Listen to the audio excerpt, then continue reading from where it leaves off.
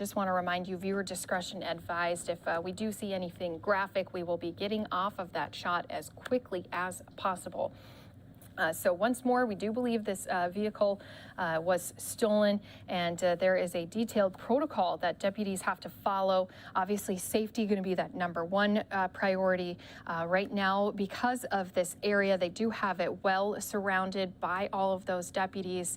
They do have a lot of law enforcement in this area, keeping this area blocked off, and so that means there's no threat to the public, which is a good thing, because sometimes we have seen some of these suspects lead us on chases in the middle of traffic rush hour on those freeways, and you all know how busy those freeways can be in Los Angeles area. So you can see here again number of units here also in the train tracks, but also on that side road as well. And again, the whole area has been surrounded. So right now, deputies going to be making a plan. Armored vehicles also said to be soon arriving here to the scene, and they could just wait for this suspect to either give up, or they could possibly wait hours until they do have that plan ready to be executed by those teams that really go into dangerous situations. Because as we said, this person could possibly have a weapon inside of this car. So it's not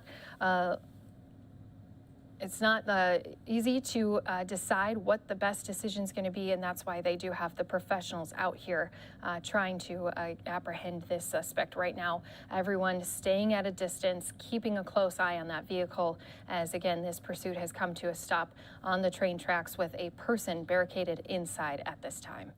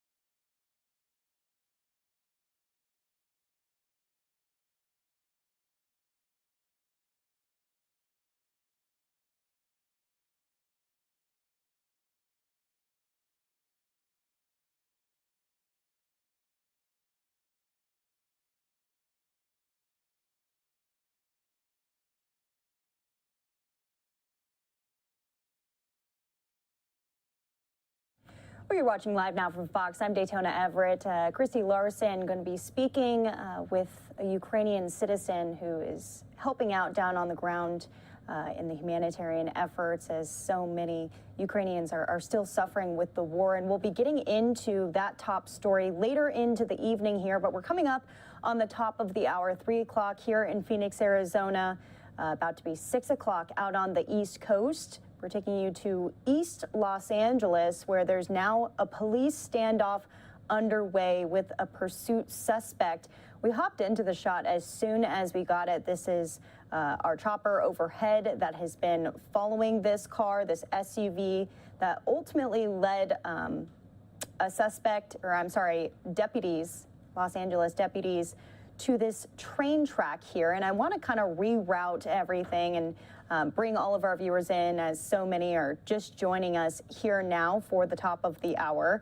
There was a pursuit on a normal highway, on some of the major highways. Remember, as we get into rush hour out in Los Angeles, it's going to be busy. A lot of people visiting in Los Angeles, maybe seeing family, maybe just trying to get out, maybe go to dinner, getting off work. Well, obviously, this person who's inside of this car not going to have a normal Friday here. They're going to be eventually taken off into custody. But there's a standoff underway where deputies are stationed there. They have completely sealed off and sectioned off this whole area by the train tracks. But how did they get to the train tracks? We'll show you some of the video that we captured right when we got the shot. Take a look at this. This is from earlier, as the driver was seen running off from their car, trying to get onto the train after leading police on a pursuit there. We're not sure how long the pursuit lasted. An unsuccessful attempt from this driver to escape onto the train, eventually running back to his vehicle there. And we're getting reports that this could be a stolen vehicle. That's really the only preliminary reporting that we've had in this case. We just know that it's a police pursuit. So you could see him kind of traveling around trying to figure out what to do next. This is obviously, again, recorded video from the beginning of this pursuit. And we're getting word in that the incident started an hour ago. So we are now an hour in to this police pursuit, which has now turned into a standoff. This is when he eventually got back into his car and then threw some cardboard on the sides, the passenger window, the driver's window, and then all of those deputies eventually rolling up here to come to the scene, which brings us out live again to where we're at. This is a live look where the standoff is still underway, and as I said, unfortunate for those law enforcement that are on the scene, deputies that are there right now. They can't see inside of the car because you can see on that right side, it's like cardboard or something, possibly from a box. And then the sun shield so that you can't see on the front side. But you can see how wrecked the SUV is from this pursuit. The tires completely blown out, that front right tire on its side. Train tracks, probably not the greatest surface to be driving on, ruining the front of the car and taking out all four tires here. And also on the driver's side, there's another cardboard that has been kind of pushed up so that you can't see inside, you can't see what he's doing there. We have had it confirmed from the chopper pilot who's been watching this from the beginning that the driver was waving around some sort of objects outside of the car. So one thing leads to another. Law enforcement dealing with this very safely because he very well could be armed inside of what they believe is a stolen vehicle here. And like I said, this has been about an hour or so since it started. It's 3 o'clock there in California, so about 2 o'clock is when the pursuit itself started, and then it turned into a foot chase. The deputies, unfortunately, not able to be there for the foot chase itself to be able to take him down, but quickly arriving after that.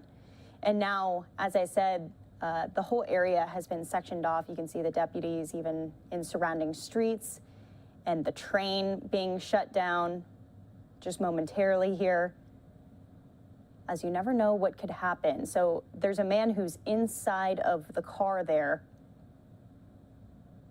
just perched up in the SUV. We don't know what he's doing inside. We don't know if he is armed. We have reason to believe that he is.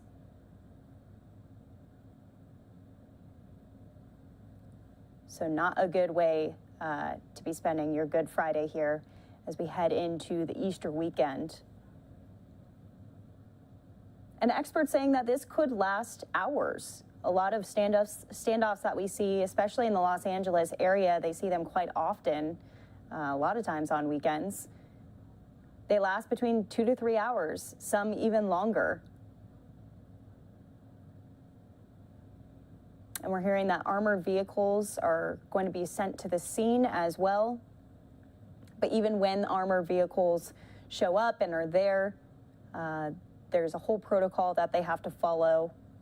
So it could take some time before even they confront the suspect, even though they have all of the resources to move forward, to take steps forward.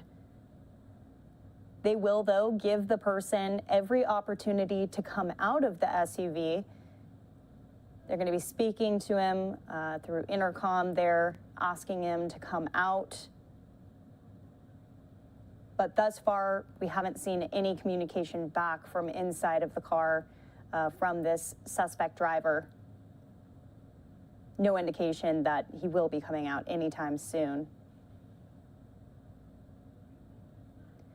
They deploy a lot of resources in these standoff situations and these barricade situations, including rubber bullets, gas, smoke bombs. These are trained professionals who can do this, and you also have to consider the fact that he might not be the only one inside of the car, although it's unlikely that there's other people there, because we showed you some of the video of him trying to make a run for it. Police leading police and deputies on a foot chase, or what would have been a foot chase if they were there on the scene already, trying to hop onto a train, and no one else getting out of the car at that point. But this is just the other vantage point of the car here, of the SUV, as we can't see, as I said, into the SUV. We can't see any movement from inside. But now deputies stationed with guns drawn, because you just never know what could happen next. Safety, the priority for everyone there on scene. So once again, you're watching Live Now from Fox. We appreciate all of you joining us here on this Friday. If you're new to us, this is what we do. We move from one story to the next. We show you live breaking news as it happens, as it comes into the newsroom. We hop on it and try to get you as much information as possible. This right here is pretty much what you can see, though, in East Los Angeles, as this SUV has now perched itself on the train tracks, unable to drive any further with, I believe, 4 blown out tires. And several patrol cars stationed within the intersections, nearby streets.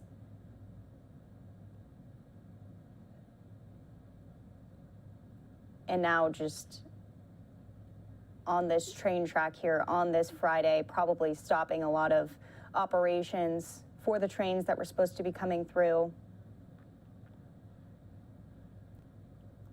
There was one moving train in the midst of all of this. The driver trying to hop onto that train, but unsuccessful. We'll show you that video once again here, because some of you may just be joining us now and were unable to join us when it all happened.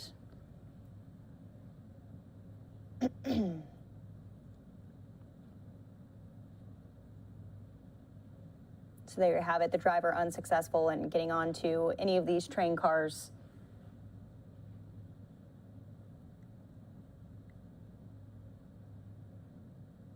And then trying to make a run for it.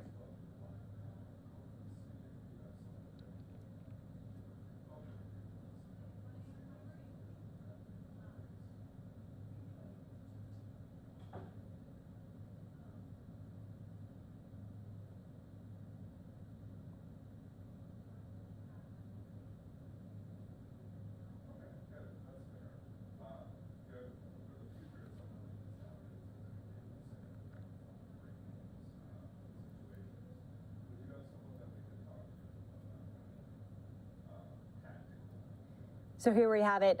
We are following this police standoff in the bottom right-hand corner is just a replay of that driver when it all happened. The police pursuit on the highway very quickly turning into a standoff as he tried to make a run for it and then getting back into the car, barricading himself inside. With nowhere to go, he had nowhere else to escape that train, the only option to be able to get out of the area. You know, you would assume that this driver now just staying inside because there's not really a whole lot of other options here. And viewer discretion advised as he was holding up an object to his head. It's a little too far back to see exactly what it is.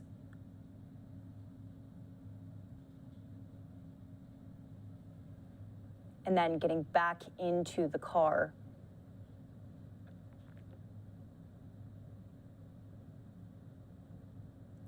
Not before hopping into the back seat. We aren't exactly sure what he was doing back there. Makes you just hope and pray that there's no one else who is inside of the car.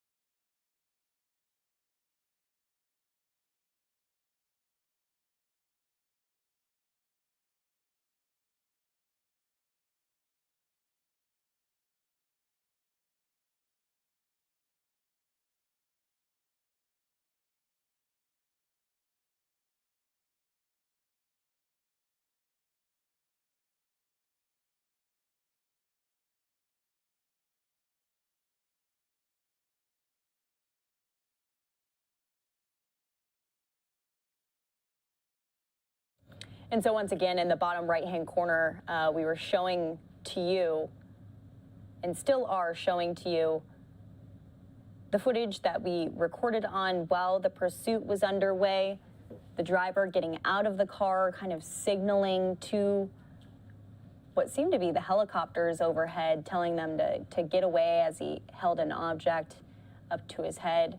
We haven't had a whole lot confirmed on this, but deputies arriving at the scene in that moment there, and even some trains going past on the tracks. I believe that they have shut down operations since all of this unfolded. On the left side, that's a live look of the standoff underway. But this is that same SUV, pretty much destroyed after a pursuit of what we're hearing. Started with a stolen vehicle, a call in for a stolen vehicle.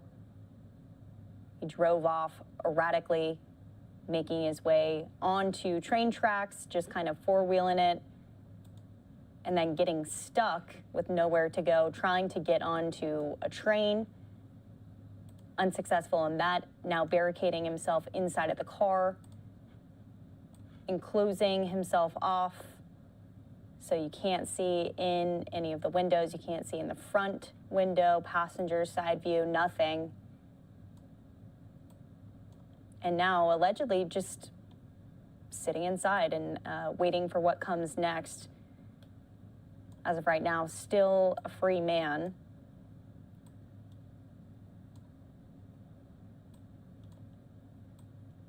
But we know law enforcement trying to get together and figure out next steps that they are going to do.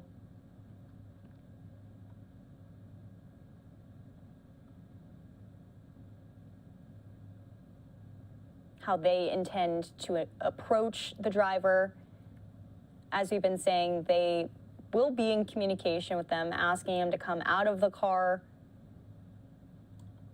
to turn himself over, but no movement from inside of the car yet. And no responses up to this point. So we want to take you back out full to this live look in East Los Angeles of the car there. And it looks like an abandoned car, but it is not. It is with a driver inside. We're going to be pulling up for you the location of this standoff now underway. Again, this is in the East Los Angeles area. We'll just briefly pull it up for you in full here. Sometimes it's easier if you're not from the area, if you're not familiar with the area. This is the location that's at, not far from Boyle Heights. And as we told you, this pursuit started on a highway and now led to some off-roading for this driver here. So this is on Noak Street in East Los Angeles, near an outlet center.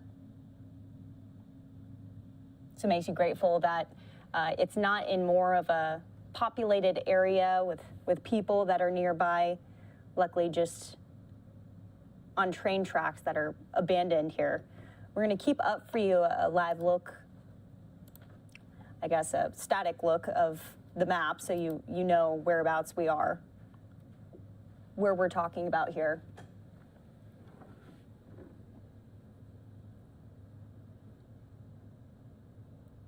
And like I said, near Salazar Park, if you're familiar with the East Los Angeles area, right outside of Boyle Heights.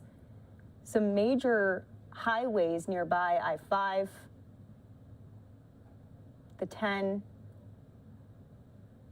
So a lot of opportunities for this driver to be out and about and get away here, but kind of taking it off-road and going out to the train tracks instead, going four-wheeling for a little bit there.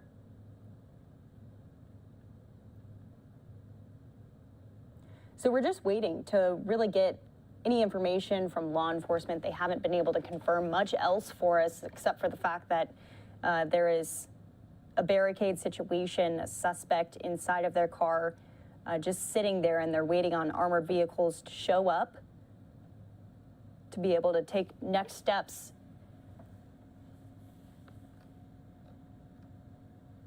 And we're going to stay on this because this is what we do. We have the opportunity to stay on live breaking news and take you out to the top stories. And quite honestly, on this Friday, this has been one of the biggest things that we've seen all day.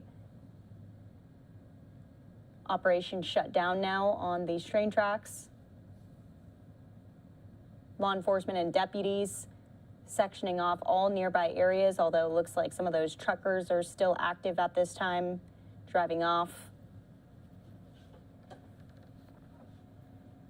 So as we get new information, we'll be bringing it to you here on Live Now from Fox, as we still have popped up in that bottom right-hand corner the location, bird's eye view of where this is located.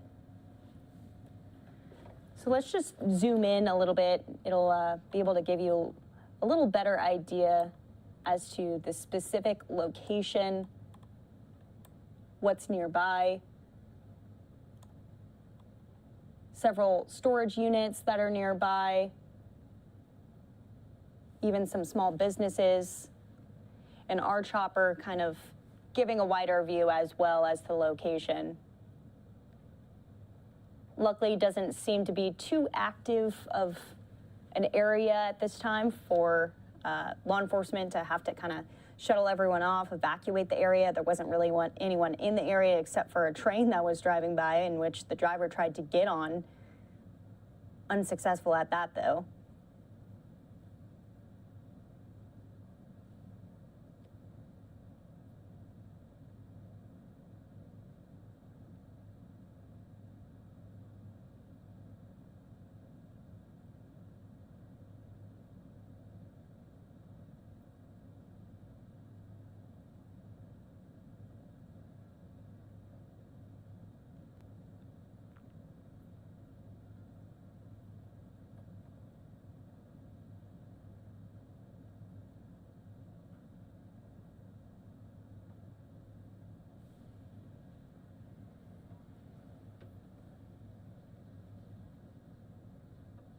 So once again, we're just going to keep it on this shot here for you. You're watching Live Now from Fox, where deputies are kind of outlining this train track in which a standoff is still underway here. One train stopped. The majority of operations in the area stopped. Looks like this is some sort of shipping facility as well. So probably frustrating for a lot of businesses in the area who have had to kind of halt everything just for now. This police pursuit beginning about an hour and a half ago as we're coming up on 3:30 in Los Angeles, California. 3:30 here in Phoenix, 6:30 out on the East Coast. We're hearing that this barricade and standoff could take between 2 and 3 hours for officials to feel comfortable enough to kind of break through and try to approach the vehicle. They're being so safe with this because they believe it's likely the driver is armed, and they don't know with what. No word on what weapons could be inside of the car, if there are more people in the car.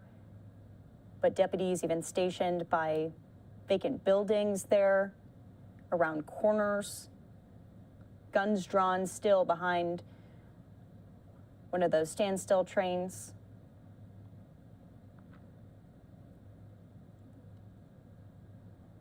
And the driver still remaining in the vehicle, just sitting there.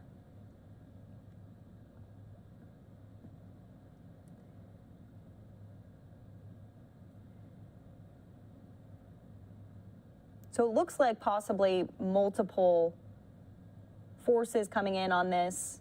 The Los Angeles Police Department, the Los Angeles Sheriff's Department as well.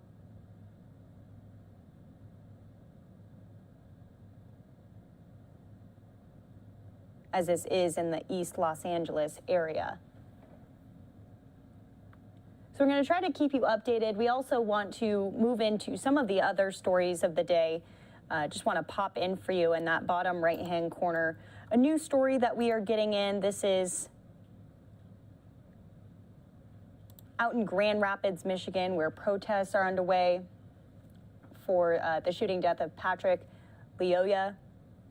He was a 26-year-old shot and killed during a traffic stop by Grand Rapids police. So we'll pop into that in just a moment here. We're going to keep you in full on this shot. We'll be right back.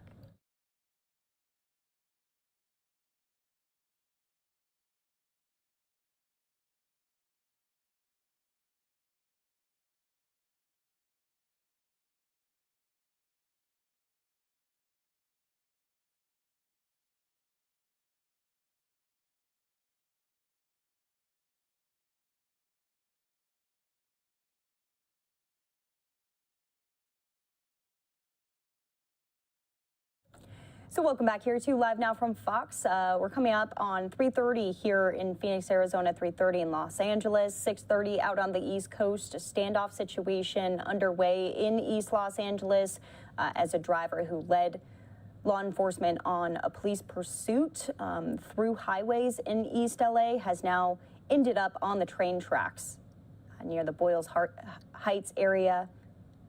And now they are just awaiting armored vehicles that are going to be able to approach the driver safely so that no one gets hurt here. So we'll be watching this, and we're going to keep watching all of the other stories of the day. As I told you, there is now protests underway in Grand Rapids, Michigan over the shooting death of Patrick Lyoya. We heard from his family. We heard from civil rights attorney Ben Crump just yesterday about this shooting. Many outraged over what happened. We'll give you details on what's next in this story, and we'll also be keeping our eyes on the standoff in Los Angeles. Stick with us here on Live Now from Fox.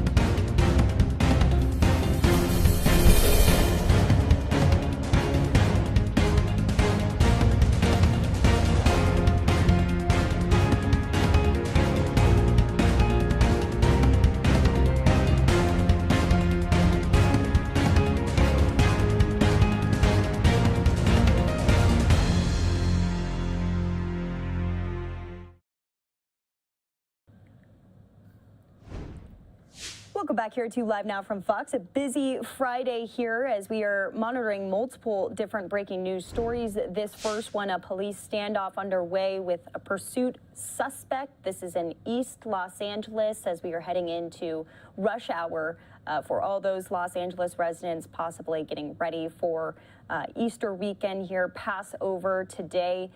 Well, this man inside of his car barricaded. We're hearing it could be a stolen vehicle. Not a lot of information coming in from law enforcement, from the police department, from the sheriff's department. We do believe that he possibly could be armed and dangerous. Reports that he was driving erratically before the pursuit ultimately ended in him heading into this train track area and even trying to hop onto a train itself. Many of you probably unable to see this video, so we want to show you it from earlier. Take a look at this as he runs off, tries to hop on to the train. Clearly a moving train, not easy to do. May seem easy to do until you actually try to attempt to do it. Unable to get on there, realizing that it's just not going to work out, and then running back off again. So he runs away.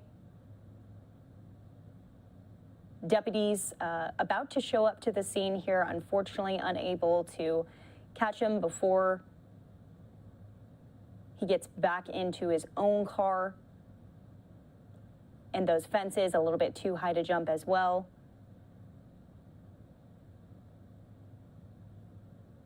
So here we see him get back into his car, his SUV, which was involved in the police pursuit, which happened and started about an hour and a half ago.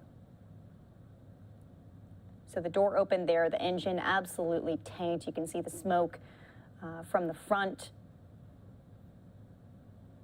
Wheels completely blown off there. So this is what led us eventually to where we're at now, where you can see law enforcement is there, guns drawn, ready to go. We're hearing armored vehicles could be headed to the scene here soon, which means that in the next couple of hours, hopefully we'll have a little bit of movement. They want to maintain safety. That's the first priority, that no one gets hurt in all of this. So we'll be keeping our eyes on that. We also are keeping our eyes on protests underway in Grand Rapids, Michigan.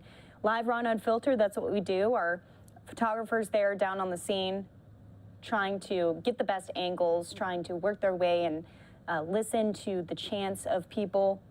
We'll listen in briefly here. Viewer discretion advised. They can get emotional. And so we've seen this now for a couple of days, ever since the shooting death of Patrick Lyoya. He was 26 years old, and his family speaking out about this. He was shot and killed during a traffic stop that many say was unwarranted and unneeded. That officer now on paid leave. The Grand Rapids Police Department has been pretty quiet the past couple of days. We've really only been hearing from civil rights attorney Ben Crump, as well as his family, his mother, his brother. So we do believe that these protests are going to continue into the rest of the weekend and possibly into next week as well. So we've got you covered when it comes to all of these breaking news stories. We also want to take you out to an event from earlier. This one, pretty cool. Take a look at this. After months living and working in space, NASA's SpaceX Crew 3 astronauts nearing the end of their mission and ready to come home. NASA TV holding a press conference today with the team aboard as their mission to the International Space Station set to end, and then they'll be switching off with the next crew here. We want to listen into that from earlier, but don't worry, we'll have you covered on all of these events. We'll keep you up in a 3-box here, so we'll listen to everything going on across the country. Copy that. JSC PAO, this is Mission Control Houston. Please call station for a voice check. Station, this is Courtney Beasley with JSC PAO. How do you hear me? Hello, Courtney. We got you loud and clear. How us? I hear you loud and clear. It's good to see all of your smiling faces today. We'll be taking questions today through the phone bridge and on social media using the hashtag AskNASA. But before we begin taking questions, we'll hear some opening remarks from Tom Marshburn. Tom, take it away. Oh, sure. I tell you what, it's been a huge honor to be living and working aboard the International Space Station. We've all had quite a bit of time with a lot of work to do over the last several months, working through Expedition 66 and 67, but we've had a lot of fun as well. 3 spacewalks, robotic operations, lots of visiting vehicles, and of course the first private astronaut mission. Those crewmates are with us on board right now. But we do want to take a quick moment to thank the thousands of people, really, all around the world, mission control centers who have made this happen, the payload developers and the scientists who have had incredible ideas of how to utilize this laboratory and trying to squeeze all the information we can from this incredibly unique environment.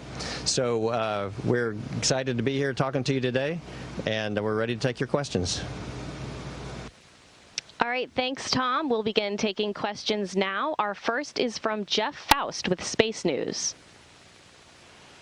Good afternoon. I wanted to ask, you've had the Axiom 1 private astronauts on the station for nearly a week now. What's it been like sharing the station with them, and have they been good house guests?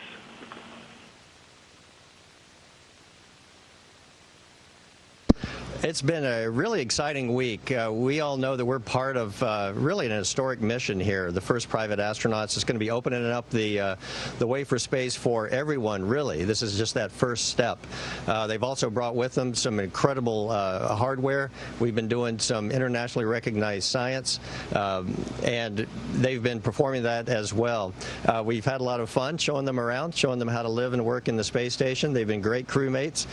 They've been very kind and gracious with us as well, and so it's been a wonderful week. Our next question comes from social media. Matthias, this one's for you. What was your favorite research experiment you worked on? Well, I did lots of science experiments, and like being a material scientist, I really enjoyed being up here and doing almost 100 different experiments or participate in these experiments. But if I can only select one, then I would choose concrete hardening. It's an experiment which is interesting from a material science point of view, because we gain a lot of data that we can use later on for simulations on the ground to produce better materials. But it also has a lot of impact and relevance to a very hot topic that we have currently on our planet Earth. It's climate change. And climate change comes because we have a lot of CO2 production, and the worldwide concrete production produces 7.3% of CO2.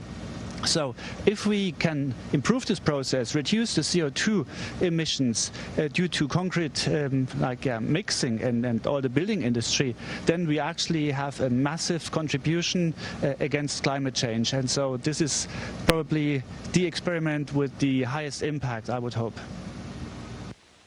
And our next question comes from Marcia Dunn with the Associated Press.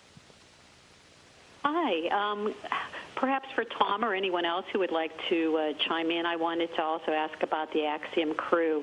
I'm wondering, was it intrusive in any way having 4 guests move in to your home for a whole week, and any safety concerns? And now that you've experienced this, could just about anybody pull off something like that, flying into space and spending a week at the space station? Thank you.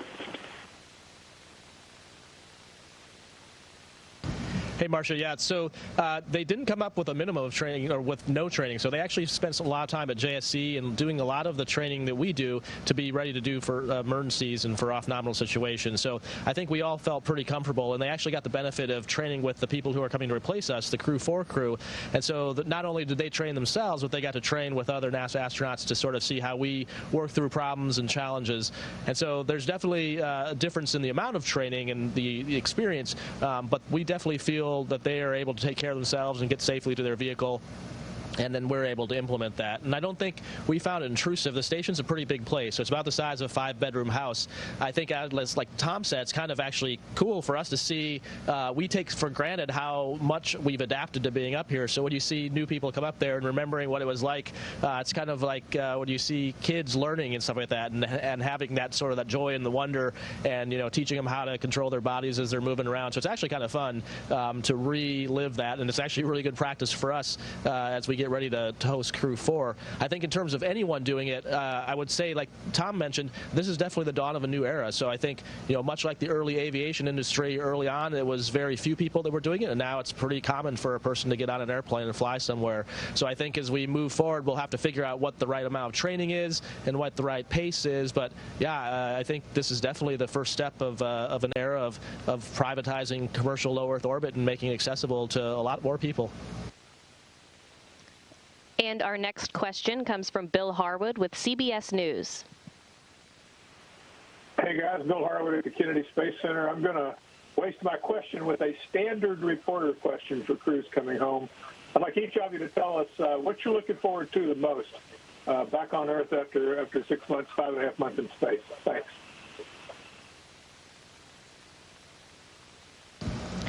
I think we're all really looking forward to seeing our loved ones, our family and friends on the ground who were so instrumental in supporting us throughout our lives and getting us to this point, and then of course supporting us while we've been up here. So I think first and foremost, that's probably all of our answers. And then of course we're starting to think about all the different things we might want to eat and drink when we get home. So I think that's on our minds too. All right, and our next question. I'll just add a hot bath to that. I think we'd all like that. That does sound nice. Our next question comes from Robert Perlman with Collect Space. Hi, for Raja and Kayla. Before you flew, you said that you were really excited about the turtle takeover of the space station, and you expected some references or decorations to appear during your stay. We all saw your zero-G indicator, FOW, but can you share other ways turtles have manifested aboard the space station? Yeah, it really has been a turtle takeover. Of course, we have FOW, our zero-G indicator.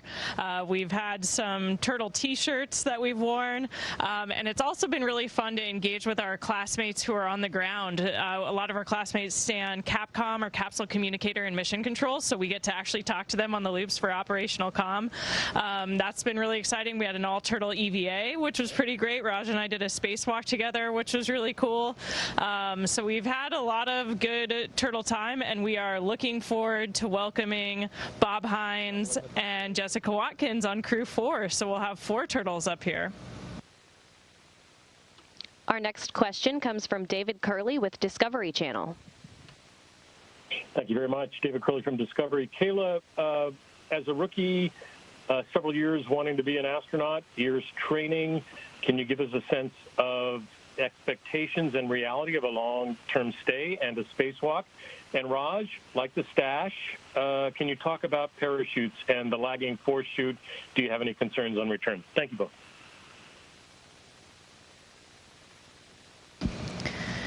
Yeah, I think for me, this mission has been such an incredible experience. And, having 3 first-time flyers on the crew, it's been really special to have this experience, and especially to have Tom here as a mentor to kind of show us the ropes. And of course, we had Mark Vandehei with us for the majority of our mission, the second half of his year stay. And I have to say, we really feel like we're super well prepared by our training on the ground to experience this, but there's only so much you can prepare for. I think you can intellectualize the experience of living and working in microgravity, but until you experience it, you don't really know what it's going to be like.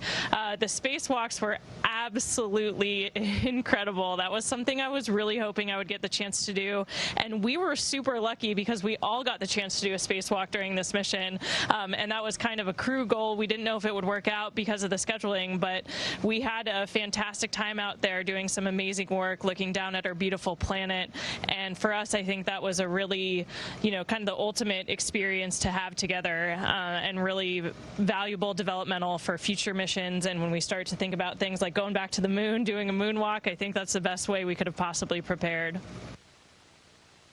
Yeah, and thanks for asking the question. So the mustache is a tribute to General Olds. So there's an Air Force tradition called Mustache March that goes back to that era. Unfortunately, I was doing spacewalks in March, so I couldn't grow a mustache and not interfere with the comm cap. But I still owe the Air Force a few weeks, so I'm taking it in April. As far as the shoots, so there's tons of people on the ground that look at reviews, look at that data. One of the good things about having 4 shoots on a system is that you can actually do just fine with 3 of them. So all the lagging shoots we've seen have been within the family of what they predict and within the models, and all the nut descent rates have been completely nominal. And so it's all well within the expected behavior. I mean, visually it looks odd when you see it, but it's not totally unexpected. That chute system is super complicated, but we have total confidence in the system, and more importantly in the people who are asking all those questions, looking at the data, the imagery, the models. And so yeah, we are feeling pretty confident and ready and trustful of the system and ready to go home. Our next question comes from Zach with the Launchpad News. Yes, good morning, Space Station. Back from Edmonton, Canada. Raja, Matthias, and Kayla, this was your first space flight. Could you maybe each share something you found surprisingly easy to adapt to during your long-duration stay? Maybe something that was challenging and how you overcame that. Thank you so much.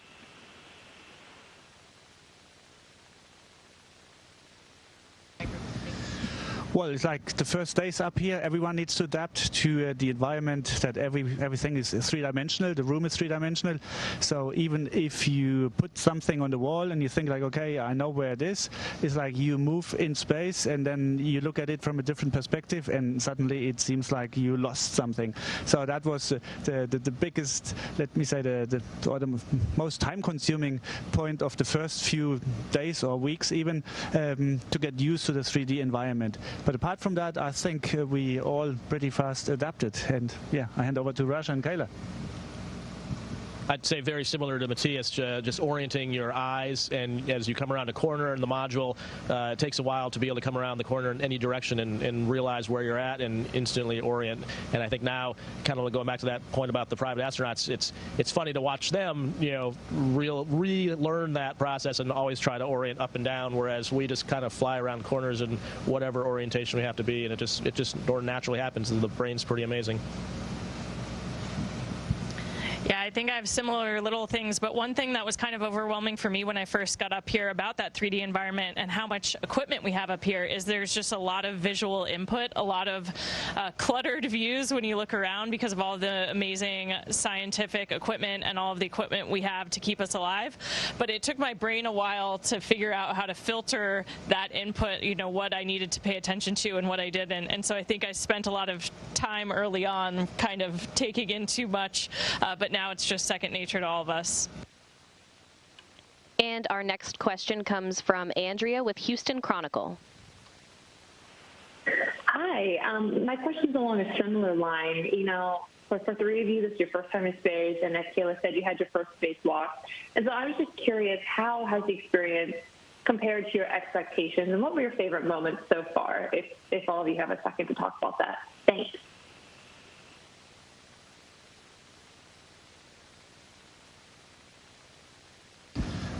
Well, I mean, it's like, if I need to summarize like the highlights of this mission, definitely it's the launch, sitting on the rocket and being like accelerated from 0 to 28,000 kilometers per hour within a few seconds or minutes. And then arriving here on the station, like opening the hatch, it felt like, I know this station, and obviously we all know it because we trained so long for it, but then it was completely new and then we had to discover it. So like exploration inside the space station definitely was also a highlight, and then the spacewalk.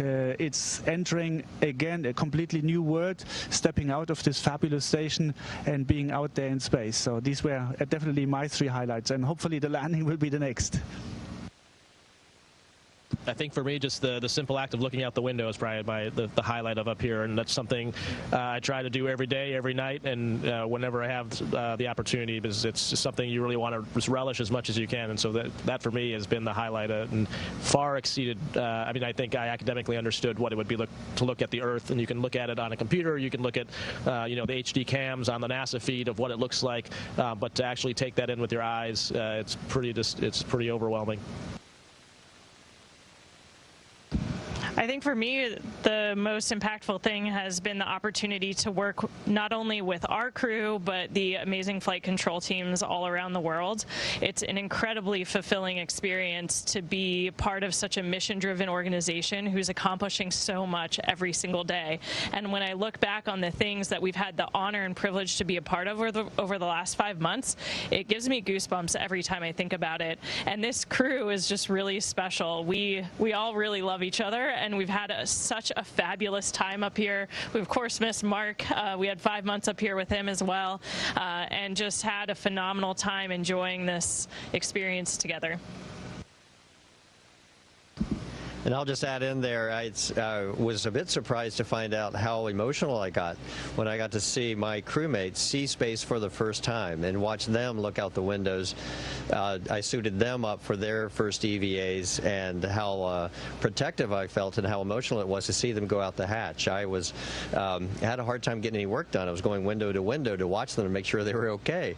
And of course, they did a fabulous job. So that's been a hugely fulfilling and wonderful experience to have 3 crewmates. I mean, they've gone from being rookies, and they inspire me every day now when we start the workday. We're acting like veterans in the first couple of weeks, and that's been a hugely wonderful thing to witness. And our next question comes from Chelsea Goad with space.com. Hi, thank you so much for taking my question. My question is for the rookies on board who are no longer rookies. How would you all feel about returning to station? Obviously, I can assume, but would you all want to fly on a return mission to station? And if and when you return, what would you do differently, whether that's the food you request or the way that you schedule your time? How would you do things similarly or differently next time around?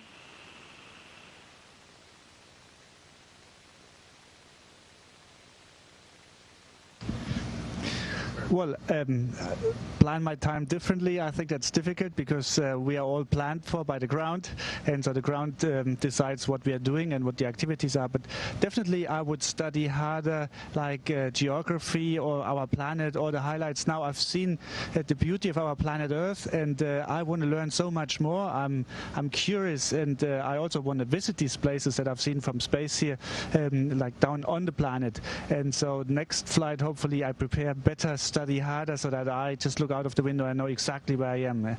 Currently I still need also support from the computer and the maps, and so yeah, that is my big goal for the next mission. Yeah, I think for me it's partially a result of COVID, so I think naturally it may be a little bit better, but we didn't get the opportunity to travel to a lot of the places and meet people in person. So I think for me, one of the missing pieces, or one of the things I'm sad about, it's amazing science we get to do, but it'd be really even better if you got to meet the people you're talking to in person. And so we're making life-changing discoveries up here on the behalf of the scientists and engineers who thought of these things, but we only get to hear them over the radio, and so we didn't get a chance to meet them in person, or at least not without masks on, over a Zoom call or Teams call. So I think in the future it'd be really good, and even in post-flight, to go back and meet some of those teams and see the impacts of what that's doing. So I think that would be what I do different next time. I would absolutely love to come to the International Space Station again. I think it's been such an honor for us to be a part of this incredible engineering and scientific vehicle that has been up here for 20+ years. What an incredible legacy to be a part of. And so we've learned so much, not only individually, but from the history of the station, everything we've accomplished. So being a part of that has been really amazing. And I think for all of us, we would probably just take forward, hopefully, the lessons we learned in our first weeks and months here. I think you feel a lot of pressure when you first get up here, trying to keep up with all the tasks. We have really busy schedules, and when you're doing something for the first time, it always takes longer. And of course, there's all the growing pains we've mentioned, where I let go of this microphone, and that's cool, but if I look away for too long, it's going to disappear, and now it's lost, and I have to look for it. All these little things like that you have to get used to. So I would hope that next time we're a little bit more prepared for some of those challenges. And our next question comes from Gina Sinceri with ABC News. What's everyone looking forward to when you get home? A hot shower, a walk on the beach, a cold beer? What's up on your list?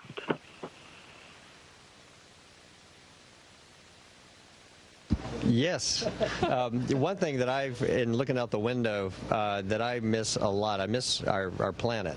I miss being tucked up under the clouds and feeling the rain that's coming from above, and feeling my toes in the sand and the grass. So after I see my family, of course, and have a meal that I've been dreaming of, I'll probably go outside and just feel the wind and feel nature.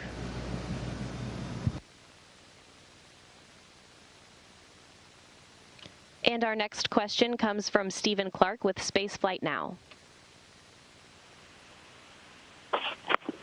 Thanks for taking my question. Stephen Clark from Spaceflight Now. I think my question's for Tom Marshburn. How often do you get to go over to the Russian segment of the space station? I know it's a big station, but how often do you actually get to go over to that part of the station and visit with your Russian crewmates? And what's the dynamic like with everything going on down on planet Earth?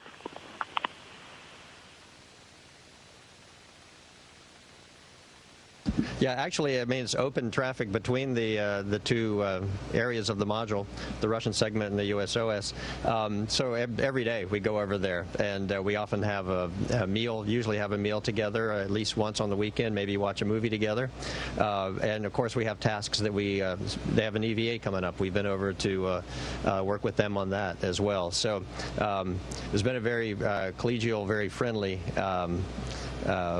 relationship together up here, and we're working together. You know, we rely on each other for our survival. It is a dangerous environment, and so we just go with our training. We go with recognizing that we are all up here for the same purpose, to explore and to keep this space station maintained and to keep performing the science on in our laboratories. And so that is all we focused on. So the dynamic hasn't changed. You know, we have about a 40-year history of working with the Russians, and that is all still very much in work and in play here. And it's been a real pleasure working with our colleagues. Our next question comes from Bill Harwood with CBS News. Yeah, I just wanted to follow up on Gina's question. My earlier question, we heard from Kayla and Tom about what they're looking forward to. How about Raja and Matthias? Could you give us some sense of what you guys are looking forward to when you get back? Thanks.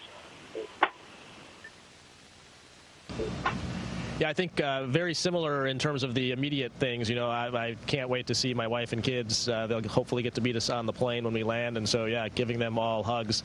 I think, you know, I get goosebumps just thinking about actually that moment of getting to see them. I mean, just seeing the pictures of my kids, how much they've grown in 6 months since they're younger. It's pretty amazing and makes you realize how much you've missed. I think beyond that, I think what I'm most looking forward to is getting back to work. I mean, there's a whole Artemis program going strong, and, you know, we should be seeing that first one launch shortly after we get back on the ground, and all of us are going to be doing different jobs with exploration, both, you know, maintaining this lab, but also working on exploration and working on the Artemis program and all the elements for that. So there's a whole lot of testing, development, and building going on, and yeah, looking forward to getting our hands dirty in that.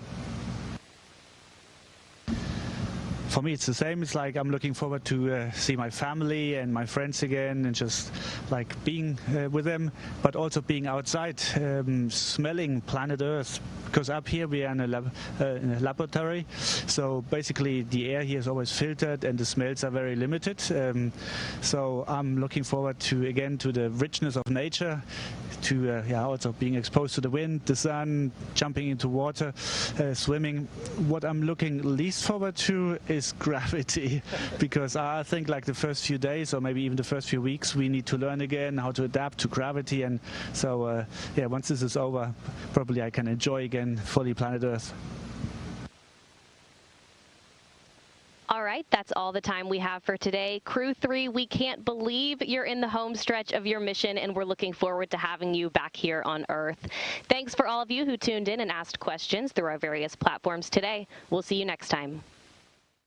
So we've been watching this production with NASA TV. The crew set to return to Earth later this month, sometime after the next SpaceX crewed mission to the station. Crew 4 arrives and they hand over the station to the newcomers, with Crew 4's launch being delayed to April 23rd. The exact date of Crew 3's return is not yet confirmed. So we'll keep you updated on that, but many of them saying they are very excited about that. Well, through all of this, we've been keeping you up to date with all of the breaking news across the country, and there is quite a bit here. I want to head over to this live look that we have in Los Angeles and East Los Angeles. We just saw some of those armored vehicles roll up as there's a standoff underway. There's a man inside of that car, in that SUV, possibly more people inside. We have reason to believe that this is an armed suspect.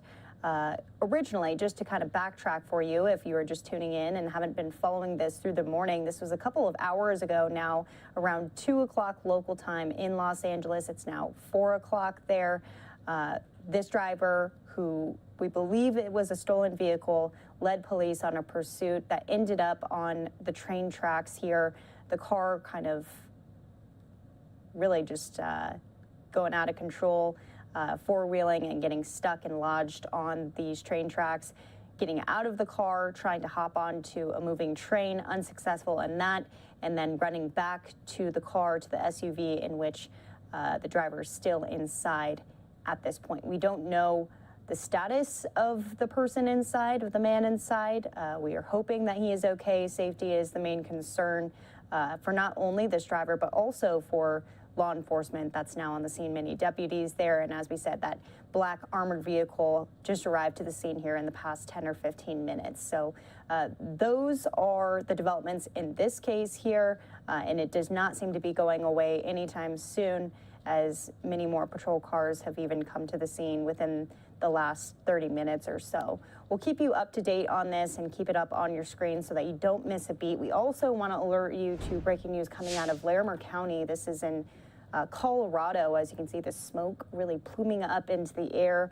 This wildfire creating mandatory evacuations for nearby residents. If you're familiar with Larimer County, the sheriff's office saying that mandatory evacuations have been put in place for all residents on Vision Way.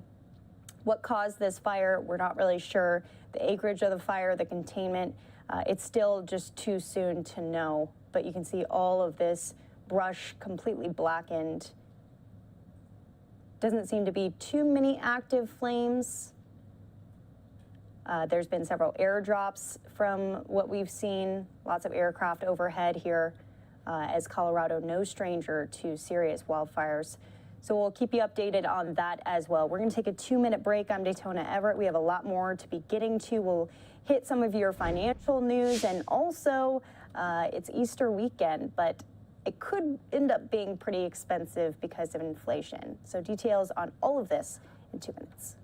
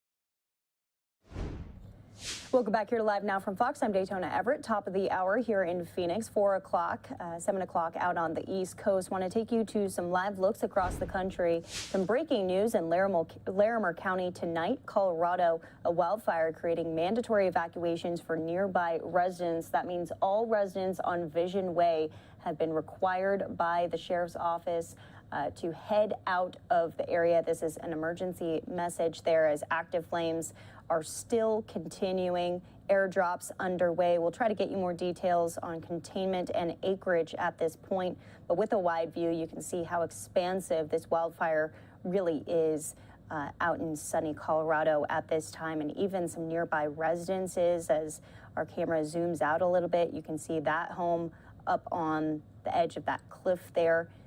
Flames getting dangerously close, so we'll keep that up on the screen for you as we are hoping to get some more information, and we know that emergency services are there. They are assessing this, and we, like I said, saw multiple aircraft there trying to get a handle on everything as active flames are still underway. No word yet on what caused the fire, but obviously man-made, as they would never do something like this. They would never do a controlled burn so close to any residents here. So once again, many of those evacuations still going on. We'll keep you updated on that. We'll go out to Los Angeles, East Los Angeles here, where there's a standoff also underway. Armored vehicles just showing up. So that does give us a bit of a timeline here. Maybe within the next hour or two, we'll have some movements here as there's a man barricaded in his car. You can't see it from this shot. This is more of just the law enforcement that's on the scene, kind of getting briefed on the situation that has now been going on for about 2 hours. It started around 2 o'clock local California time. It's now 4 o'clock there. You can see them pointing fingers saying the man is inside of that car. This is what we know. And so we'll keep you updated on that. If, of course, they do approach the vehicle, viewer discretion always advised. Live, raw, and unfiltered, that's what we do. From one story to the next, we'll keep this up for you in a box too, so you don't miss a beat. But taking you out to Grand Rapids, Michigan, as well, as protesters are going through the streets here, holding signs, chanting loud due to the shooting death of Patrick Lyoya, the 26-year-old shot and killed during a traffic stop by a Grand Rapids police officer. That officer now on leave, and the family to pursue litigation against the police department. The crowds seem to only be getting larger and larger through the days, as I believe this is day 4 of protests here. They've marched to local businesses. They've marched to City Hall. They've even marched to the police department itself. The police headquarters having to put up some security there. So a busy, packed Friday here as we head into the rest of the evening.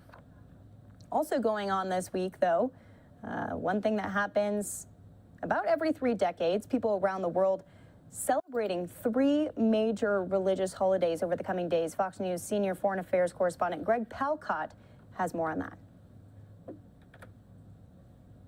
Islam and Christian faiths will observe religious holidays this weekend, but it's a rare occurrence. Easter, Ramadan, and Passover overlap about every 33 years.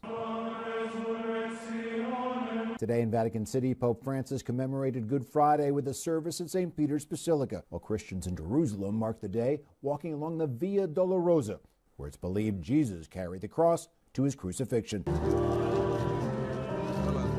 Worshippers also gathering outside Notre Dame Cathedral in Paris, 3 years after a massive fire destroyed the building's roof. It's a ceremony of love, peace, and fraternity. I think it's beautiful. I enjoyed it a lot. Good Friday also coinciding with the start of Passover, which begins at sundown. Despite rising tensions in Israel, tourists visited the region for the holiday. People, you hear in some places in the world, you hear about what's going on in Israel, and it's scary, but then you come here and it's everyday life. But the Muslim holy month of Ramadan was marked by violence. In Jerusalem, more than 150 Palestinians at the Al-Aqsa Mosque were wounded in a clash with Israeli police. Palestinians say thousands of worshippers were gathering to pray when they were hit with rubber bullets, stun grenades, and batons. This barbarism is used by the occupation to suppress the safe worshippers who came to attend morning prayer. They were suppressed. Israeli authorities say Palestinians started the violence by throwing stones at them. In London, Greg Palcott, Fox News. And back here at home, U.S. celebrations underway for Easter, but we know that prices might be a little bit higher with war underway, shortages, and even a bird flu going to throw some wrenches into those Easter meals. Fox News correspondent Lauren Blanchard with that side of the story. Sky-high prices have holiday shoppers hoping to fill tables and baskets hopping mad. It definitely seems like some items have almost doubled. Some are like a half of a price more. In March, inflation increased 8.5%, more than a year ago, a 40-year high. The administration acknowledges Americans are hurting, but passes blame to the pandemic and the war in Ukraine. And we all agree it's a huge problem. It's the #1 issue in polls. Everyone thinks costs are too high. This year, the White House Easter egg roll is back, but the price of eggs, nothing to celebrate. Due to inflation and a bird flu outbreak, they're up 11.2% over last year. Other Passover and Easter favorites are up as well. When we talk about certain food categories, like, for example, eggs, ham, dairy products, fish, salmon, these are up double digits. Not sweet, candy up 7.6%, toys up 2%. Some analysts agree with the administration it's only temporary. So supply chains are going to start getting fixed. That all bodes well for lower inflation as we move into the latter part of the year. Some Republicans say the record inflation is from Democratic policies.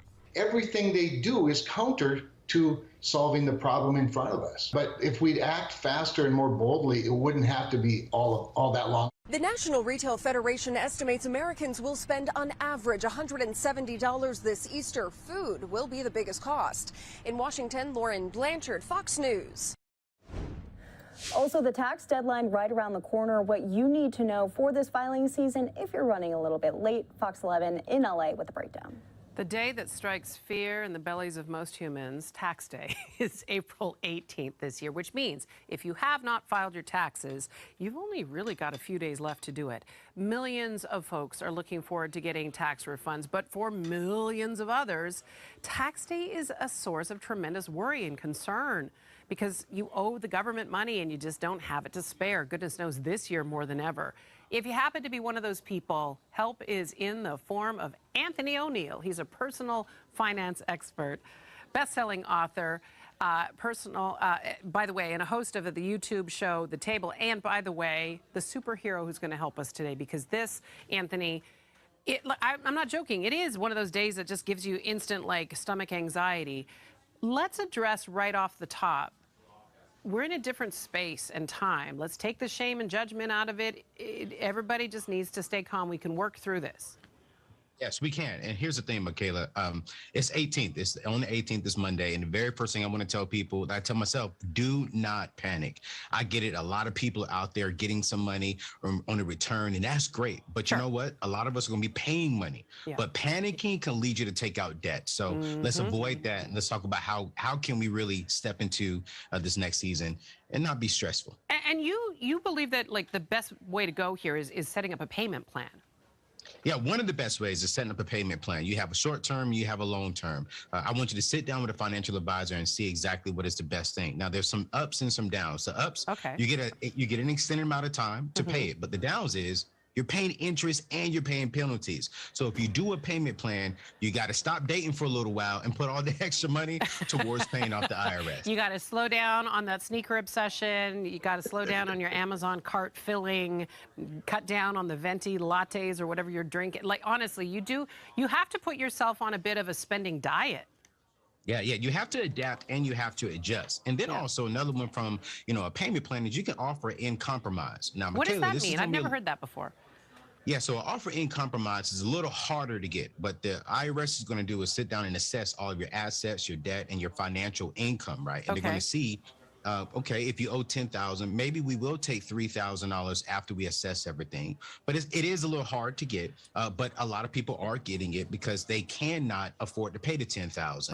Right. But again, you got to go to the irs.gov to apply, and you're going to sit down and they're going to go through all your information to see if you can do it. But Any sense of who is a good candidate for that offer in compromise? Like, what would the IRS be looking at? I mean, I would look.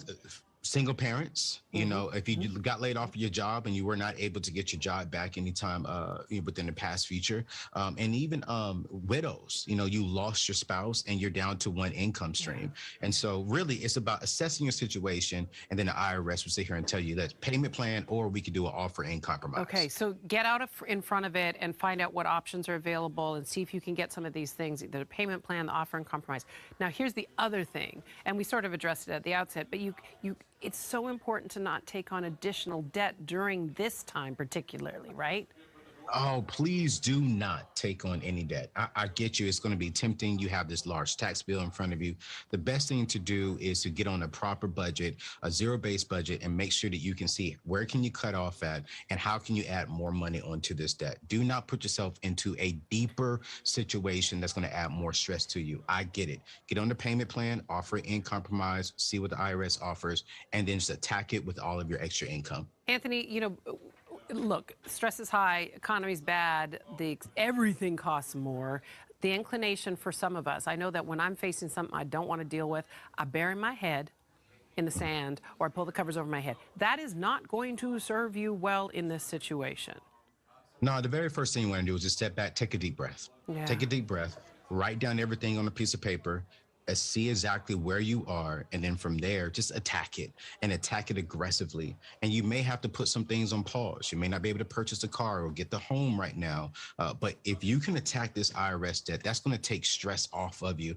And then what I would recommend, the last thing, Michaela, is, you know, sit down with a financial advisor or a tax pro so we can help you make some better adjustments within your business or on your W-2 form, so that way you don't have a huge bill coming up this time next year. People often make the mistake thinking like, well, I'm not making enough money to warrant that. No, you should be talking to somebody, especially in that situation. Absolutely. I mean, a financial advisor or a tax professional is not that expensive. And actually doing it up front before the tax season comes will actually save you more money. So I recommend to everyone, where you're making $35,000 to $350,000 to $1 million, sit down with a professional that can give you a tax strategy to help you avoid some burdens down the road. I told you he was going to be our superhero today. You know, thank you for, you know, we're addressing stress coming up on the show. And I love that you're kind of trying to take some of the stress out of something that generally spikes our anxiety. Anthony O'Neill, personal finance expert, best-selling author. He's the man. Don't forget to follow him as well. He's a good follow. We're going to link to his website and all of his information, but also the IRS website, one you'll need to have handy at our website, foxla.com/links, or use the QR code in the corner of your screen. Anthony, good to see you. Stay well, okay? Thank you, Michaela. Appreciate you. Always good to have tips when it comes to filing those taxes. Good to be smart and proactive. Well, a lot of people having to be proactive when it comes to mortgage rates, too. If you're trying to buy, if you already have a house, here's what you need to know from Fox 26 in Houston. Not looking so good, though. I know. Mortgages. Yikes, those rates are hitting the roof. A 30-year fixed rate climbed above 5%. That happens to be the highest in more than a decade. And Credible.com personal finance expert Dan Riccotto has some advice for those looking to buy, sell, and everything in between. Good morning, and thanks for being with us. What's up, Jose? Melissa, how you guys doing? We're doing great. Thanks for it being Good Friday. So what can you tell us about what's going on in the housing market right now?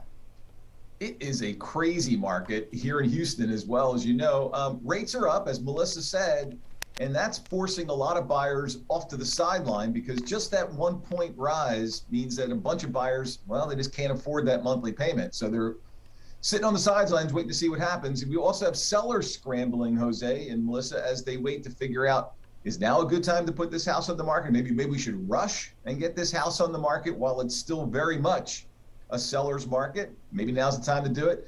So you have buyers a little bit worried and confused, and sellers confused as well. All right, so let's break that down a little more, depending if someone is a seller or a buyer. Starting with sellers, what's your best advice for them right now? For sure, it's still a seller's market. Even with the recent bump in rates, sellers still have the upper hand. So, and as everything in real estate, it comes down to, you know, local, right? So local town, local neighborhood, local block. It's all about where you have that particular home. And that's really what sellers have to focus on. If you're going to sell your home, you want to price it right, price it for that particular neighborhood, and that house will still sell very quickly. Now, you did mention that for buyers, things might get a little bit hectic out there, and they might not be able to purchase what they really want.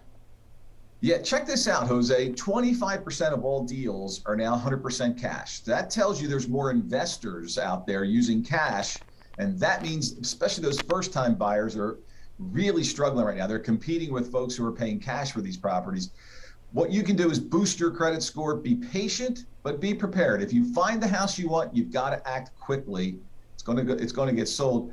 And be careful not to overbuy. Let's not get caught up in the hype of a bidding war or something like that. That's why I said be patient. You don't want to buy too much house, move in, and realize I can't afford the furniture. That's no fun. Well, you know, you can always get a mattress and eat on the floor. It's all good. All right, so you mentioned it would be a good idea to polish up that credit score. Obviously, that's not something that happens overnight if you're trying to move quickly, but what are some ideas that you could really make that look a lot better? Great question. And this applies to all of us, whether we're buying a house or not. Number one, make sure you're making payments on time. As you know, that's the single most important thing that goes in your credit score. Number two, check this out. 25% of consumers have at least one error on their credit report, and that error is probably costing you money. So everybody pull your credit report for free, check it out, and if there's an error, let's get it fixed, and that could boost your score. And finally, simply lowering the balance on your credit card, your car loan, that will also boost your score very quickly. Well, always good to keep your eyes on everything, especially the housing market as it's constantly changing. Well, inflation, labor shortages, these are all things the Biden administration is really having to deal with right now. But specifically, the labor shortage is putting people's lives at risk in rural areas. In fact, the National Association of Emergency Medical Technicians says its teams are in crisis right now. Fox's Mills Hayes shows us how the pandemic and labor shortages are pressing EMS services and delaying care. Ambulance services are having a hard time finding qualified staffers, and for those who rely on volunteers, it can be even tougher. Here in Mountain Lake, Minnesota, they can get anywhere from a few calls per day to a few calls per week. The closest hospital is 11 miles away, so having an ambulance is the difference between life or death. Mountain Lake, Minnesota is home to just over 2,000 people. It's just a nice, quiet little town. And local ambulance director Emily Kunkel is one of them. My real job is accounting. But their emergency medical service providers are all volunteers. It's hard to get people to want to give up their own free time to volunteer to do something. Alan O'Bannon has been volunteering for over 40 years. There aren't as many jobs in town that people can just break away from. The state of Minnesota requires them to have 2 people on call 24/7, and that's gotten tough. Sometimes hard to fill the schedule because a lot of people don't work in town. The National Association of Emergency Medical Technicians warns we could see a domino effect. If the rural area starts to collapse in healthcare, which it is in certain areas, that has an effect on everywhere else in healthcare. Dave Edgar is the assistant EMS chief in West Des Moines, Iowa, which uses employees, not volunteers. But the city of nearly 66,000 people can't find enough workers for its 7 ambulances. Now we have 5 ambulances, which means those rural hospitals where we would go out and help transfer those patients in, we have less ability to do that. It's a recipe that's setting up to really be a collapse of the system when you can't have ambulance response for an area, or it takes 30 or 40 minutes to get an ambulance there. The EMT Association is asking Congress to extend Medicaid and Medicare funding for ambulance services. In 2022, rural areas received about $7.5 million for recruitment, retention, and education for their ambulance services. And in 2023, they are hoping to get about $20 million. In Mountain Lake, Minnesota, Mills Hayes, Fox News. And that was just a little preview of what we are expecting here after this commercial break. A Florida teen driving over 100 miles per hour, and his reason for doing that pretty peculiar here. Also, don't worry, we are keeping track of the standoff that's still underway out in Los Angeles. This is video of the driver in that standoff. Our chopper unfortunately had to head away, had to go refuel on gas as the standoff has been going on for almost two and a half hours here. This is recorded video of after that actual police pursuit that was on the highway. Eventually, the driver heading back to his abandoned car, which is where he remains right now, still in that car, still not communicating with police. Armored vehicles have now shown up on the scene, and it's likely that we will be able to see them approach the driver here, approach the car pretty soon. We'll keep you updated on all of that. Also, keep you updated on this wildfire that is causing major evacuations for nearby residences. This is Larimer County. There have been some aerial pictures of the flames actually engulfing some of those structures. Not a word yet on exactly how many structures that have been destroyed by this massive wildfire. Also not a ton of word yet on how expansive it really is. But this is fresh brush to be able to be burned here as those active flames are still very much underway here, sending plumes of smoke into nearby Colorado areas. Evacuations underway for residents on Vision Way, and now likely more here. Just an unfortunate sight here on this Friday as we go into the rest of the weekend. And now to Grand Rapids, Michigan, where we've had ground pictures of protesters that are all chanting justice for Patrick Lyoya. He is the 26-year-old shot and killed during a traffic stop this week. They're marching through the streets of Grand Rapids, heading to businesses, heading to city government buildings, heading to the police headquarters as well, frustrated with the shooting death of Lyoya, saying that this is just another situation of police brutality, as Lyoya was a 26-year-old African-American man, unarmed. So we're going to keep you updated on all of these stories here from across the country.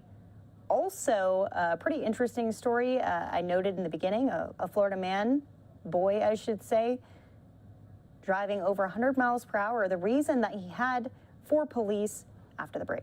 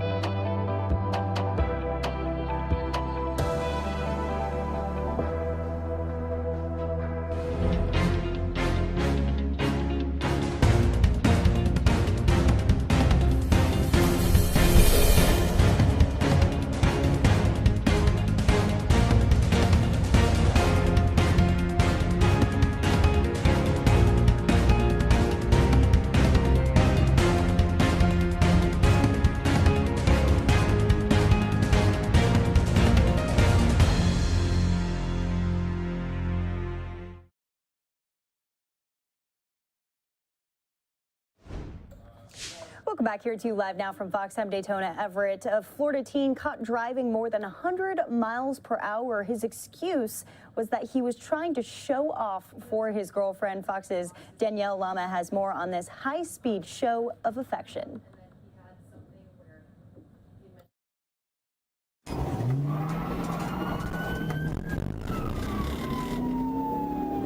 Lights and sirens on, this trooper says he had to go 125 miles per hour to catch up with a reckless speeder on I-95 in Brevard County.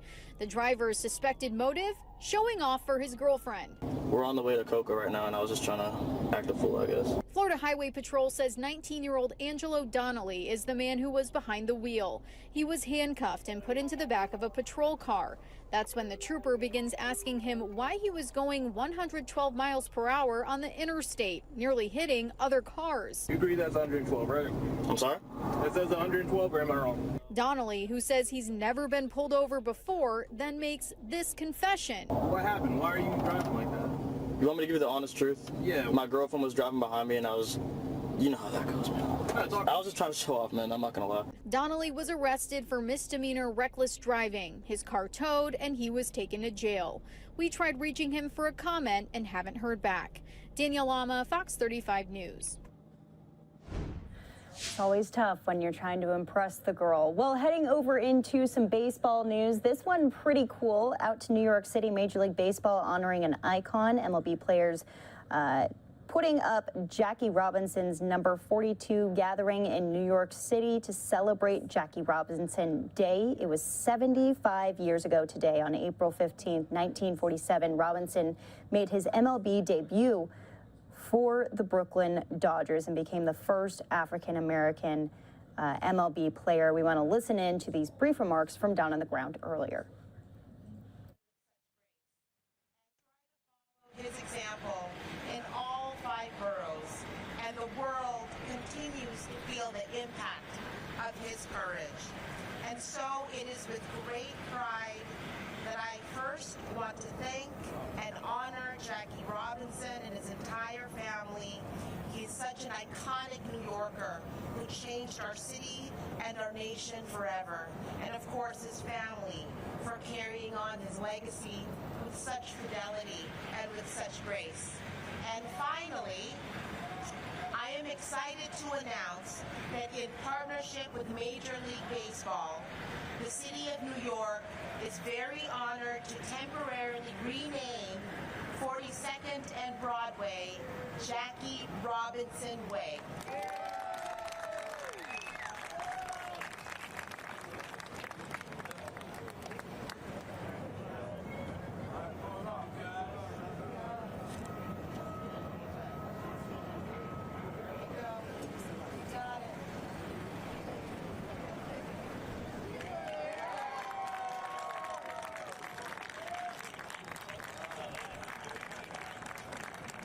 I was hoping 6'6" Cece would help me out on that one.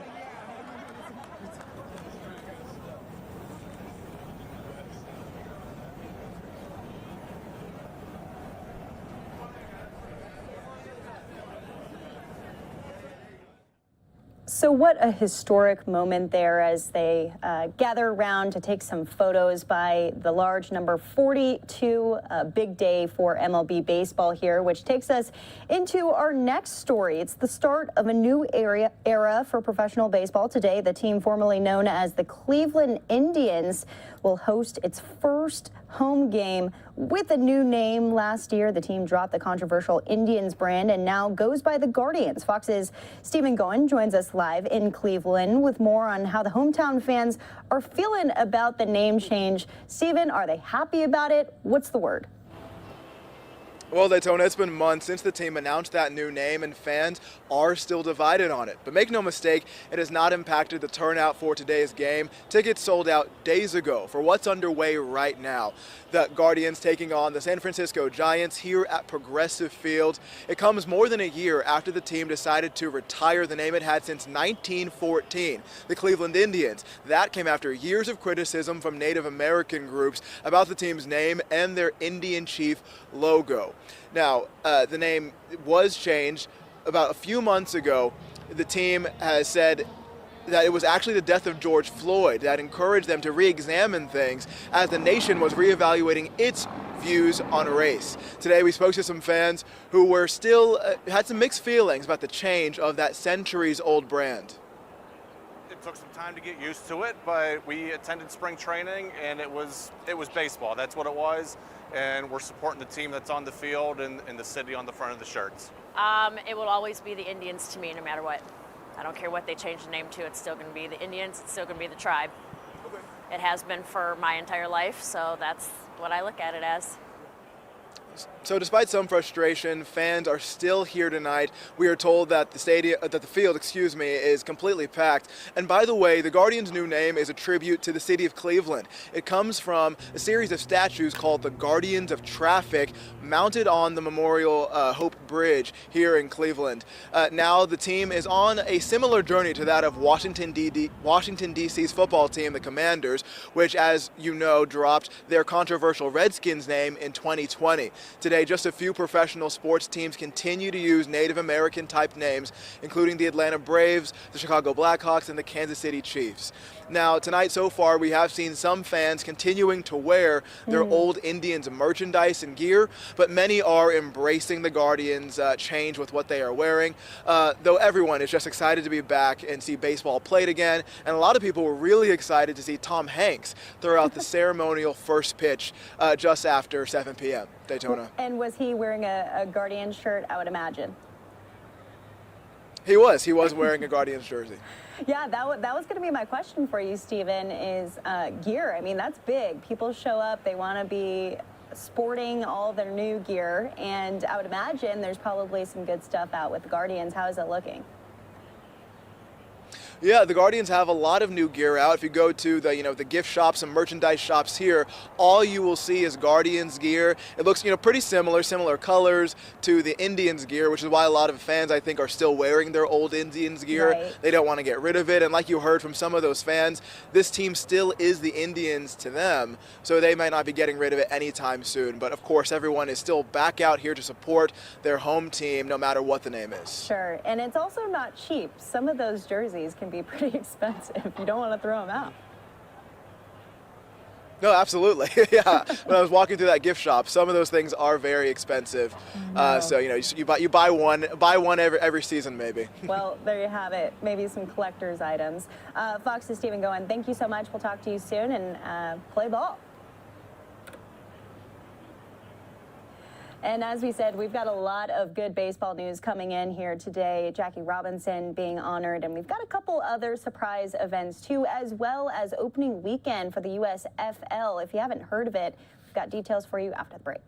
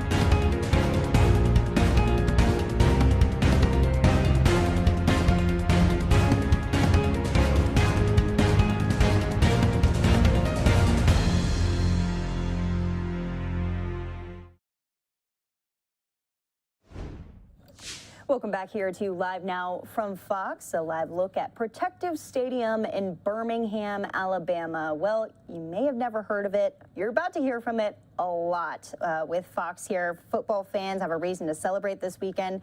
Fox Sports officially kicking off the opening season of the United States Football League. Fox News correspondent Madison Allworth has more from Birmingham.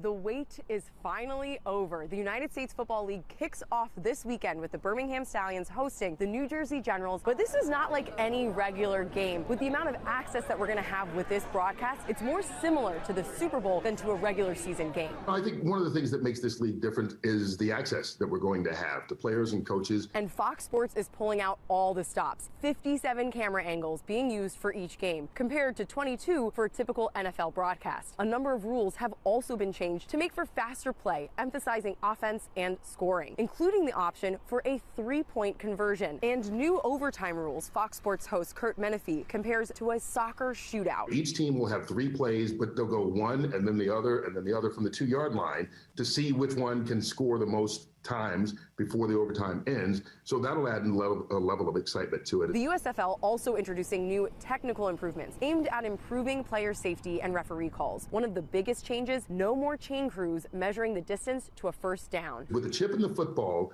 and cameras all around the stadium, the technology is there to show whether or not a guy got a first down. And you can catch the opening game right here on Fox at 7:30 Eastern on Saturday. In Birmingham, I'm Madison Allworth, Fox News. And now to this event from earlier today, the New York Mets unveiling a Tom Seaver statue outside of Citi Field. Some unexpected guests to be speaking here too. Let's listen in.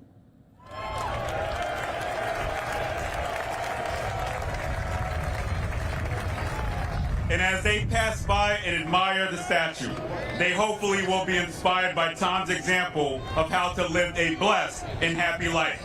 You live such a life by first finding something you're passionate about doing, and then by working as hard as you can to improve your craft. For Tom, that thing was pitching, a skill he devoted himself to perfecting and mastering. He's one of 2 pitchers ever to have reached 300 wins, 3,000 strikeouts, and a career ERA under 3. And with that being said, it is an honor to once again pay homage to Tom Seaver. Let's go Mets! Thank you.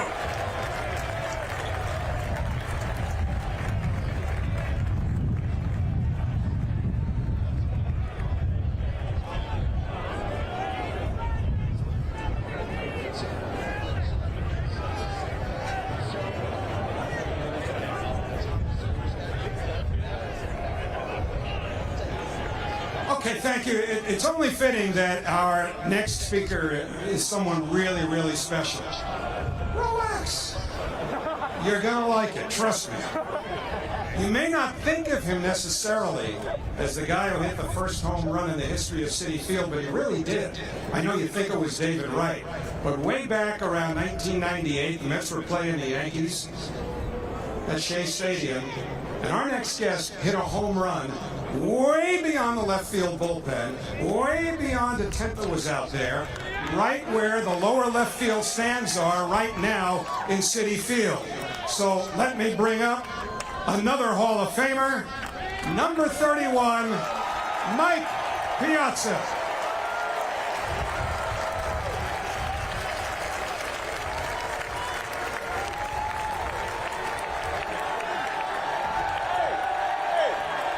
Let's go Mets! Let's go Mets! Thanks, all. Love you. What a glorious day. Let's go Mets! Thank you. Thank you. It's been said that humility is royalty without the crown. That's why Tom Seaver is our royalty. A humble warrior, Tom brought many things to all of us. But I think the biggest thing he brought to us was faith. Faith in this team, faith in this organization, and faith in all of you, the fans. And that's why we love him, and that's why we'll always cherish him. And this statue is a beautiful tribute and a memory that we will always hold special in our hearts. So God bless. My first personal experience with Tom Seaver is when I was a kid, about 8 years old. My dad came home from work very quickly, and I grew up in Philadelphia. And I remember him arguing with my mom, and my mom saying, "Honey, he's got school tomorrow, he can't go." And my father saying, "But Tom Terrific is pitching against the Phillies. We're going." So he was a player that transcended New York. He was a player that transcended baseball. He was a player that was an icon to all and many fans, not just here in New York, but across baseball in general. So that's something I'll always cherish as a kid. Quick story about Tom is, if you don't recall, remember we had the last pitch at Shea, and he's always been very gracious to me. That pitch was a little low. I picked it, right? And so for the first pitch here at Citi Field, he said to me, a few minutes, he's like, "Mike, come here." I'm like, "What?" He goes, "Let's go to the bullpen. I got to warm up." And that showed at his advanced age, that even though he was retired, how much determination and perfection he demanded of himself. So for that, I'll always be precious, a precious memory to me. In closing, I want to say, Nancy, Tom will always be the greatest Met ever, period.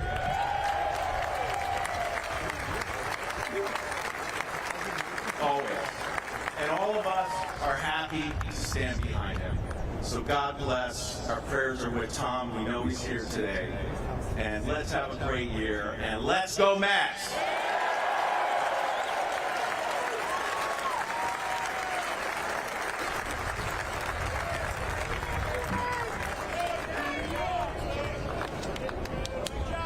Okay, the time is just about upon us. So right now I'd like to call the Seaver family to the podium. Nancy, Sarah, Annie.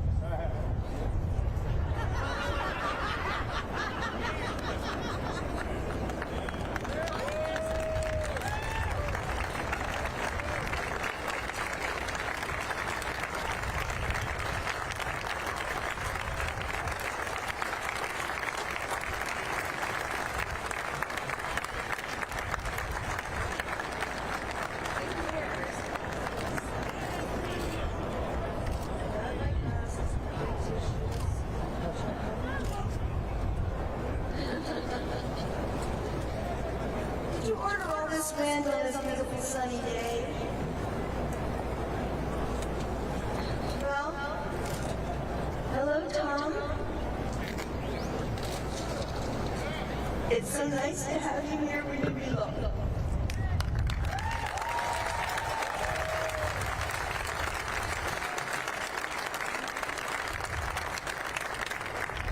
I need to express my gratitude to the Met organization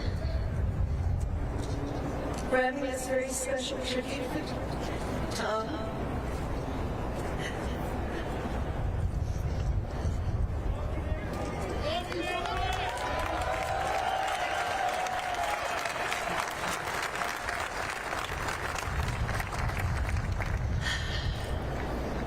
I would like to thank especially old friends, dear friends, Met friends, Lorraine Hamilton and Jay Horowitz for being here.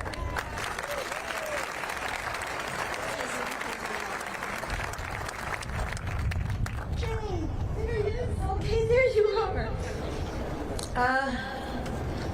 And they always took special care with all things Seaver.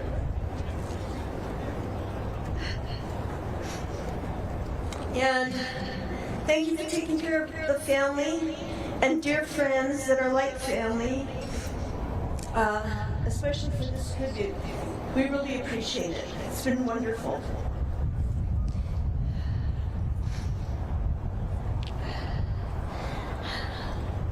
When Tom would leave home to come to New York to work after we moved to California, don't boo, I always knew he was in good hands with his sweet Lorraine. Yeah, sorry.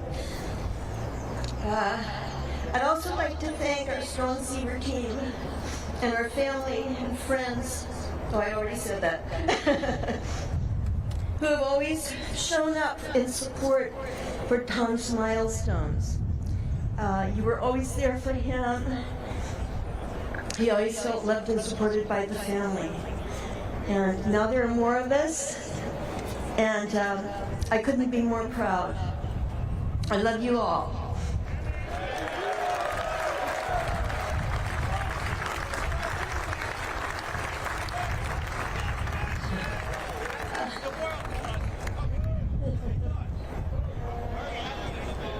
Thank you. Thank you so much. I'd also like to thank especially my brother Mike, who got off work and flew here with me and has been my wingman for this trip. I couldn't have done it without him. Without him, I couldn't.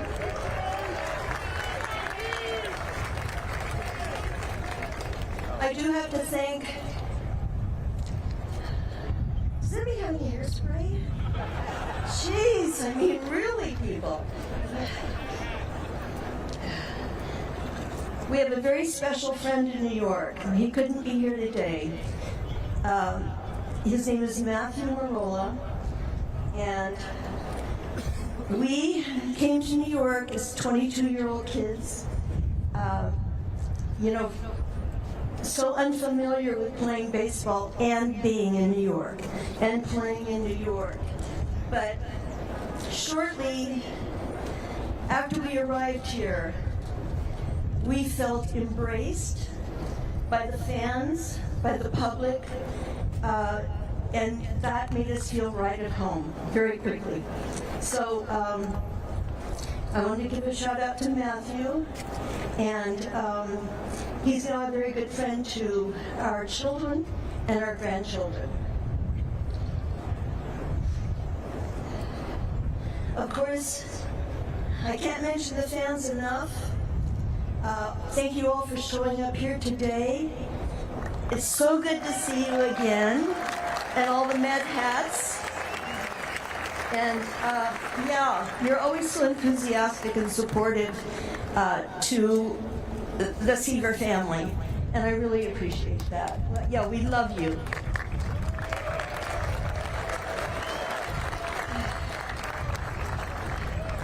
I am so excited to see this tribute, this statue. It was done by a wonderful artist. He'll be talked about again. And, but I think I need to go sit down now. So if you will excuse me, I need to leave. Bless you all. Thank you for having us.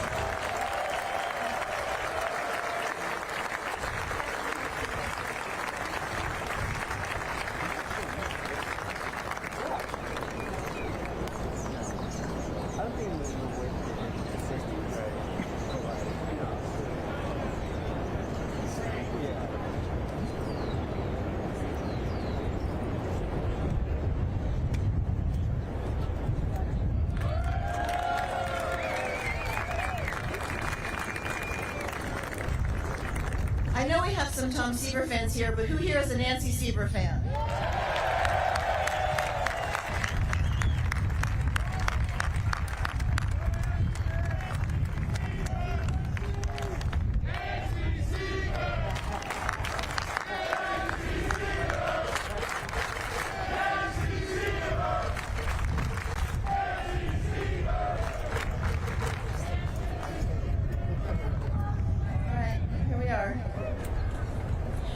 We are the daughters. I'm Sarah. I'm Anne. Thank you for having us. Our family, we've been tasked with giving a big thank you to the artist, the sculptor, who is now a good friend, who's over on the other side of this. William Behrens. Let's have, why don't you stand up and give a little twirl.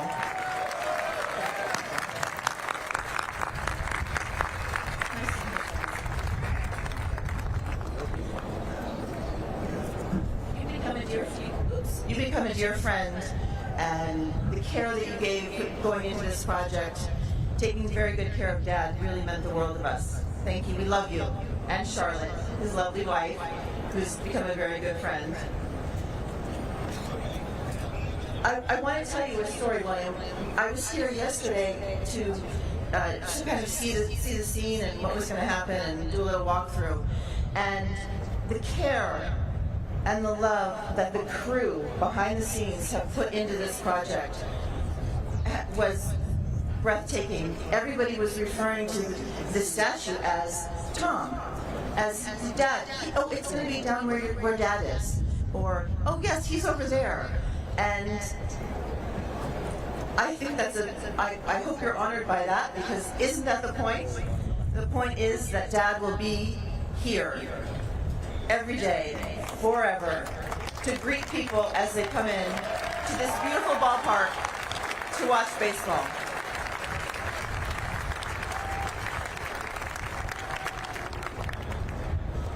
Anything? I also want to say thanks to our family. We have a bunch of Seavers here. They're noisy, they're loving, they're wonderful. Thank you, family, for being here. I just want to say thank you for all the support we've gotten from the fans and all the love. And I know Dad would be so honored. So I'm so excited to see this thing. Let's see it. Okay. Thanks for being here, everyone.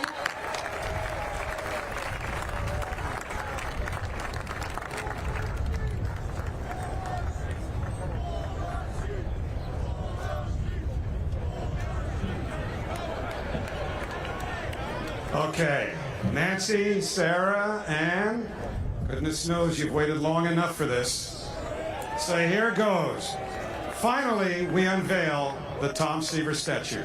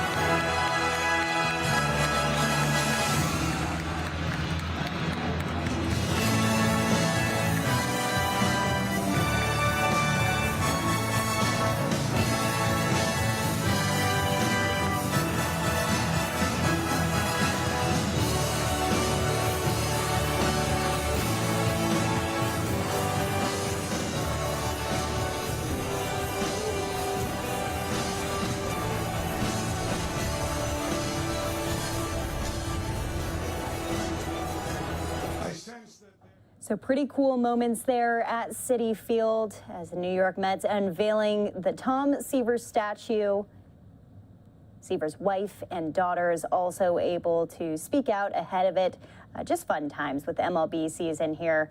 We just spoke with Stephen Goen, who obviously is talking about the Cleveland Guardians, their first home opener tonight. Pretty cool on that end. We'll be watching all of these stories across the country, all these sports stories. Also out to Protective Field, Protective Stadium, Birmingham, Alabama. A gorgeous night out there as we're heading into the 5 o'clock hour here in Phoenix. A little bit later on the East Coast, sunset time for a lot of other locations. Well, we've got some pretty bad news for you when it comes to Easter. We're just days away. The price of eggs skyrocketing thanks to inflation, supply chain issues. Another industry getting hit hard too, bakeries. When we come back, why that's happening and how they're having to kind of shift and maneuver with this busy weekend coming up. That's in 2 minutes.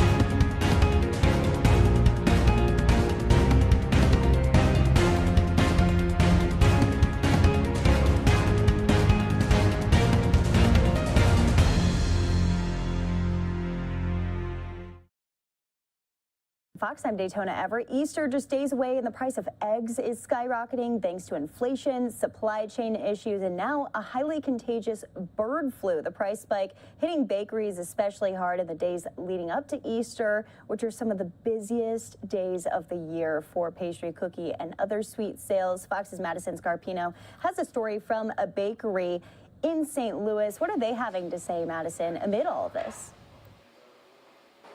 Hi, Daytona. So the bird flu's killed tens of millions of birds just in the last few months, and it's part of the reason we're seeing such a big increase in the price of eggs. But we've seen this before. In fact, the owner here says she remembers the worst bird flu outbreak back in 2015 and how much it spiked the price of eggs, and her father even changed the menu because of it. My father found out how much the eggs were, from 69 cents a dozen to $1.35 a dozen. He's told everybody that's the last year we're making piñolada. Vitali's Bakery has been in St. Louis for 4 generations. The owner, Angelina Vitali, says there have been tough times, but not like this. Every week there's an increase of one thing or another. Between inflation and the highly contagious bird flu, the price of eggs is soaring, a financial 1-2 punch for U.S. bakeries. More like the 1, 2, 3, 4, 5, 6 punch, really. It's like, well, okay, so what's next? That case of eggs right there, I was getting that case of eggs for $21 for a case. Now that case of egg is costing me close to $34. From the end of March to the 1st of April, the wholesale cost for a carton of eggs in the Midwest jumped 60%. People are going to be paying more for eggs. There's just no way to get around it. You decrease supplies, and there's an increased cost of production. The result is that consumers will foot some of that expense. Vitali says the bakery's egg supplier warned her the high egg prices will likely continue. Now the customers have to help cover the cost. Which is very hard because they're not going to get as much as they once did before. If a person came in, they ordered a lot of pastries, now they're going to get half the pastries because the price is so high. It's going to be very hard for our business to stay in operation, very hard. Farmers are hoping that the warmer weather will help with the bird flu, but for now, when you go to buy those treats for Easter, definitely expect fewer options at some bakeries and a higher bill to go with it. Back to you, Daytona. You know what I was thinking about too, Madison, as you're doing this story? People who want to color Easter eggs for Easter, you know, like that's going to be expensive, and usually you're not even eating those, they're just for decoration. Exactly. I mean, this time of year obviously huge for eggs, and that was another thing that people talked about, dyeing those Easter eggs. Right. And usually the price of them spike anyways during Easter, so now we have inflation, bird flu, supply chain issues on top of that, just adding an even bigger cost for people. Yeah, making these bakers really have to get creative with their recipes here. Well, thanks for this report. Hopefully you have a great weekend full of cookies and Easter eggs. Yes, thanks, Daytona. You too. All right, well, we want to keep it moving here as we're going to check in with Fox 11 in Los Angeles at the top of the hour. Remember, they were tracking a standoff underway with a driver who had kind of barricaded himself inside of his car after leading police on a pursuit on the highway. Also keeping track of other stories across the country. Let's check in, though, with Fox 11. Take a listen. Pursuit, a man suspected of stealing a car and barricading himself inside his vehicle. So jaw-dropping moments before that SUV became disabled. Let's take a look at some video. We show you this here. Look at this. The suspect barreling through a fence onto the train tracks, making a run for it, and almost hopping onto a train that was moving. This is all happening in Boyle Heights as we speak. Good evening. Welcome to Fox 11 News at 5. I'm Alex Michelson. That was an insane thought of him trying to jump on the train there. I'm Christine Devine. Those weren't the suspect's only dangerous moves. Fox 11's Ed Lascos live for us in Boyle Heights. And Ed, this standoff has been lasting for some time now. Yeah, the standoff going on 2 hours plus, showing no signs it's going to end. They've been talking back and forth. At times this guy will wave out of the SUV. Quick look with Sam. This entire area is sealed off. Sheriff's Department. This is an area here in Boyle Heights. Lots of old warehouses leading up to the rail yards itself, all part of the crime scene now. Live look from Skyfox. It gives you also a good look at where we're talking about here. There's that disabled black SUV thought to be stolen. That's what started all of this on the 5 freeway in Downey. High speeds, wrong way in a lot of the streets in Montebello, Southgate, and then it winds up here. That dramatic, insane ending, as Christine, you call it. Let's watch it, the ending of the chase. This guy, desperate, he's off the surface streets, slams and crashes right through this chain link fence, and now he is riding the rail bed. High speeds through the dust. See those tracks? He's going to get on the tracks. He's going to ride the rails. He thinks he's a locomotive again. High speeds. Luckily, no trains coming down the opposite direction, but driving so fast, he's going to blow out some of his tires on the rail ties, loses control, spins out, huge ball of dust. You think it's over there? Think again. This guy not giving up, running across the rail yard, jumping over the tracks. He sees a moving locomotive, and he's going to try to jump on that locomotive, that cargo train, that freight train, like the old movie, huh? Emperor of the North, remember that? Yeah, Lee Marvin, Ernie Borgnine. Only this is the real deal. His avenue of escape, he can't jump on that moving freight. It's going too fast, so he basically realizes he's not going to escape that way. What does he do? He eventually makes his way back into that disabled SUV, and that's where he's been the last couple of hours. The Sheriff's Department, a lot of the deputies have their guns drawn on this guy because we do not know if he is armed in there. They've been trying to talk to him. They brought in SWAT. He's been communicating, in a sense, by waving back and forth at times, but they can't get a look inside because he's used a sunscreen on the front windshield. He's barricaded some of the back windows, so they can't get a look inside. They're trying to talk him out. They believe this vehicle stolen from, they think, the Downey area earlier today. It came back stolen and then lit him up, and that started the wild chase. At this point, as we come back out live, no one hurt yet. They have the area sealed off. A lot of the workers from some of these warehouses here have been moved several blocks away just in case there's trouble. They've also brought in the rail yard, the railroad police, because it's on their property, trying to bring a peaceful end to this. But at this point, as we wrap it up, 2 hours plus, they're still talking. The tense standoff continues. For now, we're live here, Boyle Heights. Back to both of you we go. Only Ed Lasker could bring Ernest Borgnine into that story. Well done, Ed, the master of that sort of stories. We're going to check back in with Ed as that story continues to unfold. Meanwhile, the manhunt intensifying tonight for the man accused of killing somebody.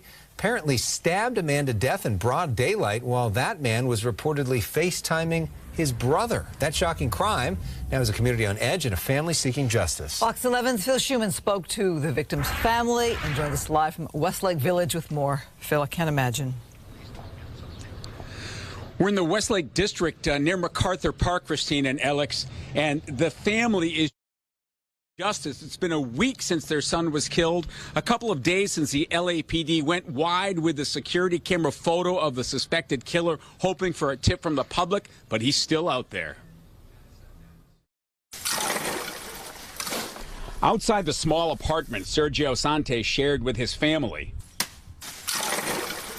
friends and neighbors continue to donate money at the mobile food, drinks, and produce truck parked outside to help Emilio Sante bury his oldest of 4. The one that he killed, he didn't do nothing. He was a good person, and he was just coming out of work. This is the victim, Emilio's son Sergio, 34 years old, a construction worker. And this is the security camera photo of the suspect, accused of stabbing Sergio to death and trying to stab 2 others. For him to get the person, because it's very dangerous, because he could get somebody here where we live. The shocking crime happened a week ago, mid-afternoon, 6th and Bonnie Bray near downtown L.A.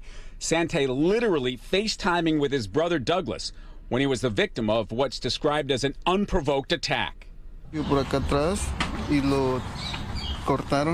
A man stabbed his neck while he was on the phone FaceTiming his brother. Police released the photos hoping for a tip from the public. They also have video of the crime, apparently too graphic to show. The search has been nonstop, but so far unsuccessful. Elaine Alanis is with the Westlake North Neighborhood Council. She's decided to run for city council, is a write-in candidate. One of my main motivations has been the increase of crime in the community. It is running rapidly. I've never seen it like this before, so this is something that really just fueled me to stand up for my community. Back at the Sante apartment, Cesar Cortez operates that food truck parked outside. He's also a neighbor and friend of the family. He's been here 15 years, never seen this level of violence. Es un miedo y también nos ha unido. scared because we've known each other for years, and we have kids and family and parents that care for us. Thanks to Cesar's son, Jesus, for helping with the translation.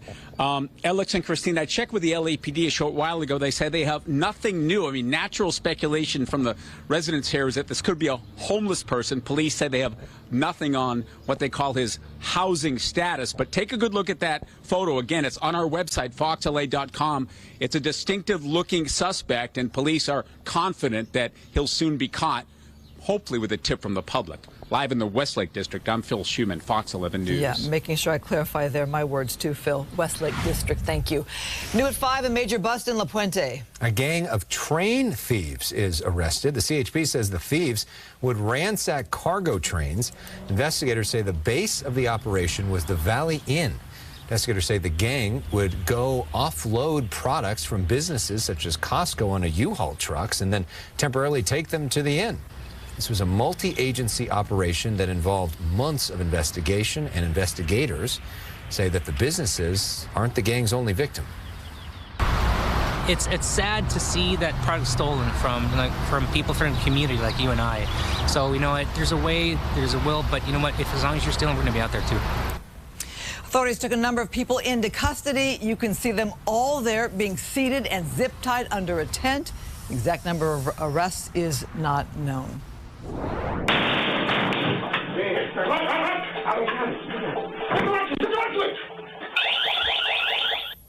Authorities hoping to identify and arrest a group of burglars who broke into a Laguna Hills jewelry store Tuesday.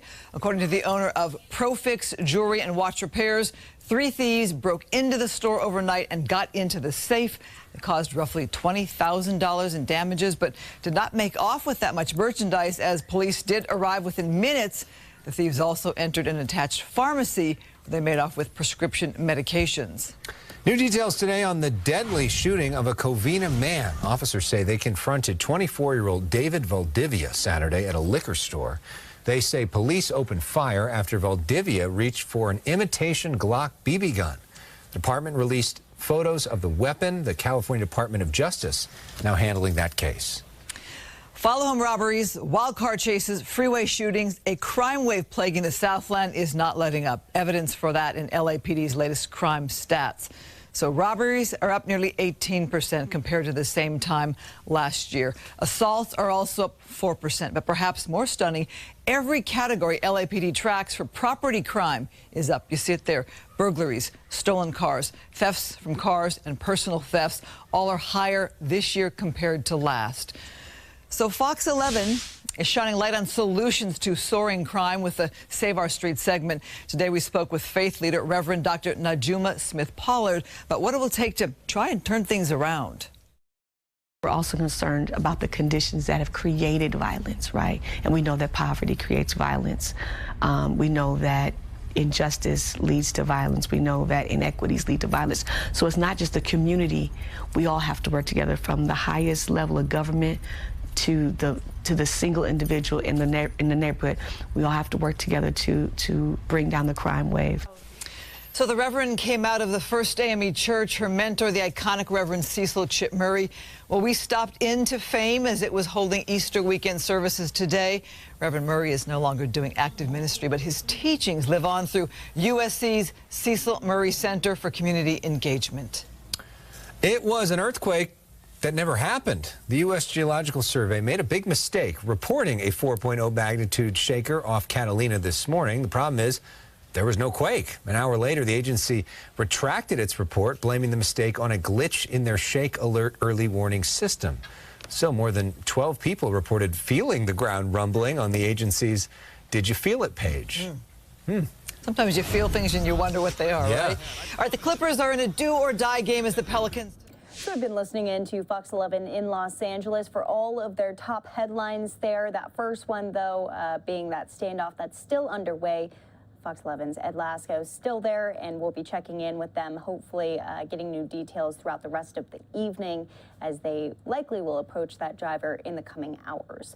Well, back out live to Grand Rapids, Michigan, where there's still protests underway for the Patrick Lyoya shooting, the fatal death of the 26-year-old involved in a traffic stop with a Grand Rapids police officer.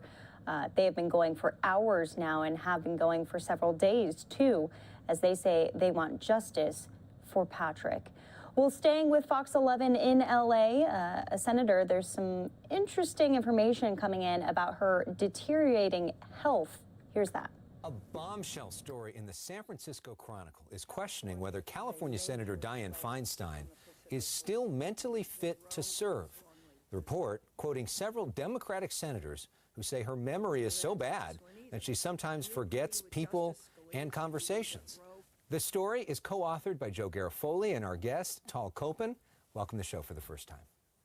Thanks so much for having me. This is not an easy story to report. What are the key takeaways you had from some of those difficult conversations?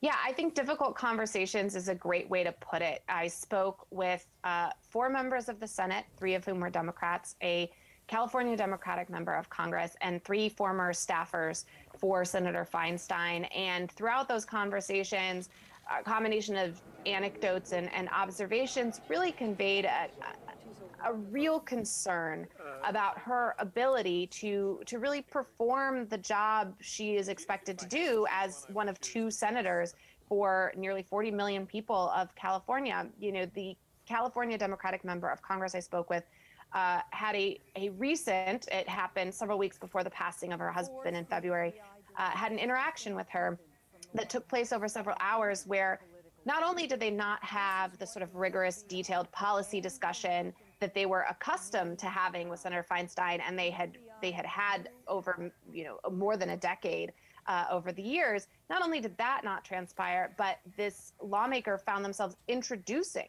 themselves to Senator Feinstein, and not just at the beginning, but multiple times throughout the conversation when she would forget portions of the conversation that they had already had. And you know, these lapses in memory were not consistent. They were not all the time. There's sort of a mix of days, you know, sharper days and days where she's having trouble recognizing people she knows, according to them. And so that makes it all the more difficult to sort of pinpoint, because it kind of ebbs and flows, but it's definitely there, according to these really up close sources we spoke with. And frankly, I've been hearing the same thing for years, that there are good days and bad days, and her staff doesn't know when the good days are going to be.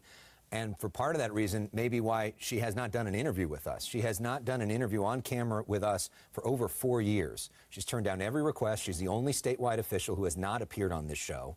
She did not grant an interview request to you and Joe. She did send you this statement. We want to put it up on the screen.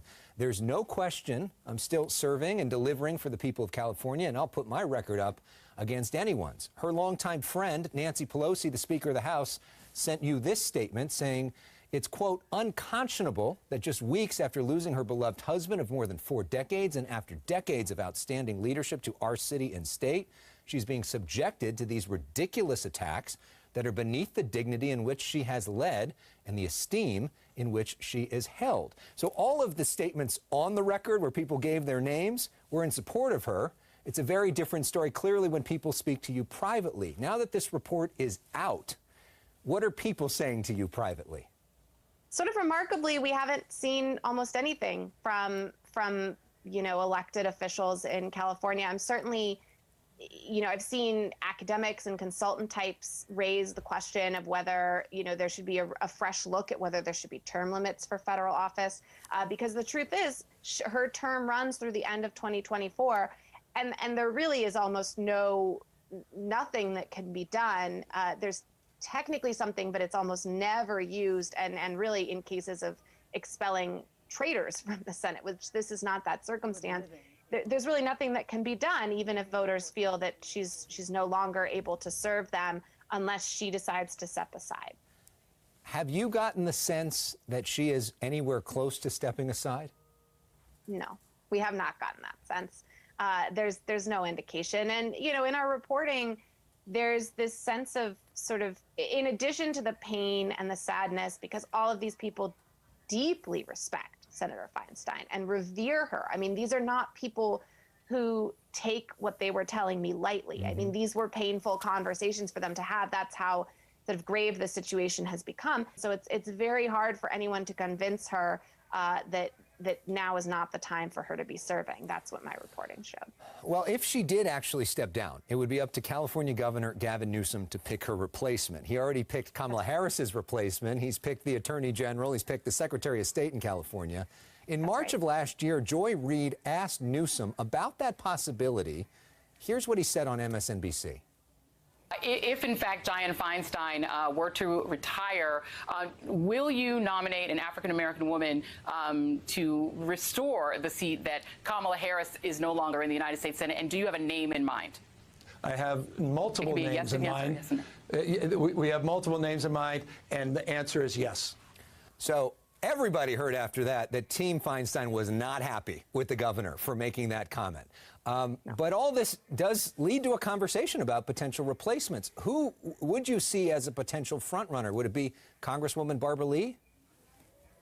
She's certainly in the mix. I think you would have to include her on the list. You know, there's Holly Mitchell, there's Karen Bass. I mean, there's London Breed. There's all kinds of really aspiring, up and coming California politicians. And it's not just, you know, the people on the list. There's a long line of very enterprising California politicians who have been waiting for a chance at statewide office. I have a very hard time believing that even if he did appoint someone to the seat, that there wouldn't be a long line of folks who wanted to challenge them for it, because, you know, Senator Feinstein has held this seat for 30 years. There are a lot of folks who have had their eye on it for a long time, and we could see a very contested election, no matter what the circumstances are for it. Think about people like Adam Schiff or Katie Porter. Sure. I mean, there's a long list of people that have been wanting to do this. Well, Tal Koppen, thank you so much. You can read her work in the San Francisco Chronicle. We appreciate your reporting, and we appreciate you joining us. Thanks so much for having me. And we appreciate your little kid there at the end. Late tonight, the Chronicle publishing a new editorial. They are calling on Democratic leaders to come forward and publicly call for Senator Feinstein to step down if this really is that big of a problem. The editorial reads in part, quote, in an interview with the Chronicle's editorial board on Thursday, Feinstein came off as diminished but lucid and responsive. She said she had no plans to step down before her term is up in 2024. The editorial quotes Feinstein saying, quote, I meet regularly with leaders. I am not isolated. I see people. My attendance is good. I put in the hours. We represent a huge state. And so I'm rather puzzled by all of this. Again, Fox 11 Los Angeles with that report with the San Francisco Chronicle. We're going to take a quick break. When we come back, we're talking about the war in Ukraine as it's escalating by the hour. Russia now claiming it was destroyed, or it has destroyed, a factory in Kyiv that makes anti-ship missiles. More from Ukraine after the break.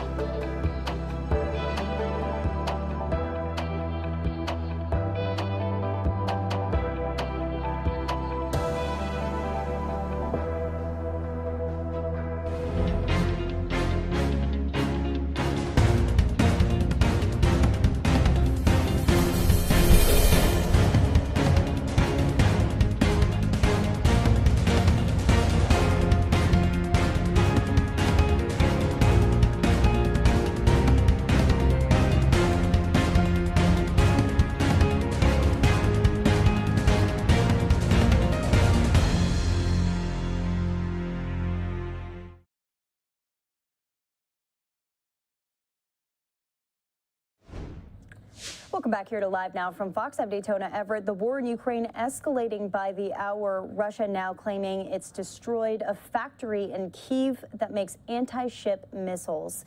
The strike happening after Ukraine claimed it sunk a Russian warship. Fox News correspondent Lucas Tomlinson has the latest from Washington. The Russian military releasing a new video claiming a retaliatory attack on a machine building plant outside the Ukrainian capital of Kyiv. The strike's taking place after the U.S. says a pair of Ukrainian missiles sunk a large Russian warship in the Black Sea. A significant symbol to the Ukrainians, and it's got to be a huge morale boost for Ukrainian forces. This week, President Biden announcing another $800 million in security assistance will be sent to Ukraine. The package includes drones, anti-aircraft and anti-tank missiles, armored vehicles, and helicopters.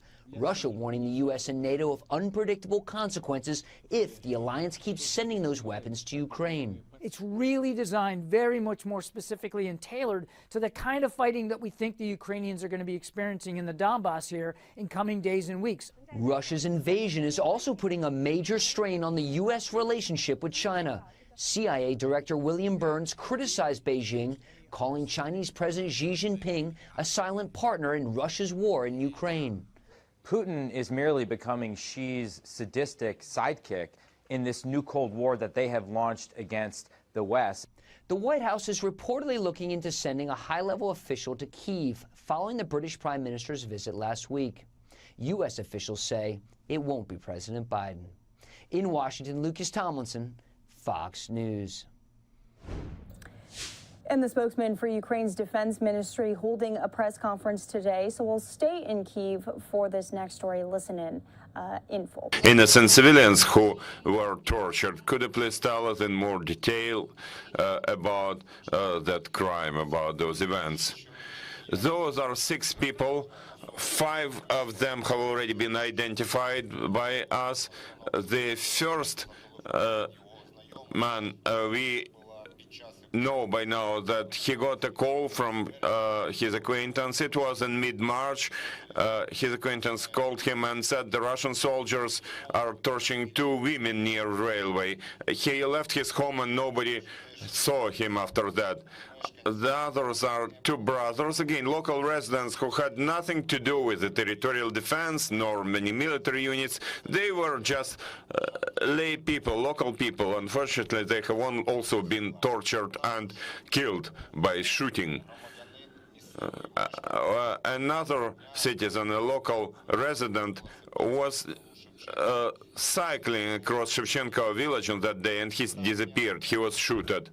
I saw a question, somebody raised the question why some of those people whose bodies we find have white pieces of cloth on their arms. I'd like to tell you that occupiers, invaders forced our people to carry those white stripes, like this person has been checked already. So our citizens would carry those white stripes, white pieces of cloth, just to make it safe against shooting. But we see that it did not always work. They always placed white pieces of cloth on their faces, on their buildings, and they also marked that there are children here.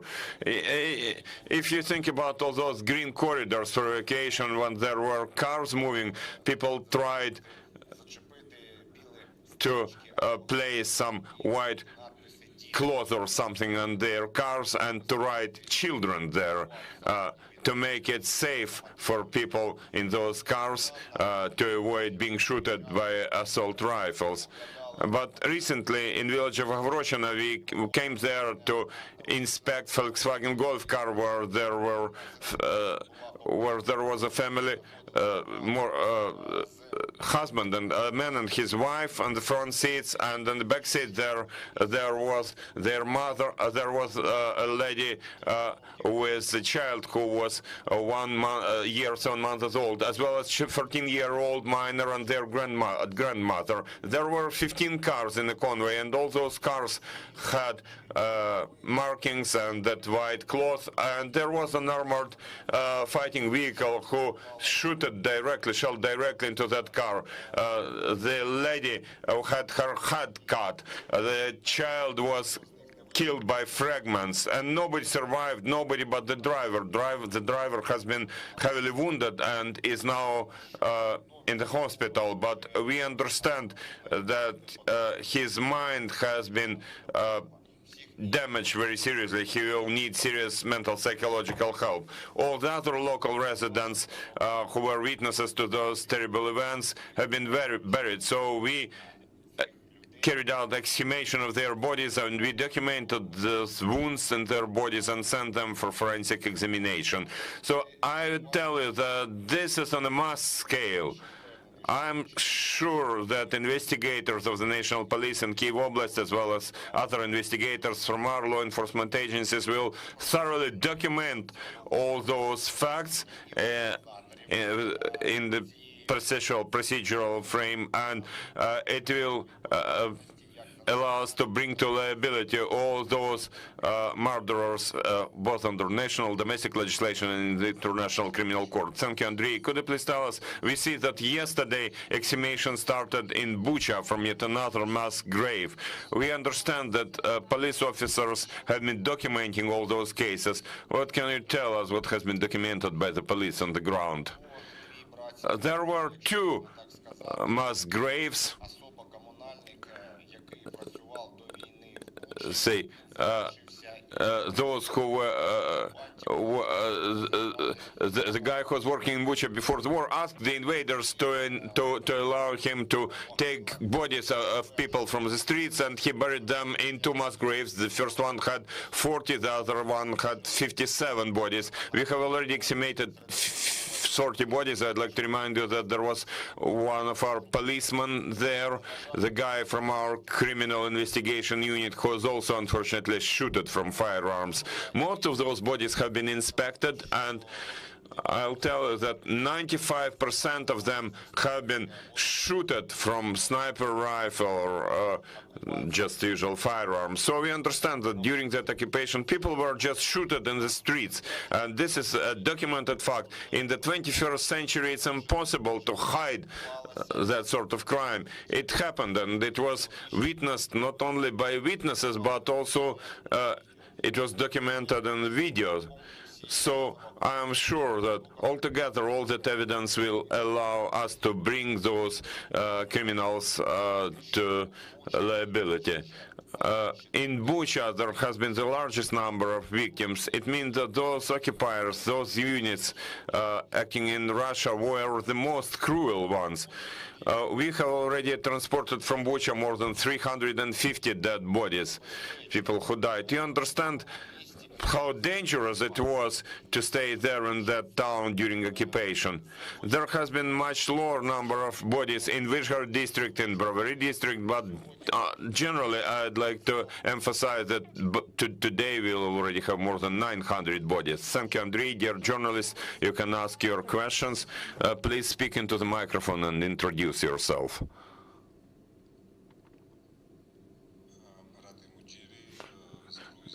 I'm Marat Mujiri from Georgia, from Formula TV channel. 900 killed people. It's in Kyiv. You mentioned 900 killed people. It's in whole Kyiv Oblast or just in some cities? And one more question. We all remember in Kyiv there was hard times, and now it's going back to the life. Is police going to have some additional measures to avoid some problems here in city? We remember diversions. Diversions and all these kind of problems in the city in the very beginning. Thanks. Thank you. Thank you. Regarding your first question, yes, those are bodies, 900 bodies from all occupied territories. Most of all, you know, this sad leadership is held by Bucha, where there has been more than 350 bodies. All the rest is from all those occupied towns and cities and villages in Kyiv Oblast. Also, you know, the rubble, the ruins are inspected in Borodyanka and Makariv. We are sure that under that rubble, and that rubble will also have more dead bodies. We'll document all of them. I'd like to emphasize again that those are civilians who have nothing to do with military service, with the territorial defense. Those are just innocent civilians who were just killed. Regarding your second question, indeed, successes of Ukrainian armed forces enable us to rearrange our forces. And all right, guys, I'm sorry to cut away from that update from our Ukrainian military there, but I do have our Fox 11 team back out live on the barricade situation after there was a pursuit. I want to jump into their coverage, as now we do have Alex and Christine, the time is on. Who has made it up close to that vehicle. Do want to say viewer discretion is advised here, especially as we are watching this on live TV. If we do see anything that is graphic, we're of course going to try to jump off of that here as quick as possible. But let's go ahead, listen into our Fox 11 air as they're talking about the police that have now approached this vehicle that has a suspect barricaded inside after a wild pursuit. Vehicle suspect made his way onto the tracks here. This is a rail yard, an industrial area south of Interstate 5 in Boyle Heights, close to the intersection of Washington Boulevard and Indiana, just to the north and east of the Los Angeles River. So no major roads are being impacted. Interstate 5 is open in and out of Boyle Heights and East Los Angeles. But with two of those Bearcats there, Alex and Christine, they can box this car in. The suspect really has nowhere to go. They've set up that containment, that line around this incident with officers, sheriff's deputies around the neighborhoods here, keeping everybody safe and making sure if this guy does try to make for a run for it, like he did much earlier, they're going to be able to apprehend him. Look, there is no blocking of traffic here. There's nobody, you know, in businesses nearby that they're really worried about at this point in time, because this happened around 2:30, 3 o'clock. Right now, it's about officer safety. So you have that heavy vehicle there where officers can get close to the suspect and perhaps try to communicate in some way for this suspect to give up. And we talked about with our reporter, Ed Laska, who was there, that the suspect was waving his arms, making some moves. So we believe he's alive. Yeah. So we're going to stay on top of this. It seems like we're now at a standstill. Which has now turned into another standstill. We saw a bit of a movement, and as soon as anything changes, we will get back to this story. Meanwhile, there is other news on this afternoon. Residents in a Westwood neighborhood are... All right, so thanks again to our Fox 11 team. They were going to be still tracking that story. I still have that chopper view, even though they've gone on to other stories. But I do have our chopper view here for you, showing us this barricade situation. So once again, there is a standoff happening with a police pursuit suspect. Again, we had been hearing just some details earlier here today about this vehicle and suspect, saying that they do believe he's armed. He is right now inside of this car. This SUV had been wildly driving across these tracks earlier here this afternoon after this pursuit went off the highway, off those freeways. And you can see here with that front passenger tire, it is completely turned around. So that is not a drivable vehicle. We did actually have some video from earlier today showing him after the vehicle came to a stop, wasn't able to drive that anymore, tried to run on foot, even tried to hop on one of the trains that was going by in this area earlier here. He wasn't able to do that. Then he tried to jump a fence. It did have not only the barbed wire at the top, but also police units had caught up to the area. So they had started surrounding that gate that he was trying to hop. So he had ran back to the car. That's when he put up some of the sunshades, the cardboard, blocking any visuals of the windows. So now this live scene coming to us again from Los Angeles is showing that we do have those armored vehicles that had arrived on scene, now have driven even closer. And as we just heard from some of our Fox 11 news team, Now they're going to either try to get some of their own officials out there to get closer to the suspect. They may try to communicate with the person inside to see if they are still indeed in there and alive. And we have to say that because we do believe they had a weapon inside. There could have been even one point earlier of him waving his arms at the helicopters. So we do want to say viewer discretion advised. If we do see anything graphic, we'll try to get off of it as quickly as possible for all of our viewers watching here with us. But this is just one example of what we do here for you on Live Now from Fox. When you watch with us, you get the full press conferences from all of those leaders across our country, even around the world. When we have breaking news, we bring you out to that scene. As soon as we had this shot, we got alerted, hey, there's a police chase in the Los Angeles area. We brought you the chopper aerials. That was when we'd caught up with the suspect driving here on the railroad tracks. And so from breaking news to always top stories, those trending stories that are happening day in and day out, we keep track of it all here for you. And just like we had mentioned before, when we first arrived here on scene and we saw the suspect get back inside of that car, we said this could be hours-long standoff. We've had situations before where we've been in breaking news and suspects have barricaded themselves inside, whether it be inside of a vehicle or inside of an apartment building or a home.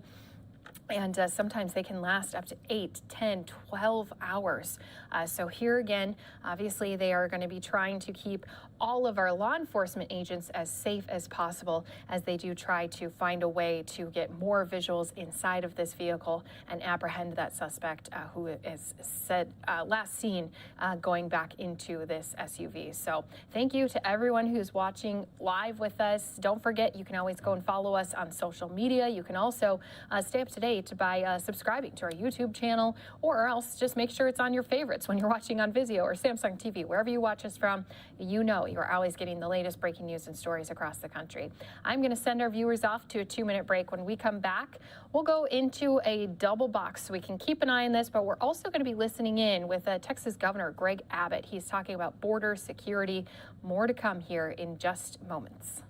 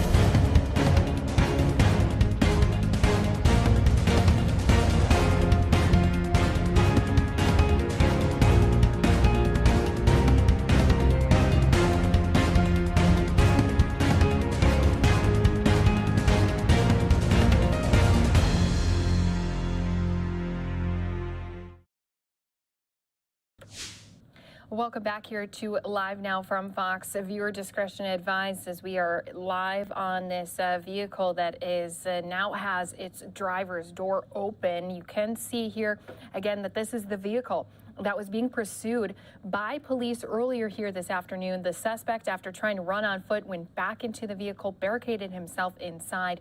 We do believe that this was a stolen vehicle, as well as that this person does have a weapon inside. You can see some hands coming out And just a reminder, if we do see anything graphic, we'll try to jump off of it. But it looks like this suspect finally surrendering after hours here this afternoon. There he is, stepping out, listening to those police commands. Police are going to tell him to turn around, kneel on the ground, lay face down, put his arms behind his back. So right now, he is listening to all of those directions being given by those law enforcement agents that have been out there after this wild pursuit. And remember, he was driving so fast on these train tracks. There was dirt and gravel that was being kicked up everywhere. And until police feel it is safe enough, they're going to continue to give him some commands while he's laying there down on the ground until they can have a team walk up carefully to him and put him in handcuffs and apprehend him. As I'd mentioned before, when we first saw him barricade himself inside, the safest thing possible for everyone involved would be is if this suspect did indeed surrender. You can see that team now walking up to apprehend him. They told him to make sure to lay his arms out flat. That way he wouldn't be grabbing anything that he may have had on him as far as weapons go.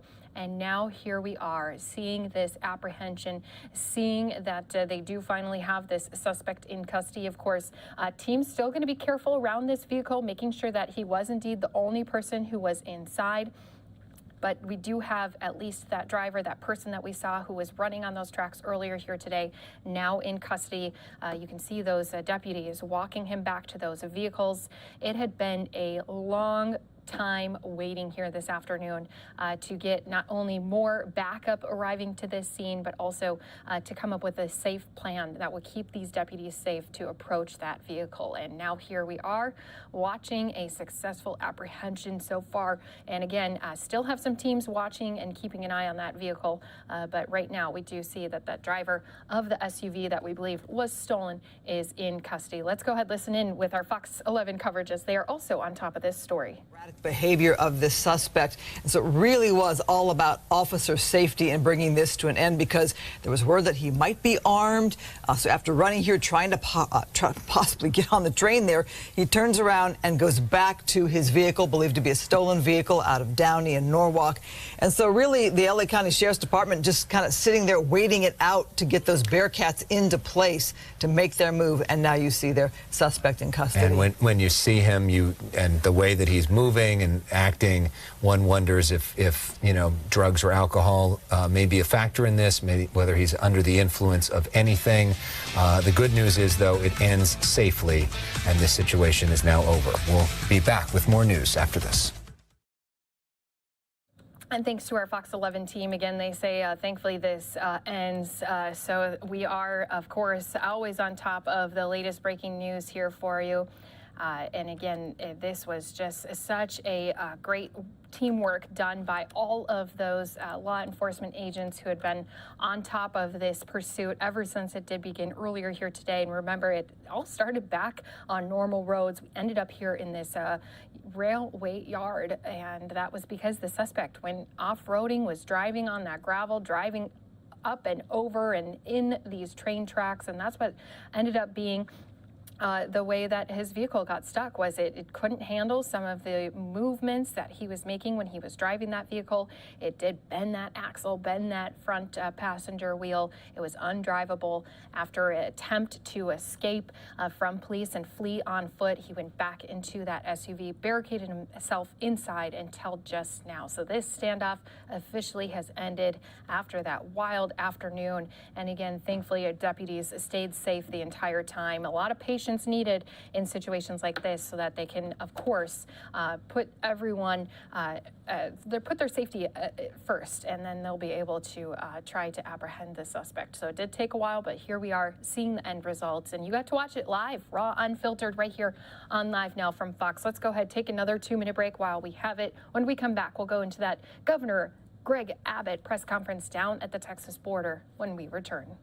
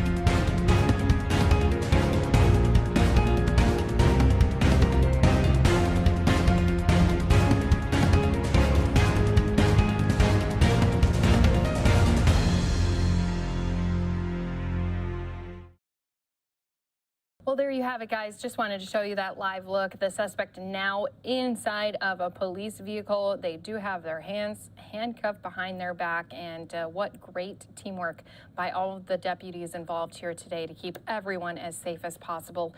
Thank you again for being here with us on Live Now from Fox. Don't you forget that while it may be Friday, the news never stops here for us at Live Now from Fox. We do continue our news coverage into the weekend, yes, even on Easter Sunday. So you can expect to see a little bit of a different church service on that day, as well as, of course, staying on top of stories that have been happening throughout the weekend. Also recapping stories that have happened throughout this week.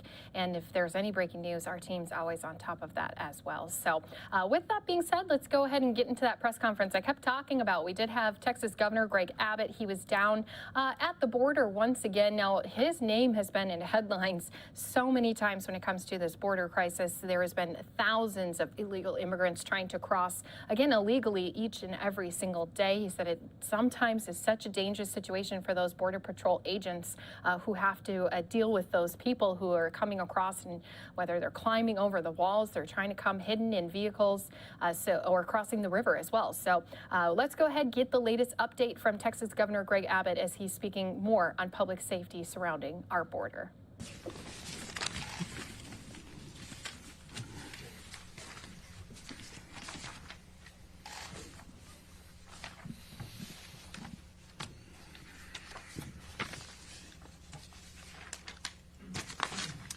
Thank you, everybody, for being with us here today.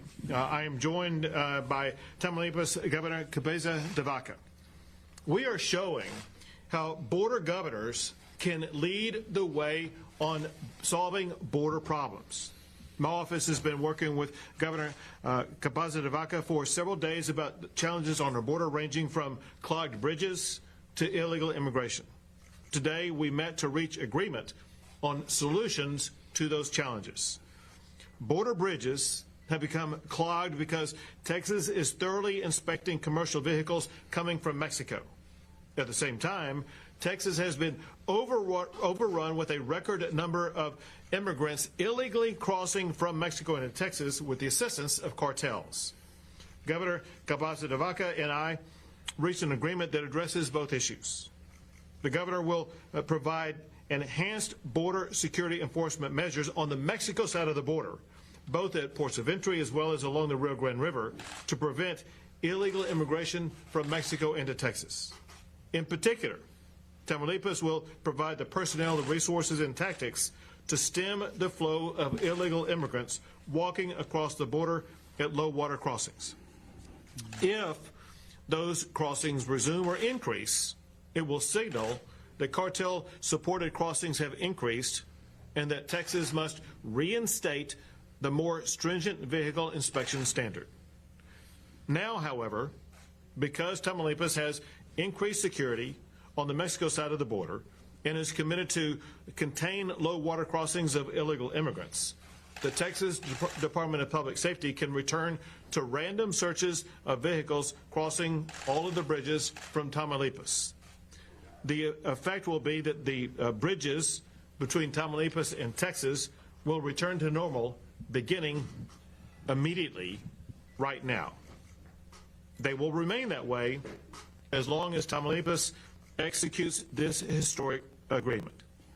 Texas has now entered into border security enhancement agreements with the Mexican governors of Tamaulipas, Coahuila, Chihuahua, and Nuevo Leon. Now listen, understand the concern that businesses have about trying to move products across the bridge. But I also know the anger that Texans face and have that's caused by Joe Biden not securing the border. Texas will not tolerate the endless stream of illegal immigrants crossing the border, and we will increase our border security in light of President Biden's decision to eliminate Title 42 expulsions.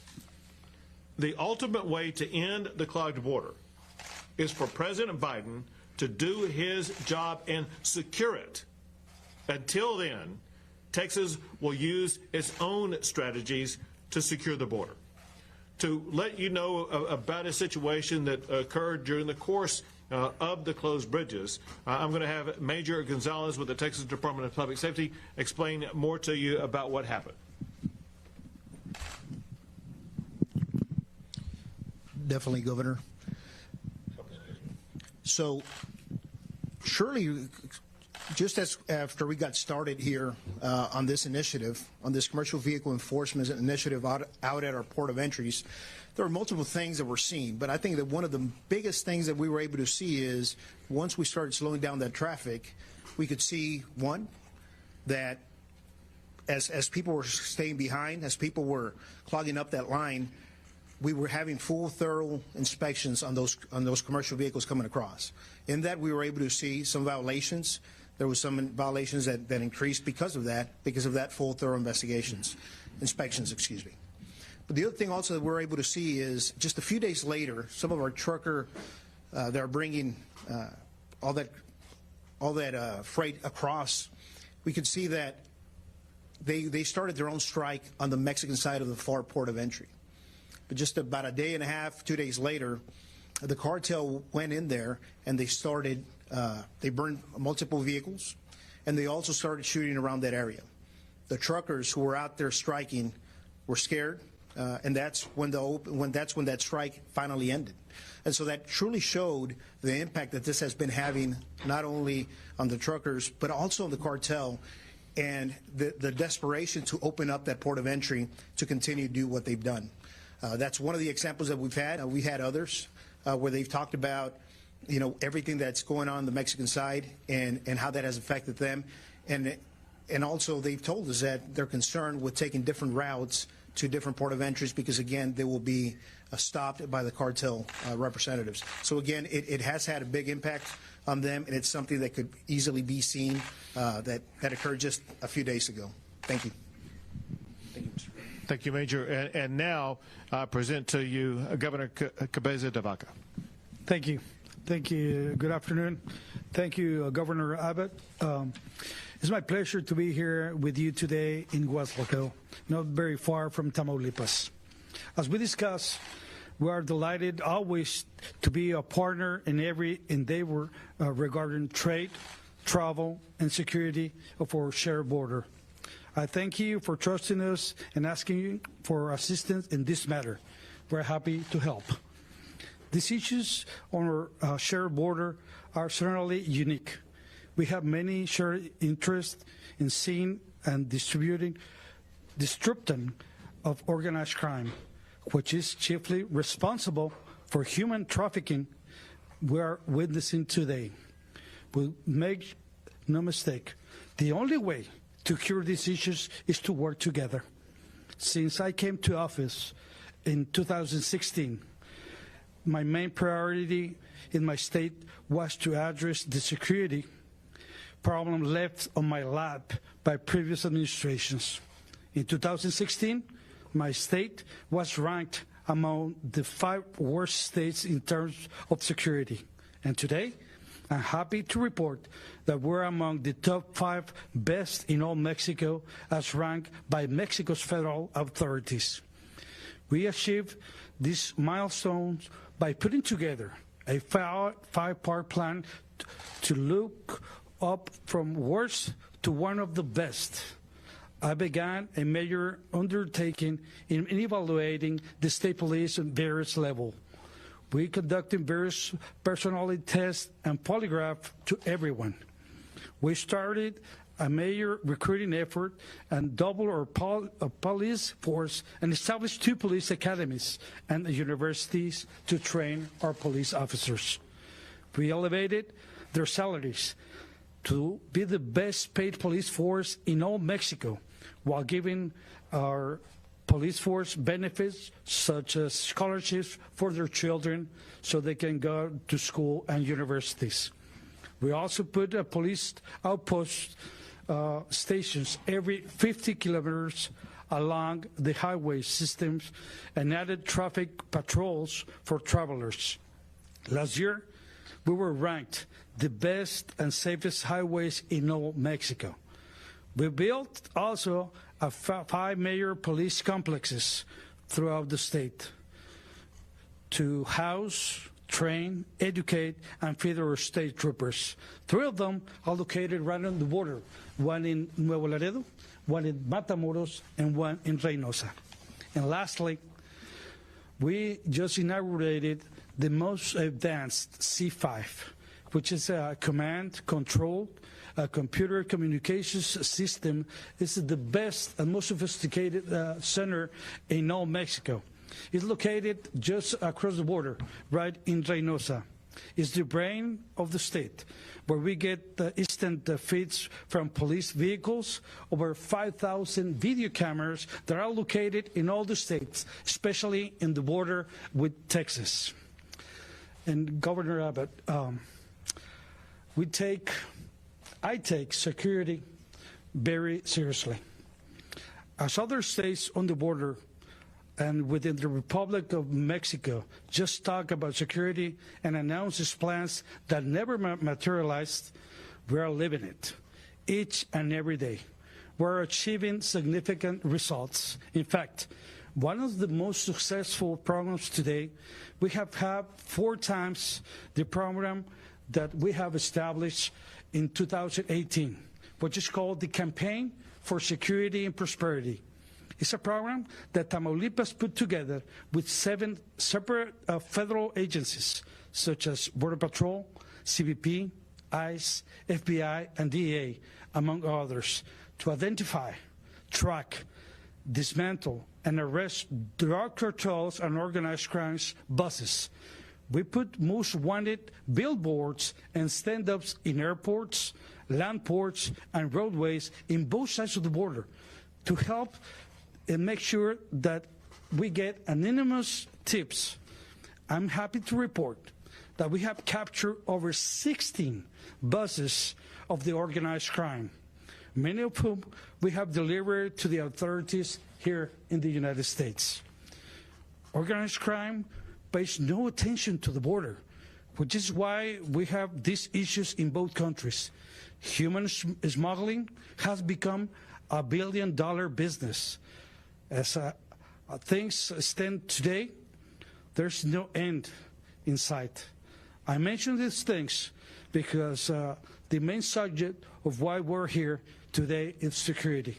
Security on the ports of entry and between the ports of entry in concern that takes cooperation and commitment and efforts of all of us.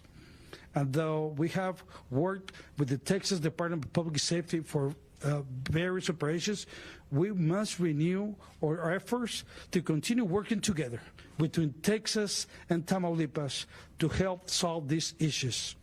Immigration control is a federal issue, but I will always commit assisting where we can do what we have to do. Ultimately, it will also benefit the people of Tamaulipas. We don't want organized crime in my state any more than you do. This is not an easy task. We don't have only 9 miles of border and 1 boarding cross like my neighbor to the west. We have over 230 miles of border with 18 boarding crosses. We're talking about 50% of the commerce that goes between Mexico and the United States goes through Tamaulipas and Texas. In the meantime, international trade must get back on track. That's why I'm very much looking forward to working with you in fighting organized crime on our shared borders. And as I always said, let's remember one thing. We're not only neighbors, we're business partners, we're allies, and many of us are family living in both sides, in one of the most important places on earth, Texas and Tamaulipas. We're looking forward to working with you. Thank you. Now we'll sign. Sure.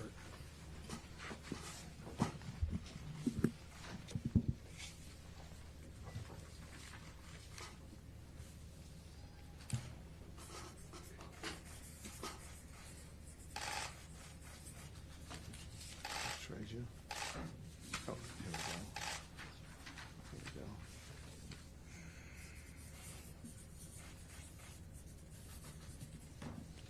Trade back on that last one. Expression there. There we go. This is the agreement between Texas and Tamaulipas.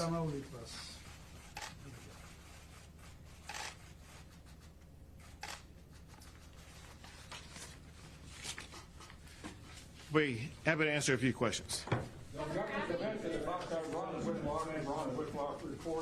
We have seen trucks being set afire near the Reynosa Far International Bridge.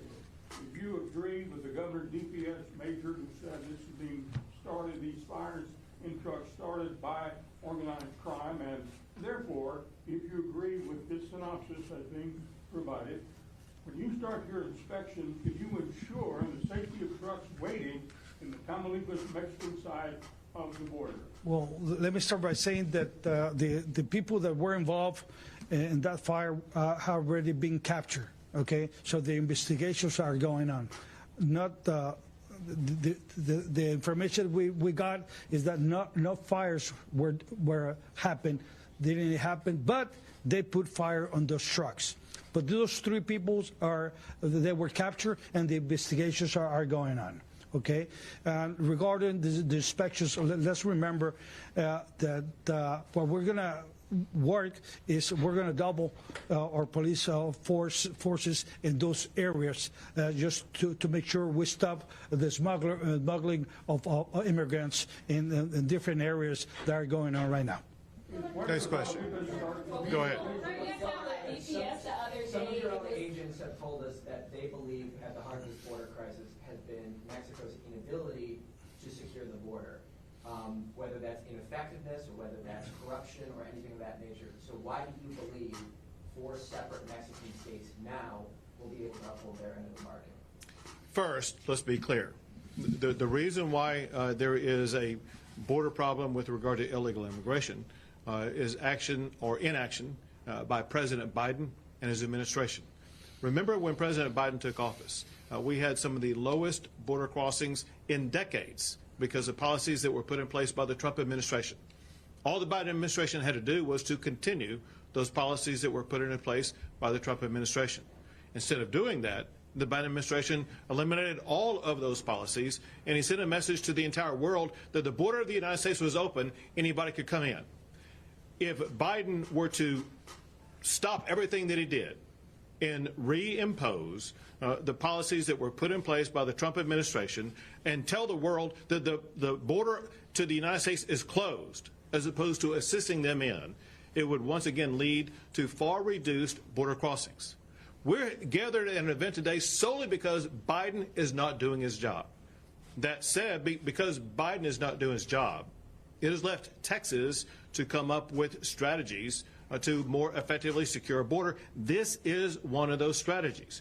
Then to more directly answer your last question, what's going to happen, as we discussed, but also as I discussed with the other Mexican governors, there is the expectation, because of the increased security efforts by these bordering states to the state of Texas, there's the expectation that there will be a reduction in illegal immigration. If those expectations are not fulfilled and we see an increase or even a continuation of the illegal immigration traffic we're currently seeing, Texas can reinstate the enhanced security measures for vehicles coming across the border. ¿Cómo exactamente va a reducir la introducción de personas cruzando la frontera de manera ilegal, usando la policía estatal? How much drugs and illegal immigration has been stopped as a result of these new checks that you imposed last year? So let me be clear about something, and I'll be. In fact, I'll let. I was going to answer, but it comes. The answer I have for you comes from Director McCraw, the director of the Texas Department of Public Safety. He's the expert on this, and I will let him answer your question. Thank you, Governor.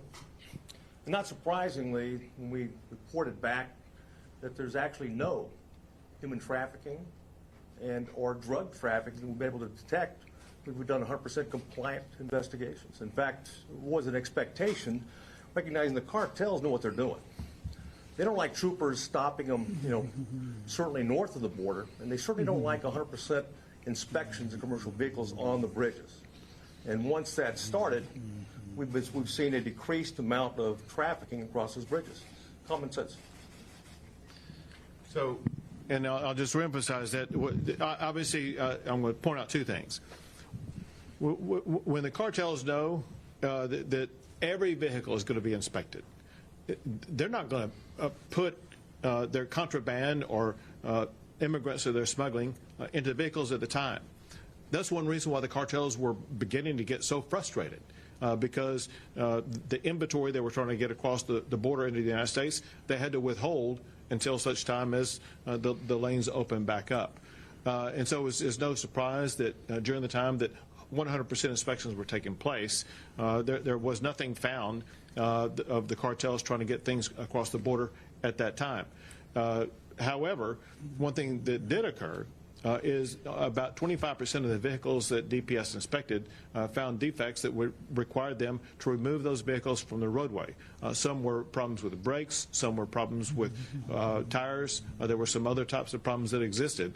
And so there were a tremendous number of safety violations that DPS was able to uncover that may have, for all we know, saved the lives of Texans that these vehicles could have crashed into. Gobernador, ¿cómo el Estado va a manejar el tema migratorio con la Policía Estatal? ¿Cómo funciona eso realmente? Te voy a contestar en español. De entrada, comentarte que esta es una facultad del gobierno federal. Sin embargo, nosotros, dadas las circunstancias que se están dando y cómo el tráfico de migrantes está fortaleciendo los grupos criminales, es ahí donde el gobierno del Estado está actuando con firmeza y determinación. Estamos yendo sobre la raíz del problema, que son precisamente los grupos criminales que operan el tráfico de migrantes. Todos y cada uno de ellos. No puedo hablar por otros estados de la República, pero sí por el mío. Es el único estado que cuenta con órdenes de aprehensión contra todos los grupos criminales que operan en Tamaulipas. Eso definitivamente que va a disminuir sus operaciones y, bueno, trabajar de la mano con el Departamento de Seguridad de aquí y de Texas para una mayor comunicación y coordinación y ir sobre la ruta de migrantes.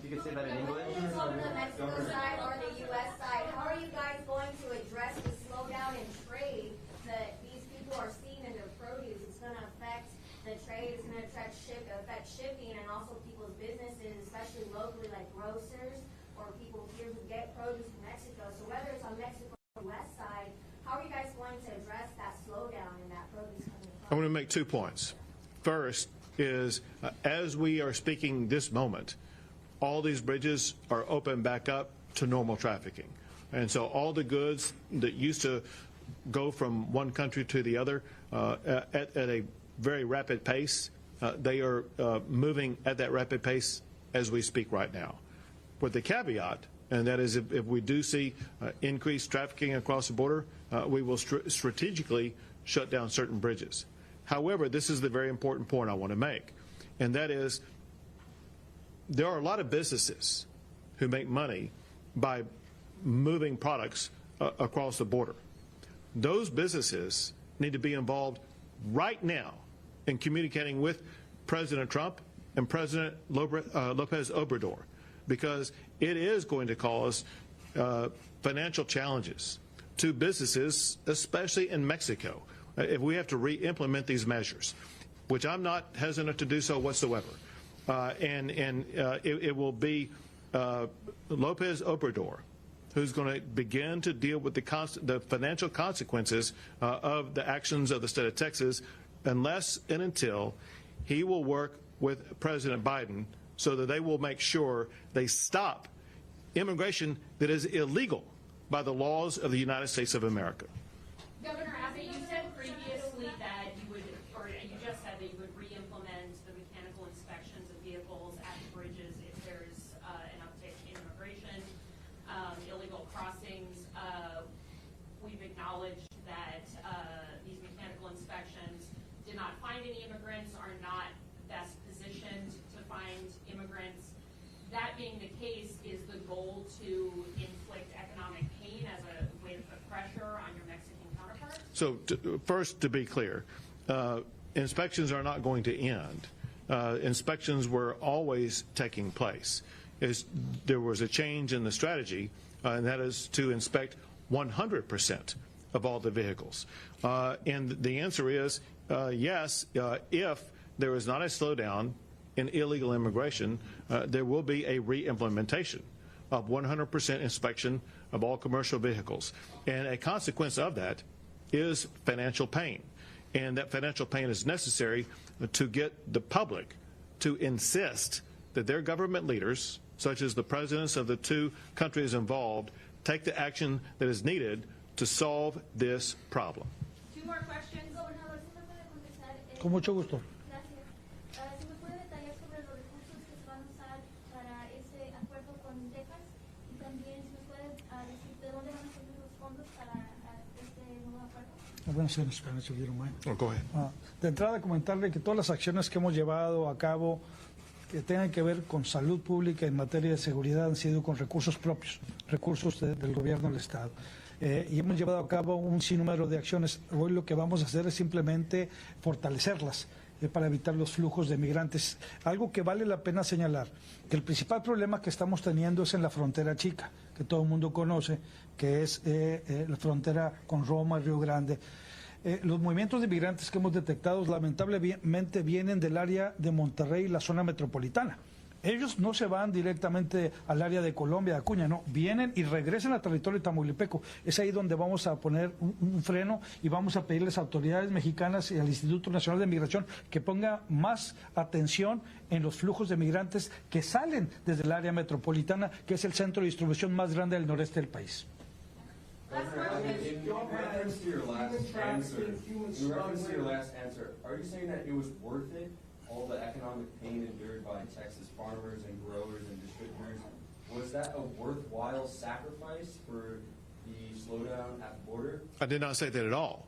What I'm saying is that there is the expectation that the Mexican states that I have negotiated deals with will do what is necessary to reduce illegal immigration.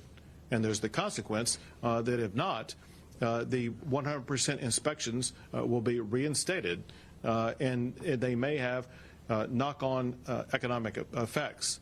And we are going to do what is necessary to make sure that we have safe and secure borders where both countries are following the law. Great, thank you guys so much. Thank you. Gracias.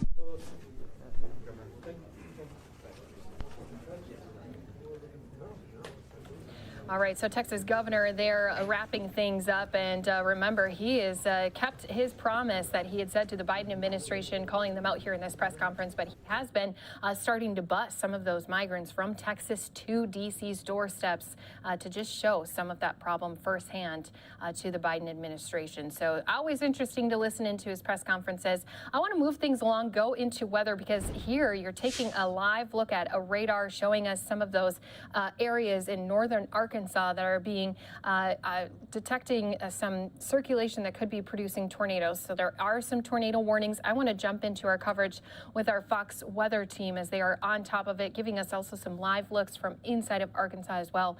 Let's go ahead and listen into them live right here on Live Now from Fox. There. And then we have this tornado warning issued ahead of it as well. So Stephen's just zooming out there. So you can see if you are ahead of this storm, you can see you just want to take cover because they've proven the damage they can do and how strong they are. So looking to the southeast, this is moving really quickly. Brooklyn, this could potentially be to you by 8:41. So you have some time. Get into your safe place now. If you live in Lake City, Monette, Black Oak, Leachville, Caraway, Etowah, Lepanto, Dell, these are all areas that could potentially be impacted by this destructive storm cell that is indicated that it is rotating as well as this moves really, really quickly to the southeast here. So again, right now, ahead of these storms, things are pretty quiet, and that's the danger with these tornadoes as they move in very, very quickly, and they do a lot of damage when they do so, too. So Black Rock, Arkansas, you can still see the screen there, and all those lightning strikes that are continuing to flash. Tornado warnings, we have several of them now, and also we have now a tornado watch that's issued for parts of Arkansas, parts of Missouri as well, I believe, too. So that just means heading into tonight, it's in effect until midnight, I believe. So that just means you want to have a plan throughout your evening as that severe weather threat is going to be with you into tonight. So if that watch is upgraded to a warning where you live, just have a plan. Where are you going to go? You're going to go to either your basement or you're going to go to the most interior part of your home. Maybe that's a closet. Maybe that's a bathroom. But of course, bring your kiddos, bring your pets. If you have a helmet that's accessible, you'll want to put that on. It looks like we're just getting some new video in. This is Cherokee Village, Arkansas, and look at all that hail falling from the sky. So we've had the hail reports. You can see the lightning in that video as well. So that is what we've been seeing a lot of. We've seen some really impressive hail tracks on our radar too. Even right now, a lot of hail coming down just within this tornado warning right here where you're seeing these purples and these darker shades of purples. On top of all that hail, seeing the lightning too. So it's kind of cool because right now we're seeing on radar hail and lightning. And then if you look at your screen, that new video just in showing you exactly what's playing out in the actual atmosphere visually to your eyes, seeing this in real life. So Craighead County, Arkansas, you can see just in this area, we've seen 68 lightning strikes. And I believe these are just in the last 15 minutes. So a lot of lightning in a short period of time. And again, this is going to be moving in a southeasterly direction. It's moving really quickly too. So we're going to time it out for you and show you where to take cover because Sedgwick, you have until 8:24 local time. So you have about 5-10 minutes to get into that safe place. Bono at 8:31, that's when it does look like this will be to you. Jonesboro, an area that has just been ravaged by tornadoes this severe season. This could potentially be moving over you. Brooklyn, Bay, Lake City, Black Oak, Monett, Truman, Leachville. So just have your plan. These strikes, lightning strikes, just continuing as this moves off to the southeast. So again, we have tornado warnings, several of them that we're monitoring tonight. This is northern Arkansas right into Missouri here. So this is an area where we did have the potential for severe weather today, and now we're starting to see it unfold. Now we're not seeing a line of storms like we saw earlier this week. These are isolated cells, but they're proving to pack a punch and be really powerful and be really damaging as well. So that's why this is just a situation that you really want to take seriously. It's not often that you see a tornado emergency being issued, but it really means that a dangerous situation is unfolding and a potentially life-threatening situation is imminent. So this tornado warning, Craighead County, Arkansas, it does look like you're going to be under this until 8:45. So we have about 25 more minutes local time of this tornado warning that we are going to continue to track for you. But again, have your plan. Make sure you have your Fox weather alerts turned on because, again, this is a pretty isolated situation that we're watching. Again, this isn't a widespread situation unfolding. Taking a look at the storm reports, again, we looked at some of these earlier and you can see more of them coming in, more hail reports too. So these in the blue here, these are hail reports. And then look at all of these in the red. These are actual reports of people visually seeing a tornado. So Walnut Ridge up to Ravenden, seeing reports of a spotter reported a wedge tornado on the ground there.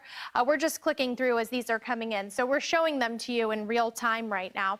Walnut Ridge, an area of course, of big concern, and then just from what we've seen on the radar, and then some of these reports coming in confirming that concern. Look at this. Highway 67 in Walnut Ridge, we have reports of cars flipped over on a highway. So these storms are so powerful, they're picking up cars and flipping them over. That, of course, just goes to show you how dangerous this situation is.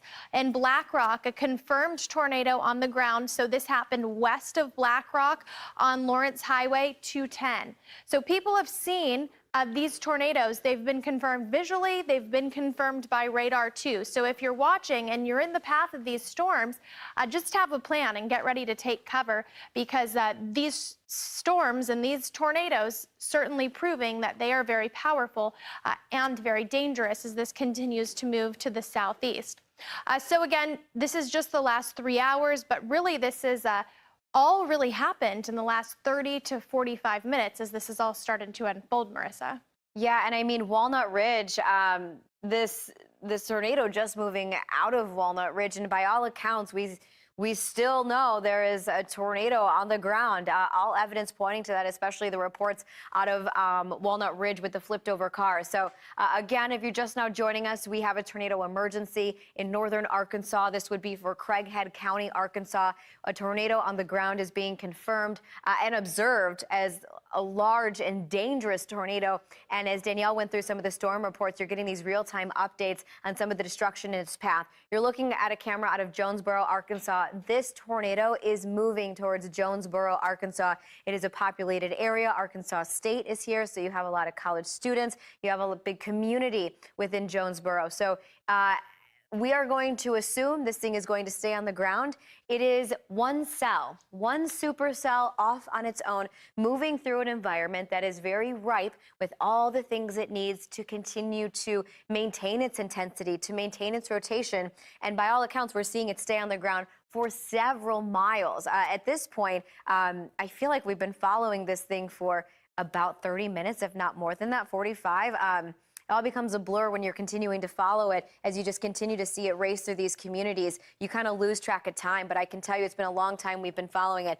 Notice as we continue to track it out, it is moving in that southeasterly direction. You're looking into Jonesboro because this thing is going to be over Jonesboro, at least just to the north of it. Let's see here. So Brooklyn is just to the northeast. And notice it would be over Brooklyn by 8:38. So 8:38, that gives you about 16 more minutes. You can see all the lightning in the distance. And also just take note of the fact that it is dark out. The only thing illuminating the skies for you is going to be that lightning. And a lot of times, by the time you are able to see this thing, it can be too late. You don't want to try to get eyes on it. Just take assurance in the radar, take assurance into the reports that we're bringing you. And if you know anybody in these paths, you have to make sure that they're getting to their safe spot and where they need to be, whether it's a safe shelter, maybe it's safer to stay at work a little bit longer. Maybe you have a safe spot there. A lot of times those freezers are vaults at a bank. I know banks are really open, but to give you an idea of something that would be an interior room away from windows that's very secure.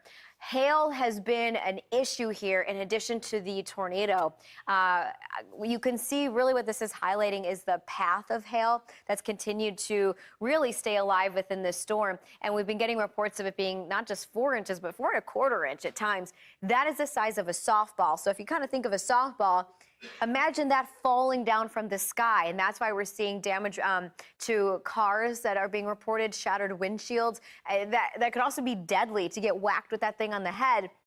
So you also want to be inside and finding shelter for that reason as well. The imminent threat is that tornado. That is an imminent and deadly threat that would be on the ground, but also the hail's been an issue. And notice it's tracking just to the southeast of Walnut Ridge, Jonesboro, and just to the north of Jonesboro would be some of the next communities and bigger communities that are going to be within the path of this thing. This is out of Craighead County. This is until 8:45 local time. Very likely we see this thing get extended. Just north of Baptist Memorial Hospital is where this tornado would be. Just north of Baptist Memorial Hospital, coming away from Walnut Ridge. And Walnut Ridge, if you were with us even 5 minutes ago, Danielle brought you that report of flipped cars over on highway, I believe it was 231, going through Walnut Ridge here. So we're continuing to follow the intensity of this thing, continuing to follow. Do we have that debris ball still, Stephen, that is popping up? So we were looking to see earlier in the very early stages of this tornado and its lifespan if we could see anything. And while it was confirmed there really wasn't a clear debris ball, at this point it's looking a little messy on the correlation coefficient. So coming out of Walnut Ridge, the debris ball would indicate that the tornado is moving through, but also lofting debris up into the air. And it's able to do so by capturing those non-meteorological elements. A live look actually that we have out of Cherokee Village, Arkansas. So this coming to us from, well, it looks like just outside, it looks like somebody's home. But what you're looking at is some of the wind that's picking up as well as some of the rain. This thing is about, still, Stephen, about 40,000 feet high? All right, so when you're looking at the vertical, if you're to look directly into that storm, if you're eye level with it, it goes up 40,000 feet into the sky, which is pretty typical with some of these supercells when they really start to ignite. So you get very strong updrafts, and that's what's lofting up that hail. It continues to bounce around and grow larger and larger in size and collide with other ice particles until it falls to the ground. It gets too heavy essentially, and it defies gravity and falls down. But the fact that it's not defying gravity till it's about 4 inches in strength goes to show you some very strong updrafts within this.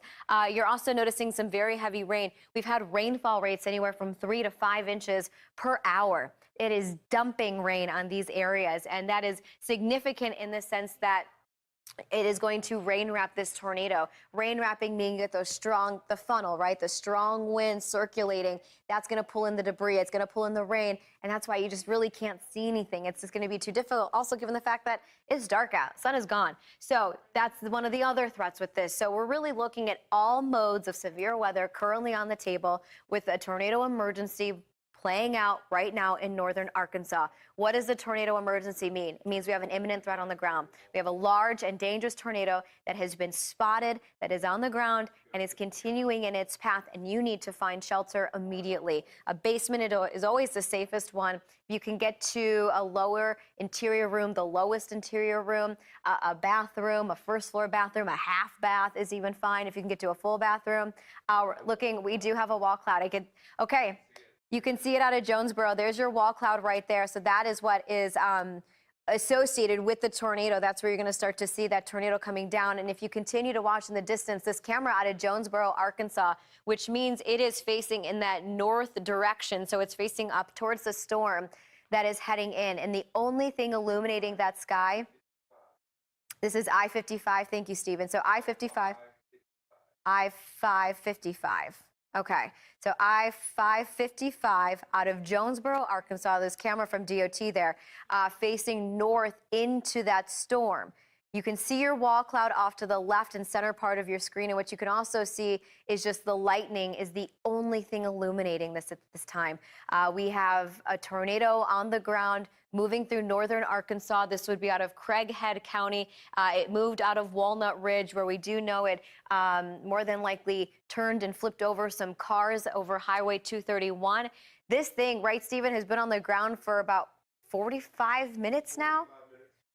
45 minutes to an hour. We're pushing an hour here. We've been following it since the very early stages, and you can continue to see it in the distance there. A very terrifying look. This thing is moving southeast. So if you're in Jonesboro and you see that thing, it's scary, right? But let me tell you, here's Jonesboro right here. Here's the center of this storm. Here's where the tornado is, and it's going to go to the north of Jonesboro, but it's going to be getting really close to Jonesboro, which is why part of you is really in that warned area. Anybody within this warned area, and you can see it goes all the way out towards Lake City, just to the south of Paragould, I believe here. Paragould, thank you. You need to be in a safe spot. 5 minutes ago, you need to go to the safest spot of your home. This tornado has been on the ground with nothing to stop it for almost an hour. We're talking about a large and dangerous tornado that has led to destruction that we're hearing from, turned over cars. We've heard of part of a home that was ripped off. We've heard about the hail damaging cars that have been sitting outside, and we know of some very heavy rainfall. You're not going to get a good eye on it. Don't even try it. I am sure there are storm chasers out there doing what they do best because they are seasoned most of the time. Meteorologists are very just seasoned, weather knowledgeable storm chasers that know the path of these storms. They know how to study it, how to predict where it's going, and how to know these things. So again, we're following this tornado out of Craighead County, Arkansas. You're watching the rotation. So when you're looking at the velocity, you're looking for the twisting of the winds. So notice we're just to the north of Bono here, and it's continuing to move in that southeasterly direction. Jonesboro is going to be really on the southern fringes of this thing, but it's so close, especially in northern Jonesboro, that you'd want to be seeking shelter. Brooklyn would be the next one over Highway 49 there. If you look just to the, I guess it'd be to the, and your right, to the left of me, that's what you're seeing play out is that DOT camera out of I-555, which is just here. So really we're looking at, here's I-55 here. So here's likely where that camera is. So it's facing to the north. So all of this activity is just to the north of that camera. And you can see, if we continue to watch it, it's very likely we see something play out in the distance. So all we can really notice is all the lightning. There's a lot of lightning strikes that are associated with this. Notice it's not currently raining in Jonesboro. At this time, a lot of the activity is off to the north, and you do have a lot of lightning with this as well. So the most intense part of this is going to be just to the north of Bono and really just over, I believe, I'm not sure which highway this is right here. It drops down from Walnut Ridge, and it heads in that southeasterly direction. But you can see all the lightning, so got a lot of energy with this as well.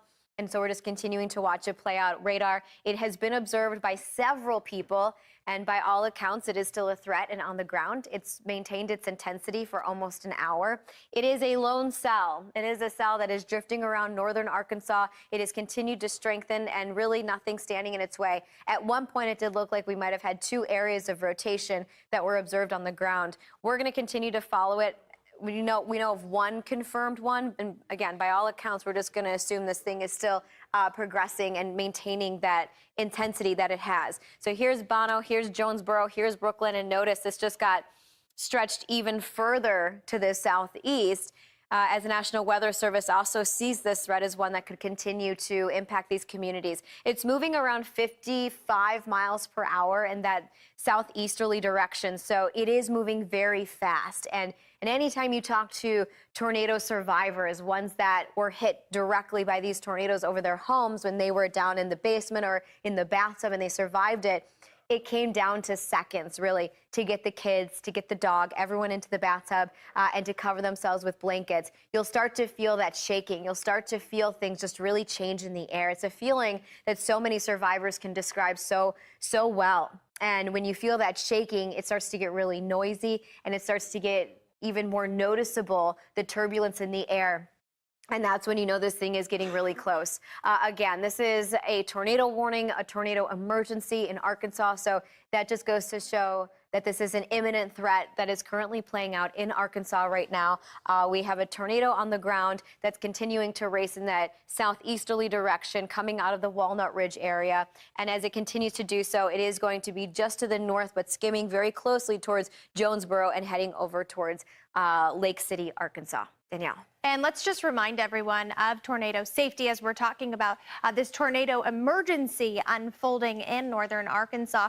What do you do if you're in this tornado warning, if you're in the path of this destructive cell? Go to a basement or go to the most interior room on the lowest floor of your house. If that's a closet, great. If that's a bathroom, great. But get in there, crouch down. If you have a helmet and it's accessible, certainly bring that with you and wear your shoes as well. This is really, really important. This is not a situation to take lightly when we're talking about a tornado emergency. That means destructive, possibly even life-threatening tornado is imminent and moving through your community. So we've been talking about the area that this is in. This is, again, northern Arkansas, and now this is about 10 minutes out from Jonesboro. When we're talking about Jonesboro, of course, that also means we're talking about Arkansas State University, home to about 8,000 students. They were just alerting everyone on their Twitter page to take cover because this is heading toward their area. Now, what happens is these move in very, very quickly. So likely you're just enjoying dinner, you're enjoying the evening as normal. It's the first night of Passover. It's also Good Friday. Lots of people together with their families, but so important to have a plan as now we have this tornado warning that's unfolding. So this is, again, Craighead County, Arkansas. Here's Jonesboro, and here's where this area of destruction that we're watching. This is a tornado that's been confirmed on the ground, and it's been moving for about 30-45 minutes. So it has shown us that it certainly has the ability to stay together. So it's moving southeast quite quickly. Brooklyn, it does look like it'll be to you at 8:42. So you have about 8 minutes to get to your safe place.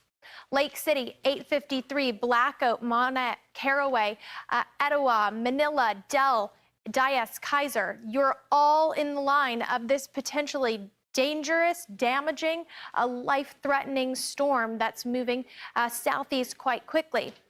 We've already seen very large hail come out of this cell. So we've seen reports of hail up to 4 inches. That's softball-sized hail. We've had reports of it damaging car windshields. So that's, of course, a threat in and of itself. You do not want to be under softball-sized hail falling from the sky. The other concerns, of course, lightning, a lot of rain in a short period of time, and these damaging wind gusts that can do a lot of damage. We've seen reports of cars that have just been turned over on the highway. So that goes to show you all the energy and the power associated with these storms. If they can just pick up cars, they can also damage homes as well. That's why it's so important to have your plan going into this evening. So again, Craighead County, Arkansas, northern Arkansas under this tornado warning, this in effect until 8:45. Can we look at some of that hail, Stephen? And you can see, look at this. This showing all the hail that's been associated with this cell that's fallen from Pocahontas to Paragould. So how many miles can we track that out, this hail track, and show how long? Okay, he's going to work on that. But where you see these dark purple indicating very likely that we've had significant hail falling. And then we've seen the video coming in of the hail that's continued to fall. So that's another big concern. All of this hail that's fallen from the sky from Pocahontas to Walnut Ridge to Paragould, and now getting very, very close to Jonesboro too. And of course, Jonesboro also an area that has just had a wrath of severe weather moving through so far this season. And once again, now in another tornado warning. It does just look like that tornado warning was expanded as this continues to move southeast, as that red polygon is now flashing a little bit more southeast too. So that's not surprising, as this is what we've been seeing. So now Mississippi County, Arkansas, you are under this tornado warning that's been expanded right here until 9 o'clock. Now, this tornado, actually, we are now just getting reports in from Stephen and Weather Command that this is no longer confirmed. So maybe, hopefully, this is starting to fall apart. It's starting to lose some steam as it continues to move to the southeast. So that, of course, would be great news. But keep in mind, what can also happen is these tornadoes can kind of come apart and then they can come back together. So that doesn't mean we're by any means out of the woods. This tornado warning, this new one just issued because of that potential threat. So this stretching southeast, it looks like a part of Truman, you'll be under that. And then of course, Jonesboro too. So just north of I-55 here is where we've had this tornado warning now expanded until 9 o'clock. So timing it out, again, this is still moving quite quickly, but where it could potentially be, Lake City, you have until 8:54. So you have about 15 to 17 minutes to get to your safe place there. Other areas that could be in the path of this destructive cell that's already shown us what it's capable of, Black Oak, Caraway, Etowah, Lepanto, Dias, Kaiser, Joyner, Osceola, and Wilson. This could be moving in your direction soon. Taking a look at this screen there, it does look like we're looking at pictures out of Jonesboro, Arkansas, and it looks like we now have some raindrops on the camera there. So that is very likely and very expected, because things are quiet until they're not as these severe storms roll through. So Jonesboro, Arkansas, of course, a place of big concern, and in that new tornado warning, you can really only see what's happening when the lightning lights up the sky, as you were just starting to see there. And that just goes to show you the lightning is just another indication of how powerful these storms are. So there's a lot of All right, so once again, we were listening in with our Fox weather team. They are doing an amazing job staying on track of all these storms that are coming across the south. Right now, we do have quite a few tornado warnings that they have been telling us about. We'll go back into some of their coverage here for you on Live Now from Fox. But again, those purple boxes popping up on your screen going to be where the most severe parts of this storm are located right now in that northern Arkansas part. And as we just heard her mention too, right now, the dark evening night, it can become even more of a dangerous situation right now. You can only see some of those parts of the sky when the lightning is flashing. So you definitely don't want to be going out and risking anything. If you don't have to be outside, make sure you're inside taking cover, especially if you're in one of those areas under those tornado warnings. You shouldn't be out at all, period. That's it. End of story. So we'll be going back into more of their coverage, as well as more of our stories happening here across the country when we return from this 2-minute break.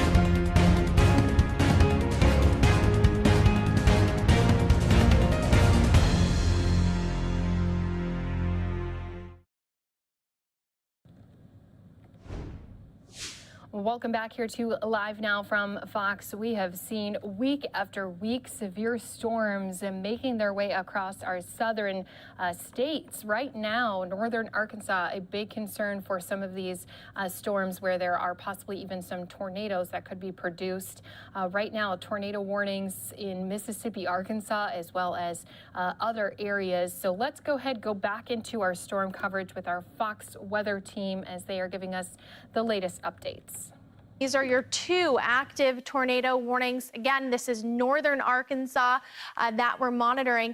Mississippi County, Arkansas, right north of Jonesboro, between Jonesboro and Paragould is where we have a tornado warning in effect. And this does include Arkansas State University. So last check, they were telling their students on Twitter, please take cover, because if you haven't yet, you certainly need to, as these tornado warnings are in place. Stephen, are we still under the tornado emergency as well? Yeah. Okay, so that is good news. So the tornado emergency has been lifted. We do just have these two tornado warnings left for northern Arkansas, continuing until 9 o'clock as these cells continue to track to the southeast. Now, this isn't a line of storms like we saw earlier this week. This is just one supercell that's shown. It's very, very powerful and capable of producing a tornado, as we've seen in all the storm reports. People have had their eyes on these tornadoes. We've had law enforcement confirm them as well. So you're looking at a loop now, and you can see just how quickly all of this unfolded. So 8 into 9:45, just in 2 hours, these supercells moved in, and they have caused quite a bit of damage, as we've seen on these storm reports. We had a few of those severe thunderstorm warnings also that were issued and in effect, but it does look like they are no longer in effect, just those tornado warnings and a new tornado watch as well. So much of this area going to be under a tornado watch through midnight tonight. There you can see that there. From Little Rock all the way up into Harrisburg, Jonesboro, you're under that too. Brownsville, even Memphis under this tornado watch. And again, this is until midnight local time. So what does that mean? That means you want to be ready. You want to have your plan in place because you could potentially see this upgraded to a tornado warning. And if that is the case, you want to take cover. You want to go to your basement. You want to go to the most interior part of your home because a warning, of course, means a tornado is imminent. A tornado is moving through your community, and you could potentially be in a lot of danger. It looks like your screen looking at Jonesboro, Arkansas right there. You can still see some lightning flashes, although they do look to be more off into the distance now. So again, this whole area under a tornado watch until midnight. Little Rock, you can see I-40, I-55 into Memphis under that as well. So just before you go to bed tonight, have your alerts turned on to notify you if you live anywhere in this tornado watch, if a damaging situation or a potentially deadly and dangerous situation is going to be unfolding as you see areas within this watch potentially upgraded to warnings into the night. So again, the tornado emergency no longer in effect, but Marissa, we still have two of those tornado warnings that are actively with us. Yeah, and you know, continuing to follow the National Weather Service chat where you get a lot of EMS workers and any of the sheriff's departments or police that usually chime in because they're out patrolling usually, and usually they're some of the first on the ground folks to get eyes on these tornadoes and even some of the storm chasers. We haven't had any updates on anything being observed recently.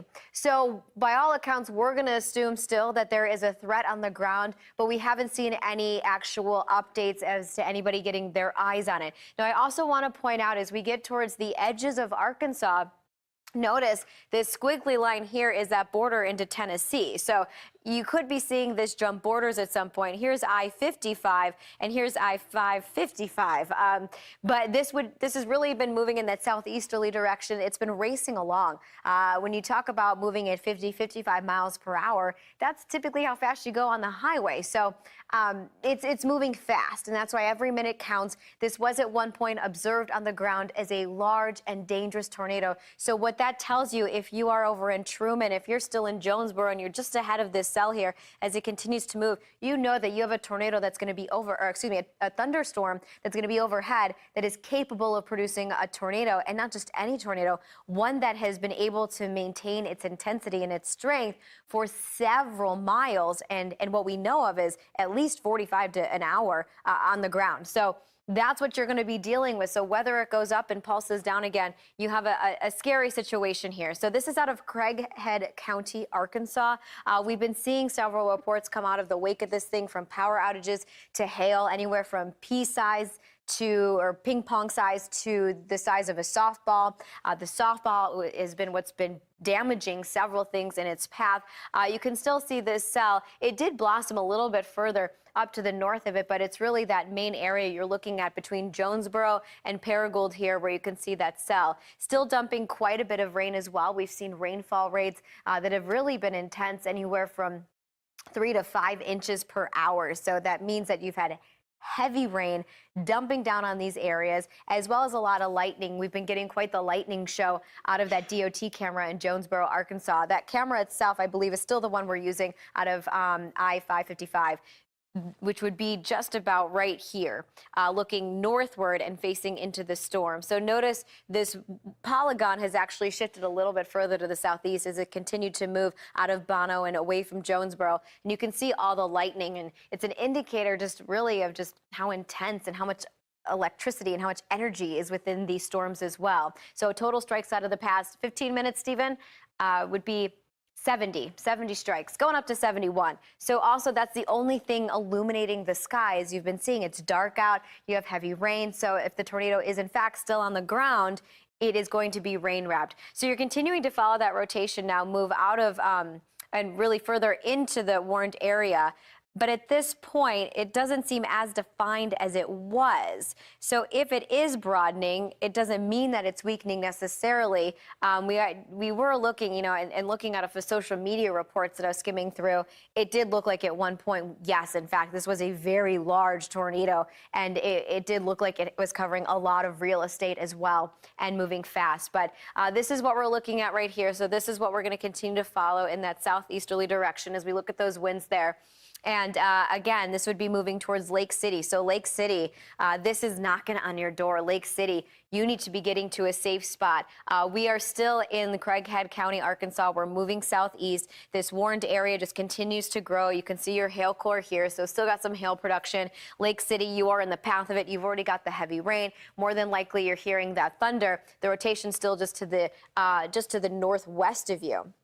So notice Jonesboro, at this point, you are now starting to see some of the calmer weather as you are now pretty much in the wake of it, but you still have some of that inflow right there. So if you were to guess where that rotation might be, it would be within this area. So it really is coming right towards Lake City within just a few minutes. Lake City is the next community.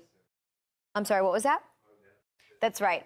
So thank you, Stephen, for reminding me. So Monette, we were on air in December here at Fox Weather watching tornadoes. In fact, one large tornado moved through Monette, Arkansas. Monette took a huge hit from that storm back in December, and many folks in Monette still recovering.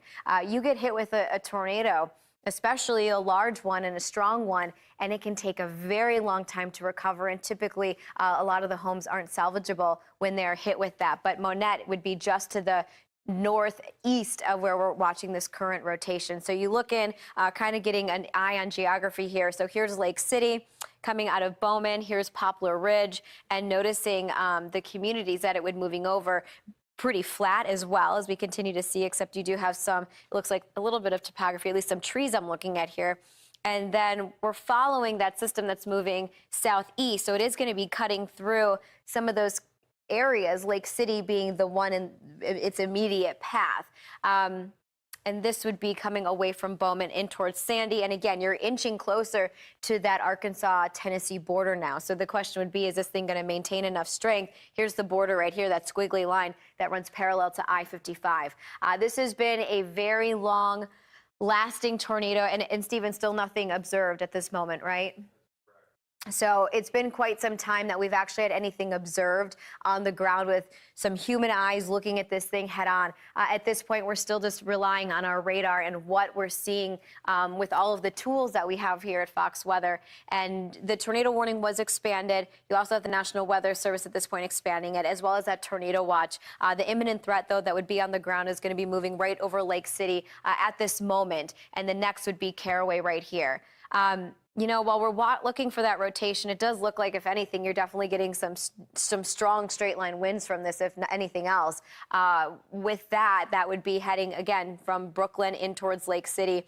Those are winds that are heading toward the radar, and these are going to be winds that are heading away from the radar. So this is that warned area. This is a thunderstorm that we know is capable of producing a tornado. And one of the things we were showing you as well is that this was at one point a very lone supercell that was on its own. It was moving through northern Arkansas on its own, and it had everything it needed to really fuel that. You know, the higher dew points that lie ahead, a little bit more moisture pack, that buoyant air, and decent inflow into this storm that continued to help propagate it and help it intensify. Since then, it has blossomed a little bit more within Arkansas and in towards navigating towards the western periphery here of Tennessee. You do have another severe thunderstorm warning that's just to the south of it, so that is a relatively new warned area that we're looking at.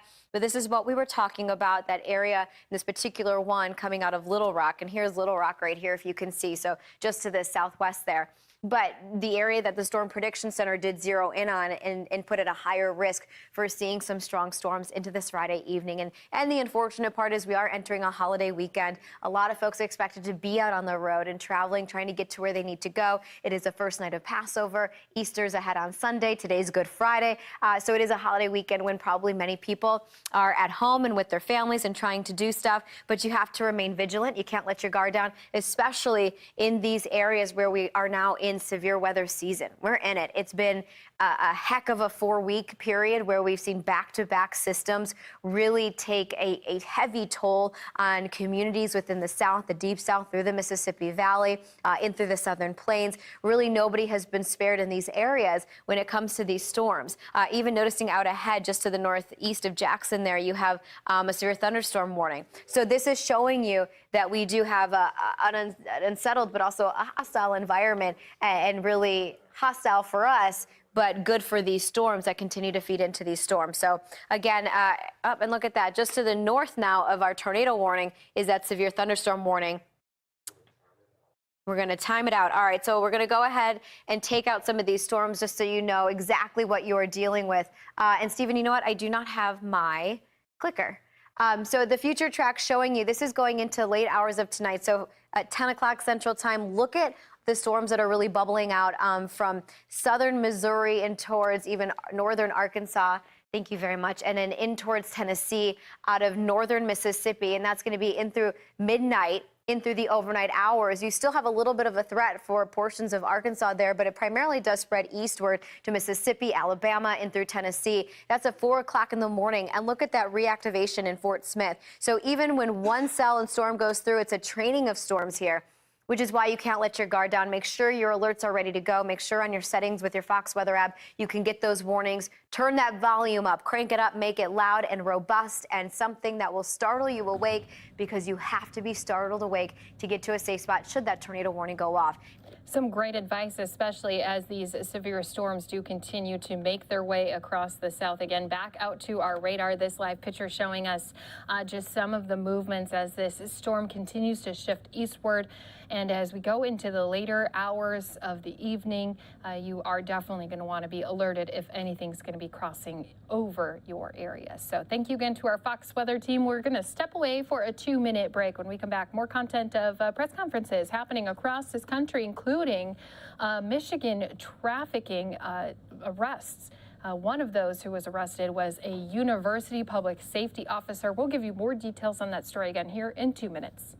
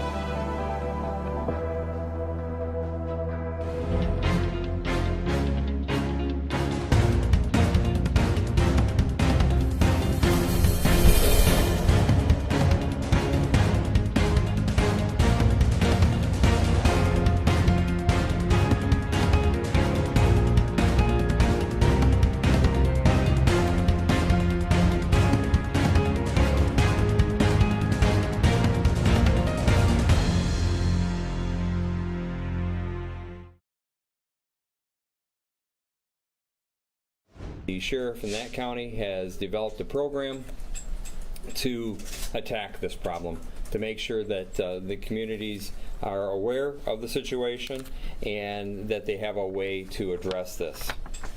In Genesee County, they call their team the GHOST team, which stands for the Genesee County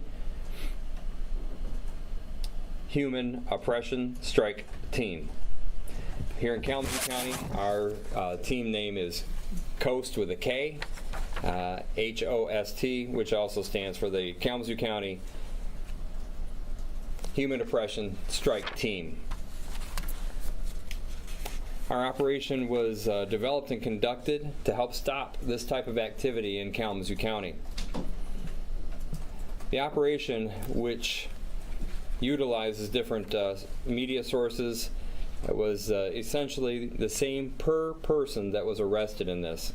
They start a conversation online in chat rooms with someone, a police officer, posing as a minor child. The chat turned to sex talk and different acts. Arrangements were made to meet at a local motel, and the subjects, when they arrived, were met there not by a minor child opening the door, but by sheriff's deputies. From that point on, they were handcuffed and taken to jail. To this point, the Sheriff's Office and the Genesee County Sheriff's Office have made 3 arrests related to this. I wish to thank everybody involved in this, but what I'm going to do next is talk about the subjects, their names, their charge, and a little bit more for information-wise. We do this to make it clear that we know there are other victims in this community that may have been victimized by these suspects. And if that is the case, I'd like you to make sure you call either the YWCA's hotline, 911, or this sheriff's office, because we will investigate your complaints. First subject is Aaron James Bauer Gumund, 27-year-old man out of Mattawan, Michigan. The subject works for Bronson Healthcare Systems. He was charged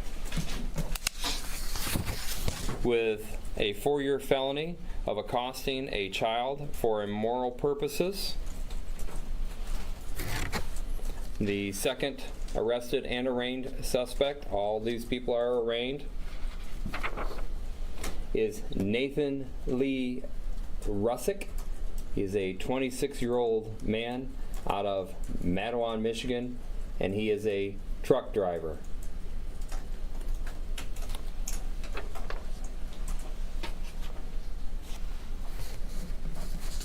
The last person's arraigned? Yes. The last person was just arraigned.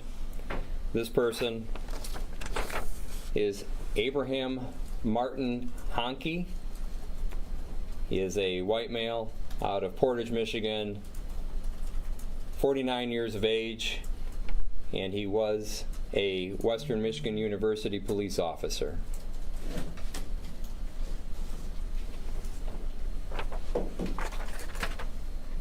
His charge, same as the others, was accosting a minor for immoral purposes, as well as using a computer on the internet to commit a crime. Both of those are 4-year felonies.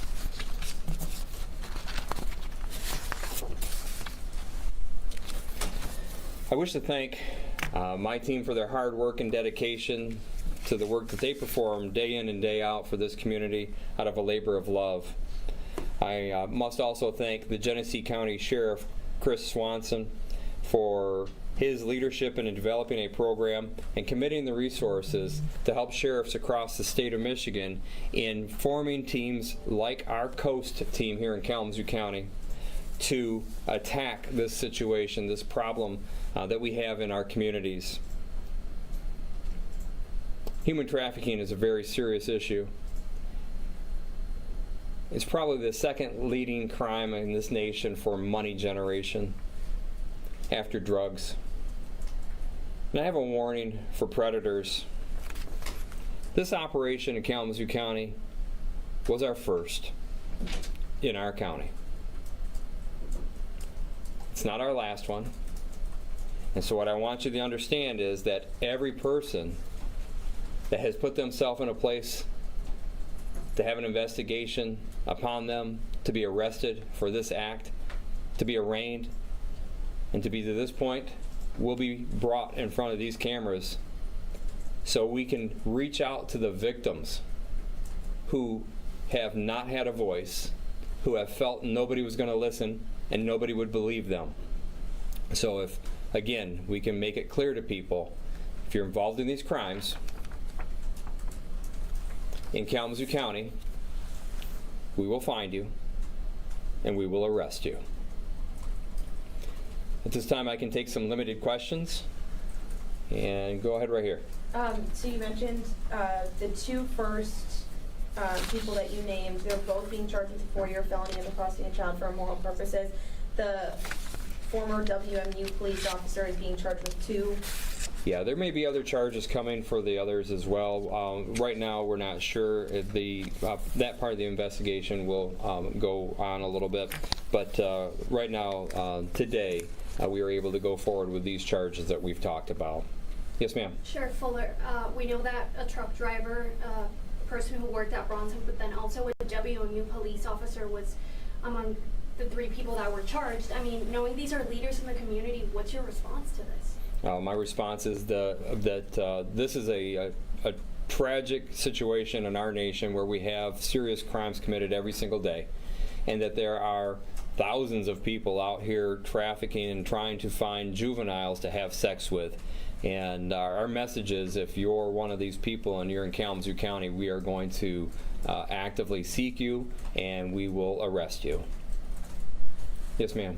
Abraham Hankey, Martin Hankey, the former WMU police officer, do you have any idea when he was working at WMU, how long it's been since he's been on campus? No, I have none of that information. Yes, ma'am. Can you confirm the spellings of all of their names for us? Yeah, we'll have all that for you guys with the picture of each of them as well. Was he employed by WMU police at the time of the alleged incident? He was a current employee at the time of the incident, yes. He was not working. Yes. How long has this specific investigation been going on for, and can you say how many minors were involved?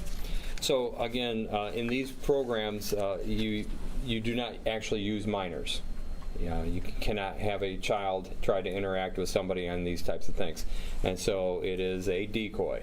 And what I can tell you is we noticed that there were over 1,000 contacts within an 8-hour period of people trying to talk to and possibly solicit a child for sex.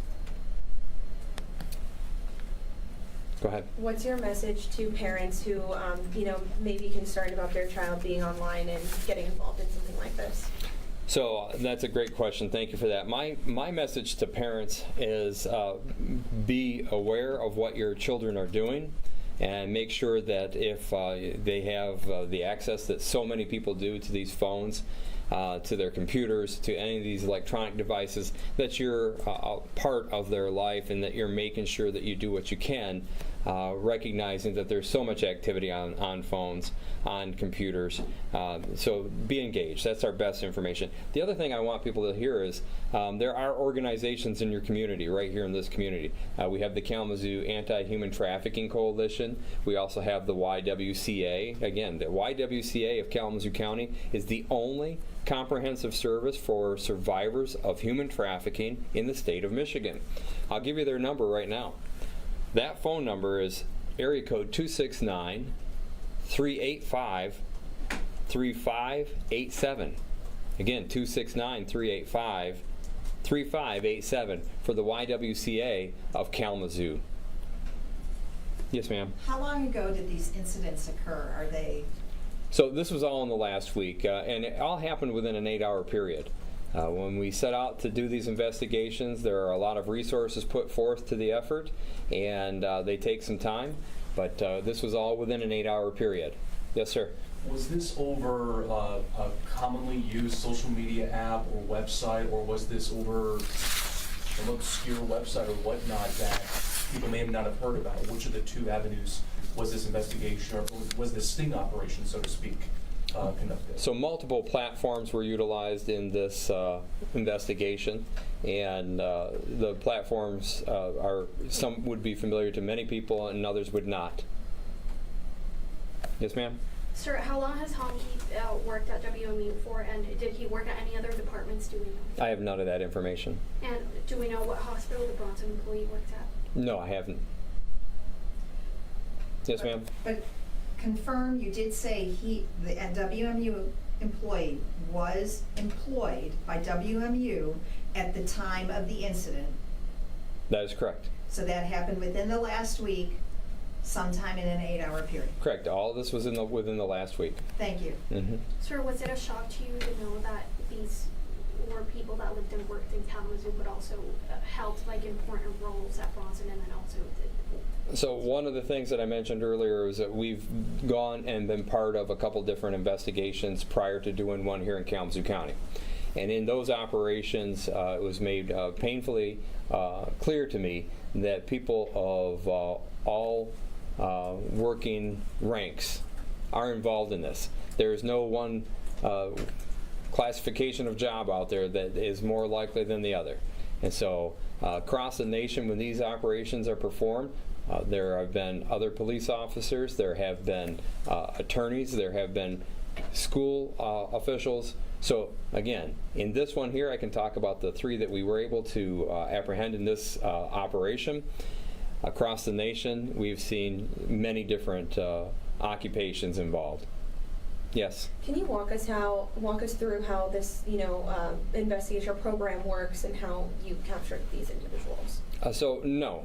Specifically, I won't walk you through how it actually works, but what I can tell you is that it's not terribly sophisticated, and that it involves people who are actively already seeking sex with a minor.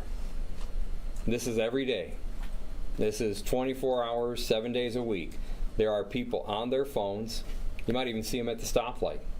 You might even see them at the coffee shop. You might even see them sitting on their own front porch or whatever. But there are people actively seeking 24/7 children to have sex with. Yes, sir? Was the WMU officer placed on leave or fired, or what is the process? What is his status? So that person is not an employee of mine, and I wouldn't speak to personnel issues anyway. Did you have a question? Yeah. You say that there was up to like 1,000 pings within a 8-hour period. How concerning is that to you? And is there any way to tell if those pings are more localized, or could they be across the country?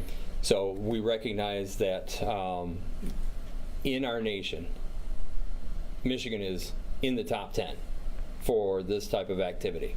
And so in knowing that, having 1,000 views of the site that's being utilized was not terribly surprising. It's sad. It's very sad to think, I would love to be able to do an operation like this and find 0 contacts, and that nobody reached out. But the horrible reality of this situation is thousands every hour of every day in this country. Sheriff Fuller, what is your message to the victims' parents? So again, we have no victims in this case because it was an operation run by the police where there were no children involved. But I want to be clear, across this nation there are children being victimized. And so to those parents, I want you to know that there is help. There are people that care. There are people that will help you do these investigations. If you bring to us the information, we will get services for your child. We will get services for your family by working with our community groups, much like the groups I just mentioned, and a whole list of others. And in the future, you're going to see more of those different groups on our website at the Sheriff's Office for you to be able to reach out and connect with.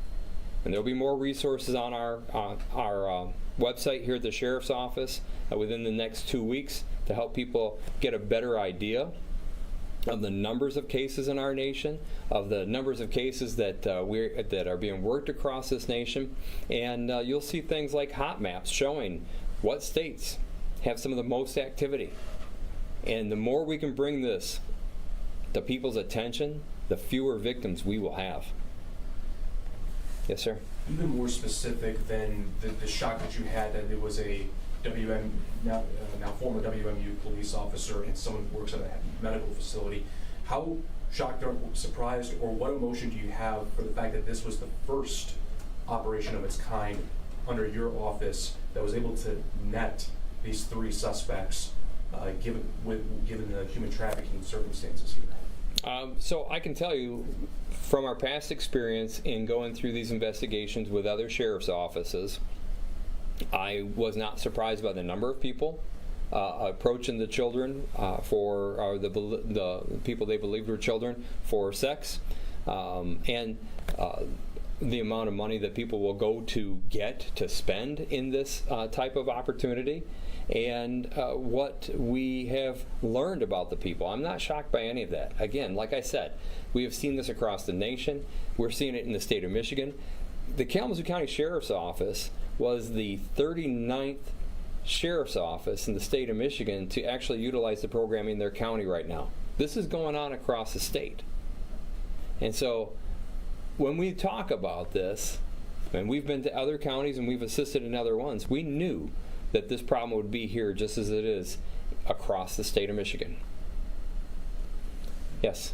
Is it accurate to call it a sting and all these 3 people who are arraigned were going there seeking sex with a minor? It's accurate. If you want to call it a sting, that's fine. But what I would call it is an operation, and that we are out here fighting human oppression, and that it was all within an 8-hour period. And the 3 people that have been arrested, arraigned, and presented to you today all were part of that operation. I have time for one more question. Go ahead. How often do you plan on doing these operations, considering in just 8 hours you took 3 people in? Well, again, we've developed a team, and so hopefully people heard my message here when I say, lastly, I want to be clear. To anyone looking to have sex with a child in Kalamazoo County, we're watching for you, we're looking for you, and you will go to jail. Thank you very much, everyone. I really appreciate you being able to take the time to be here this afternoon to put this message out. Thank you. Thank you. Thank you.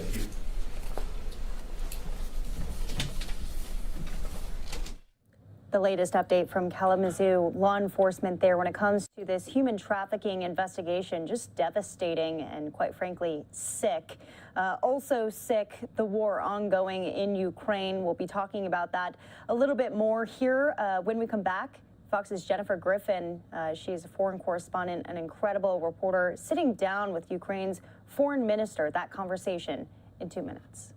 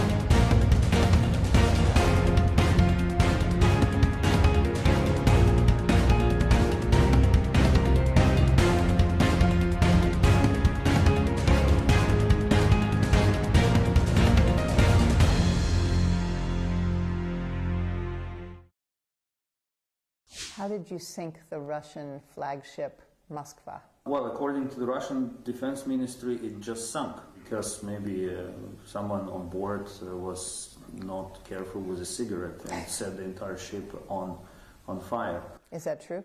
Is that how it happened? I was not present on board when it happened, but I want everyone to understand one thing. Ukrainians are not afraid, and I want our partners not to be afraid either. If they set aside fears of escalating, of provoking Putin, that war will be lost, and they will themselves become the next victim of the Russian aggression. We are offering a fair deal to all our partners. You give us all that we need, and we do the rest of the job. The Russians pulled back from Kyiv, and yet we heard explosions a few miles away from the capital last night. Was that a response to you sinking the Moskva? Well, every time I learn that something happened on the front line that inflicts serious damage on Russian army, I realized that in the next 24 hours Russia will strike back. This is war. There is no alternative to that. Who do you feel has supported you the most internationally? So I can easily list the United States, the United Kingdom, Poland as three countries who have done more than others. What did it mean to you to have Prime Minister Boris Johnson walk through the streets of Kyiv? It was huge. I think it was a clear demonstration of leadership. What would it mean for President Biden to come here? It would be even more huge, even bigger. We're looking forward to the visit of the President. What would it mean to you to have the U.S. Embassy return to Kyiv? Well, actually, I brought this issue up in my conversations with American colleagues. The French embassy is on its way as we speak. The Italian embassy is also coming back. Baltic countries, Croatia. The EU ambassador is also back to Kyiv.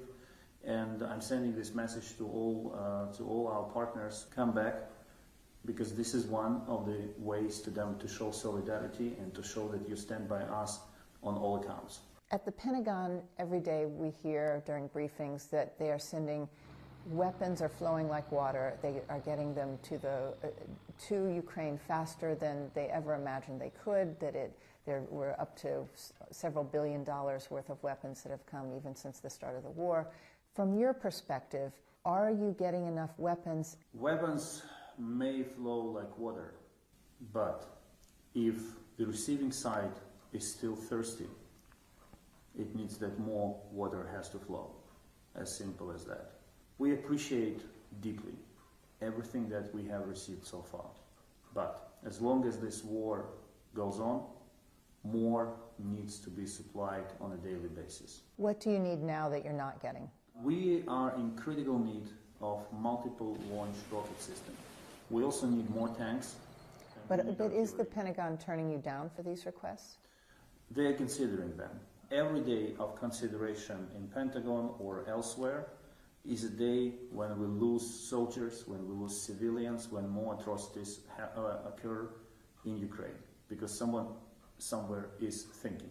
There is some criticism that there is a bottleneck, that some of the weapons coming across, particularly javelins, the new batches of javelins and stingers, are getting held up within your old logistical system. The system is not working. The weapons are not getting to your special forces. How do you respond to that? Well, first, every day we hold a meeting with key stakeholders from defense and foreign affairs sector under the leadership of the President. So you're not holding on to any weapons for a rainy day, holding them back, worried that maybe the Pentagon and others will cut off supplies at some point? We don't have any worries about Pentagon planning to cut off supplies, because I believe that Pentagon is itself impressed with the quality of Ukrainian army and with the way we use these weapons. The battle for Kyiv was won largely. We hear so much about the javelin. Is the war in the East going to be won with javelins, or is it a different conflict? Is Russia regrouping for a different kind of battle? They do. They regroup for a Second World War style battle. with thousands of tanks, heavy armored vehicles, all kinds of armor, helicopters, plane, front lines, and this is why it will be insufficient to have javelins to defeat them in the east. This is why we are yelling at every corner about the need to send Ukraine heavy weapons as soon as possible. It's been said this is a war of logistics. Is that true on your side as well? And what are the logistical problems that you're facing?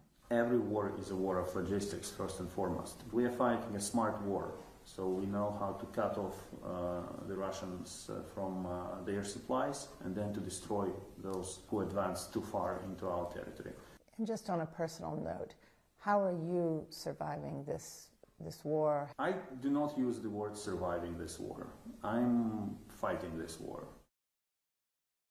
Moscow has told the U.S. that it will strike weapons supply lines if the U.S. continues to provide weapons to Ukraine.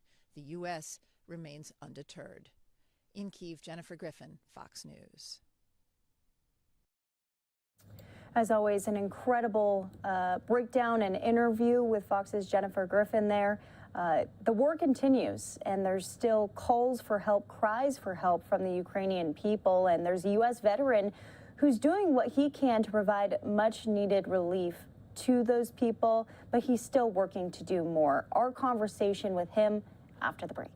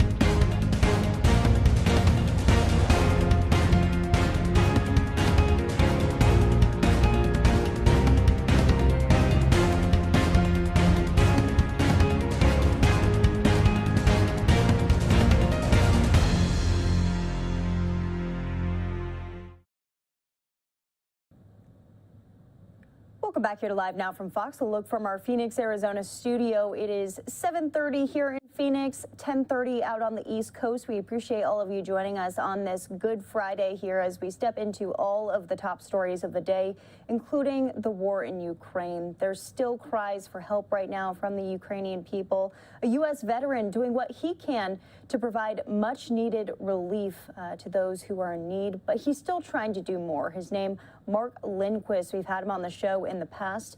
Here's his conversation today, live from Lviv, with our very own Christy Larson. Russian troops continue their attack on Ukraine. We have now been talking about this war for more than 50 days and bringing you a number of stories from people both in the country as well as outside of the country. One of those people is a U.S. veteran, Mark J. Lindquist. He is joining us from Lviv, Ukraine. Last time we spoke with Mark, he was at the border helping some of those refugees who had escaped the country. Now he is inside of the action doing a number of pieces of good deeds. So let's go ahead and have him join us. Mark, just bring us a little update of over these last few days that have probably all run together. What have you been up to? What's been your biggest missions here so far for the Ukrainian people? Yeah, when I got boots on the ground in Warsaw, gosh, probably what now, 2 weeks ago, 15 days or so, we really identified, I and my team of American volunteers, that the logistical problem was chief among the problems. The right things are not getting the right places with the right people. And so we needed to understand the problem at different legs of the journey. Take, for example, Warsaw, that's where my PO box is. That's where people from the West can send items that are needed that might not be able to be sourced here in Europe. And so we figured out what's happening in Warsaw. Then we got to get down to the border. That's where we talked last. And now I'm here in Lviv. And so now this is kind of the rear of the logistical operation. Things come into Lviv and then we send them out in transports, individual vans or buses throughout the country. And so next, the leg of the journey will be Kyiv. And then we'll kind of have a full 360-degree view of the humanitarian mission over here. So we've been doing work here in Lviv. We've got a Ukrainian translator, which really makes me gain some respect or understanding for what we heard about last year with the Afghanistan translators getting out of the country. And so now we have a translator here and certainly understand that tight relationship. Working with Ukrainian locals, taking meetings, getting an idea of what the situation is, setting up transports so we can run logistical operations here in the future. And so really it's been a lot of cooperation. It's been a lot of trust building. It's been a lot of proving that you are trustworthy and just really bringing all the best leadership skills to bear to be able to help as many people as we can. Stories that you've been sharing already on some of your social media pages, but let's just talk about that trip. Was there anything that kind of surprised you or shocked you going from the border in Poland to inside of Ukraine itself? What have you been seeing as far as sights and sounds been going? You cross the border from Poland into Ukraine, and we rode on a bus from the border. It's about 50 miles out to Lviv, and people are coming back. The first thing that shocked me was, all we hear about is the people fleeing. But the bus that I was riding on was, it was shoulder to shoulder. Of course, the gentleman, and I saw many of the Ukrainian gentlemen who were on the bus with me. You give up your seat to the mother who has been traveling and is weary and is worn. And so we're standing there in the bus and, bags surrounding us. You can barely see out the windows because there's so many people. So people are returning back into Ukraine, and that was one of the surprising things. I guess the other surprising thing is, my ignorance is not surprising, but I have proven myself to be a little bit ignorant. I've never been to Ukraine. I've never known anything about Ukraine except through the news. And so to be here, boots on the ground, to see the life that the Ukrainian people live, I think it would be shocking to a lot of people based on the misconceptions that we might have in the West of what Ukraine is. It's a very modern society. It's advanced, although their income might not be as strong or robust as the United States of America. They're living a life that is much similar to yours and mine. And I often have remarked to friends back home that you could as easily have a friend or best friend from Ukraine as you could from Omaha or Nebraska or Georgia. And so the people here are beautiful. It's all hands on deck. Everybody is here for the victory of Ukraine and the support of freedom. And it's really a beautiful thing to see. They're proving to us, Ukraine is proving to the world that unity is possible. And it's a wonderful thing to be part of. As you have mentioned, the Ukrainian people have really just stood strong together ever since this invasion happened and trying to help each other in as many ways as they can. What are some of the things that you've been doing to help kind of with some of these needs that the Ukrainian people have been asking for? And very astute that you say, what are they asking for? I think that's part of the problem is that people aren't asking what they need. They're just assuming. And so what we have been doing with every mission that we do to help is to go boots on the ground to the place, ask the director for their needs list, ask the people out east, have you gotten this sourced? Is it on the way? And one of the things that we're learning to do out here is, think about it, if you're stuck in eastern Ukraine and you're isolated and there's no food on the shelves anymore, and the Russians have raided your homes, you probably reach out to everybody you possibly could with the same request. Take, for example, that baby that we got some medicine to out in Kharkiv this last week. they probably sent that request for that specific medication out to everybody they knew. So let's say that 80 people got that request. 30 people might have fulfilled that request, and nobody of the other 29 knew that happened. And so it's very important out here with limited resources and some of these most needed items now in short supply around the world. It's very important to be able to have personal contact and get a contact number with that person and say, okay, I know I heard this request last week. Is it the same today? And so that's just one of the minor logistical challenges that we've run into out here. And we're trying to solve it with personal relationships. And so, a networker like me, a people person like me, it might be somebody that can do some good out here. And when you're talking about too, just some of these immediate needs that the Ukrainian people are, it could be changing day by day. You're bringing them not only into Ukraine, but then spreading them across the country as well. How difficult is that? Because there's been a lot of areas that have Russian checkpoints, and they're not letting some of those much needed supplies into some of those areas that have been hit the hardest. It's a big challenge to not know the terrain. So that's why you need your local Ukrainians who know the lay of the land. And think about where you live in Phoenix there. If anybody in Arizona needed to get something down to the border or somewhere in the state, there would be plenty of people that would be able to help you with local knowledge. And so that's one of the things we're doing. Yes, the checkpoints are a concern. They change daily. And do-gooders are networking and keeping each other abreast of the latest update. Up to the minute, even on modern technology. And so I'll give you an example. Just the other day, 2 days ago, we found out about 2 women and 2 children. Children, not the right word, teenagers. 2 women and 2 teenagers out in Sumy. If you Google Sumy, that's kind of straight east of Kyiv on the Russian border. Sumy is way out there. Since I've been setting up transports and arranging local Ukrainians to do some transports of humanitarian items for us across the country, they contacted me. And so because their security details were booked, and they were wondering if I could help out. And so we were able to facilitate the extraction of those 2 women and 2 daughters in 2 separate cars. And the security team got them to Kyiv. They stayed a night, came to Lviv. They stayed a night, and then we got them out on a transport to Warsaw this morning. And so, of course, one of the things that we worried about most is, oh my goodness, and the reality set in, Christy, that I'm going to send some folks out there to Eastern Ukraine, and I might be a part of sending somebody into a Russian checkpoint.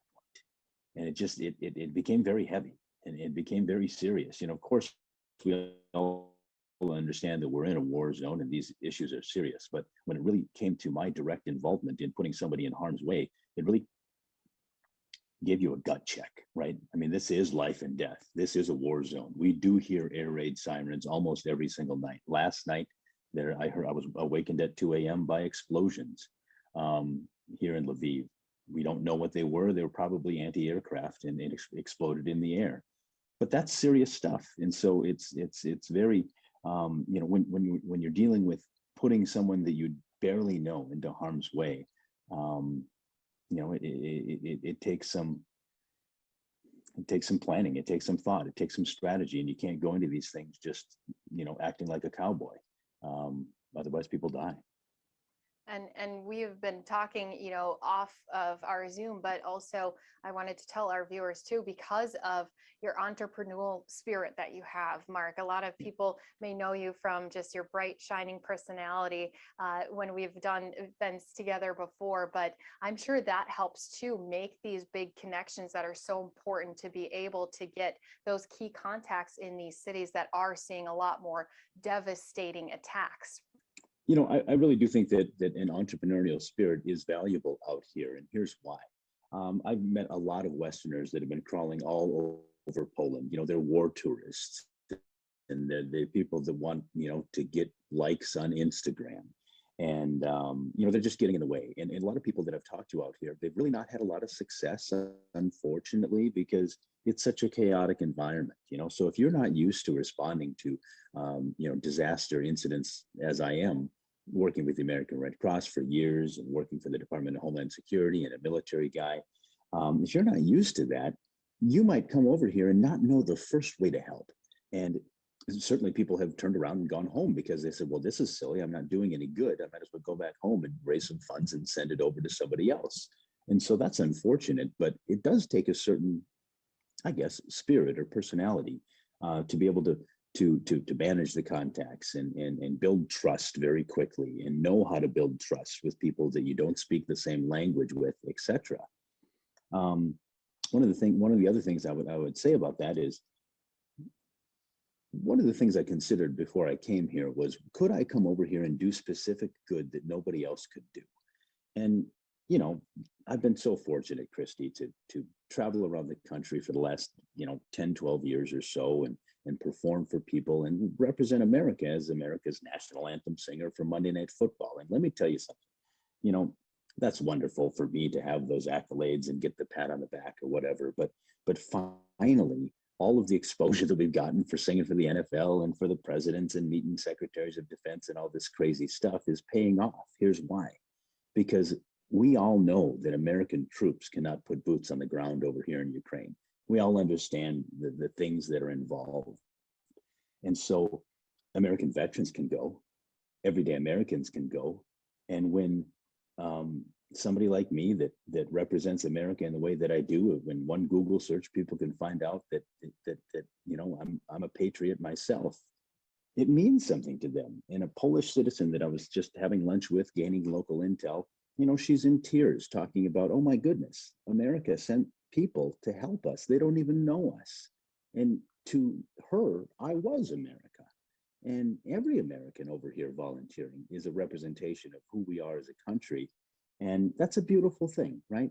And so I've taken that responsibility serious to say, I think I could do some specific good just based on the connections I have, the people I know, the people that might recognize me, and then also trust me when I ask for money, because they know that I'm going to be a faithful servant of the donor dollar, and I'm going to get it directly to a Ukrainian standing in front of me, and I'm going to help them however we can.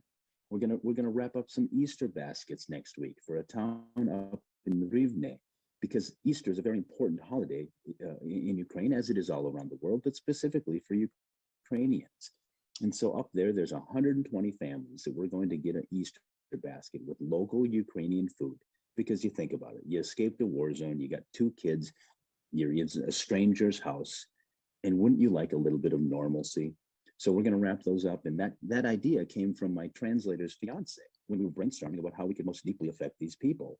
And for isn't that like a perfect thing for a motivational speaker to do, is to bring some morale and bring some normalcy and bring some smiles and good memories to the people on a holiday where they would normally be with their families. So we're doing those types of things. And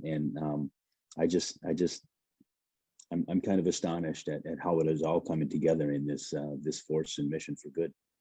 Well, and I like that you mentioned too, those donor dollars. They really are getting stretched as far as they can when you're using them towards, whether it be some of these pieces of travel, getting those pieces of, different donations and equipment and medications into these different areas. But it's not an easy task, because you were speaking about it. It's one that makes your days really long, because obviously when you're around the world, you're halfway around the world from us, you're doing things during the day for the Ukrainian people, working there on the ground. But then as soon as it hits the evening time, we're all waking up here in the United States, and that's when more work begins. You got to be connecting with people back here on what can they help provide and connect with you about. So your days, I'm sure, are just kind of a never-ending stop and stream of trying to gather more information, more connections, and continue to provide more relief to the people who you're seeing there in person.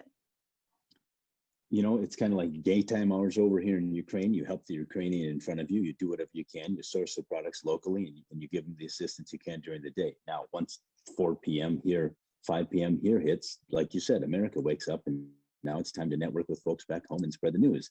It's 1 a.m. Ukrainian time right now, but we're doing this interview, and here's why. Christy, did you know that the story that you put out on this channel last week or whenever we talked inspired a veteran named George from California to call me? And George is on his way over here to Warsaw, and he's going to be one of our American team members. And because of your story, right? And because everybody feels like they should or could do more.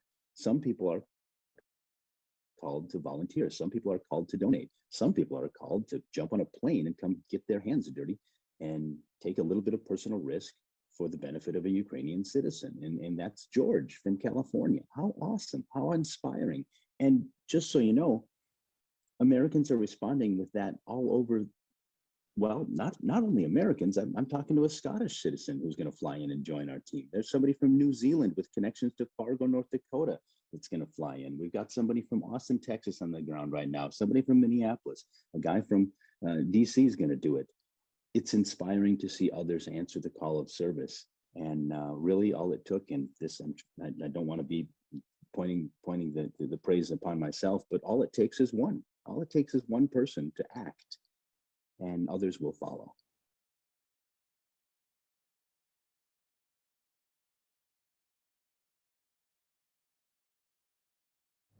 What a fantastic conversation. Luckily, there's a part 2 to this conversation as Mark is planning to move further east into Ukraine. We'll hear from him about that after the break.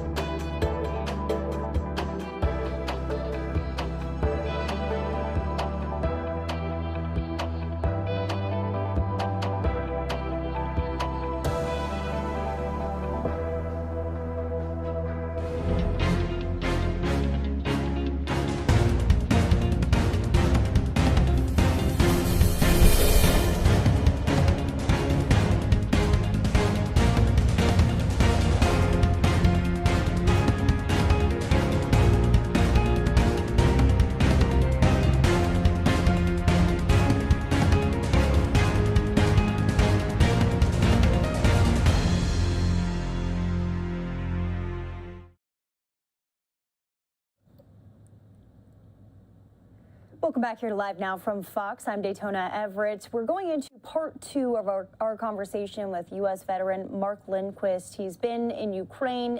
He spoke with Fox's Christy Larson from Lviv today, explaining the type of help that he's providing to Ukrainian citizens down on the ground. Now he plans to move further east into the country. Here's the conversation.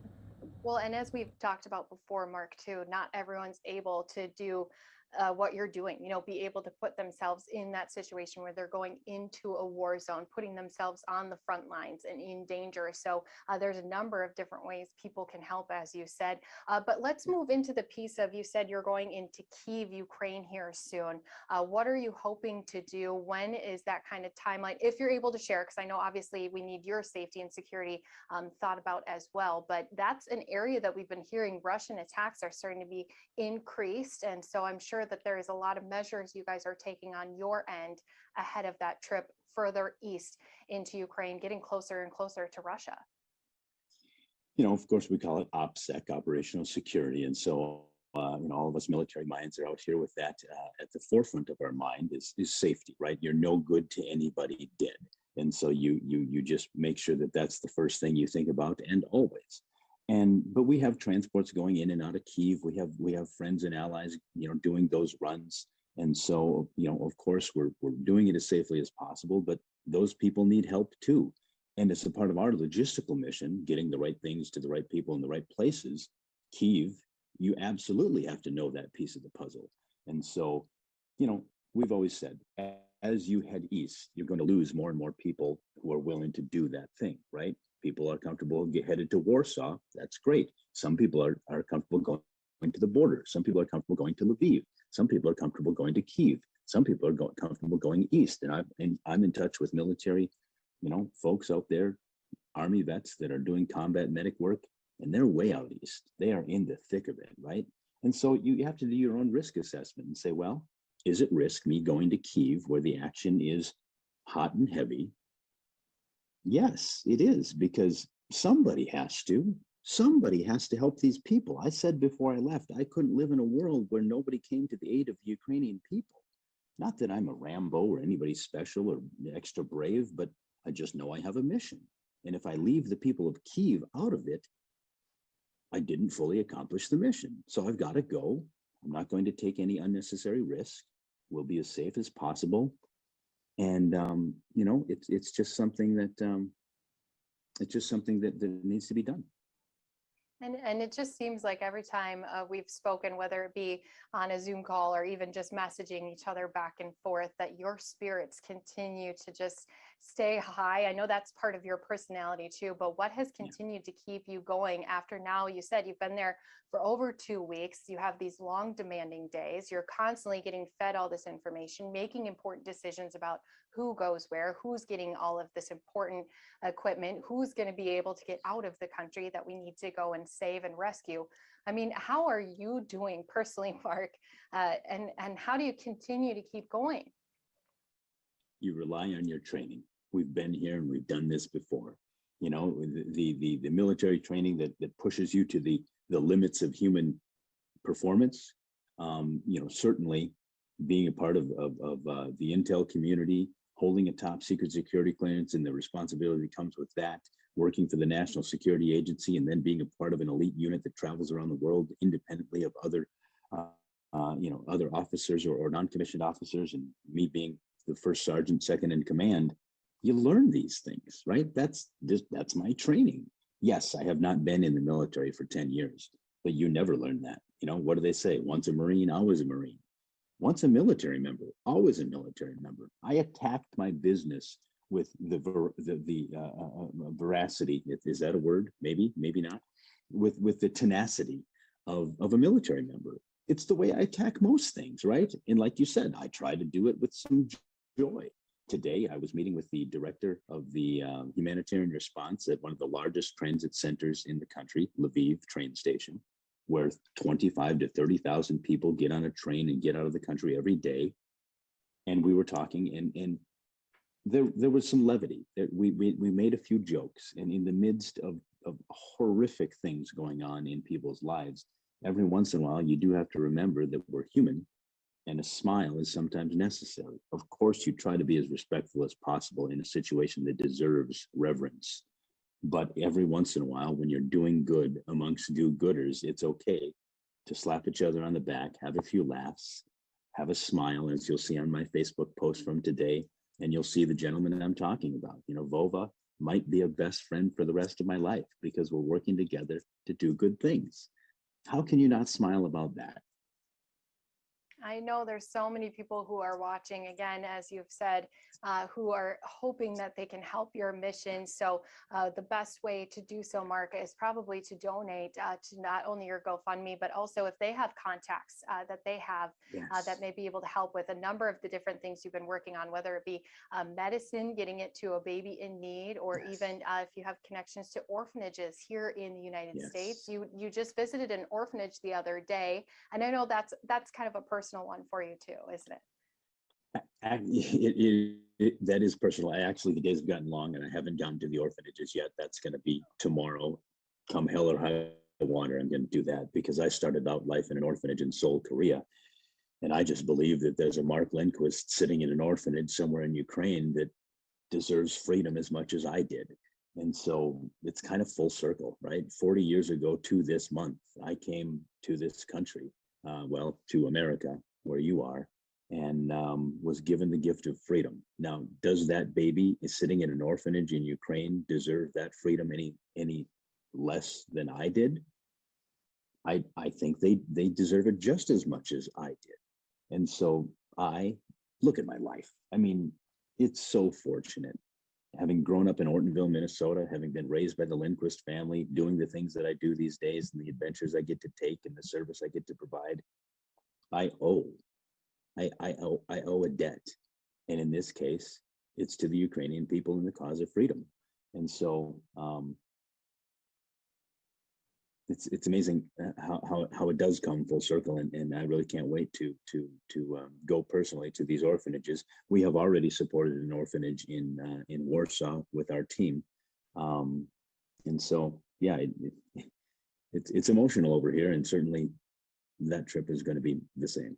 And as we said, no matter what you are doing, whether it be just even some days of just staying inside and making connections and trying to get people in touch with the right people, or even going out there into the most dangerous areas, we do appreciate you so much. I think you've paid more than your debt that you feel like you owed, Mark. I know so many people have been following your story, especially right here back at home. We've been really keeping a close eye on you and have really just been amazed at some of the work you've been able to accomplish. So finally, I just want to remind people that they can still donate and help you out, especially as you've been giving so much relief to those who are in need right there in Ukraine.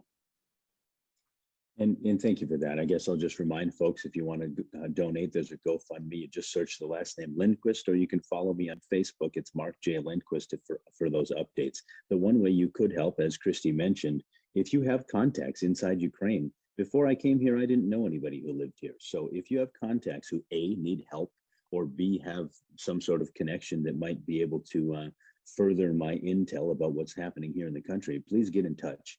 And if you want to come over here and support the mission and volunteer, we've got plenty of work to do. So get in touch. I think one of the ways that people could help, because I just don't have the frontline connections or the first connection, we need to figure out how to get these orphans over to America.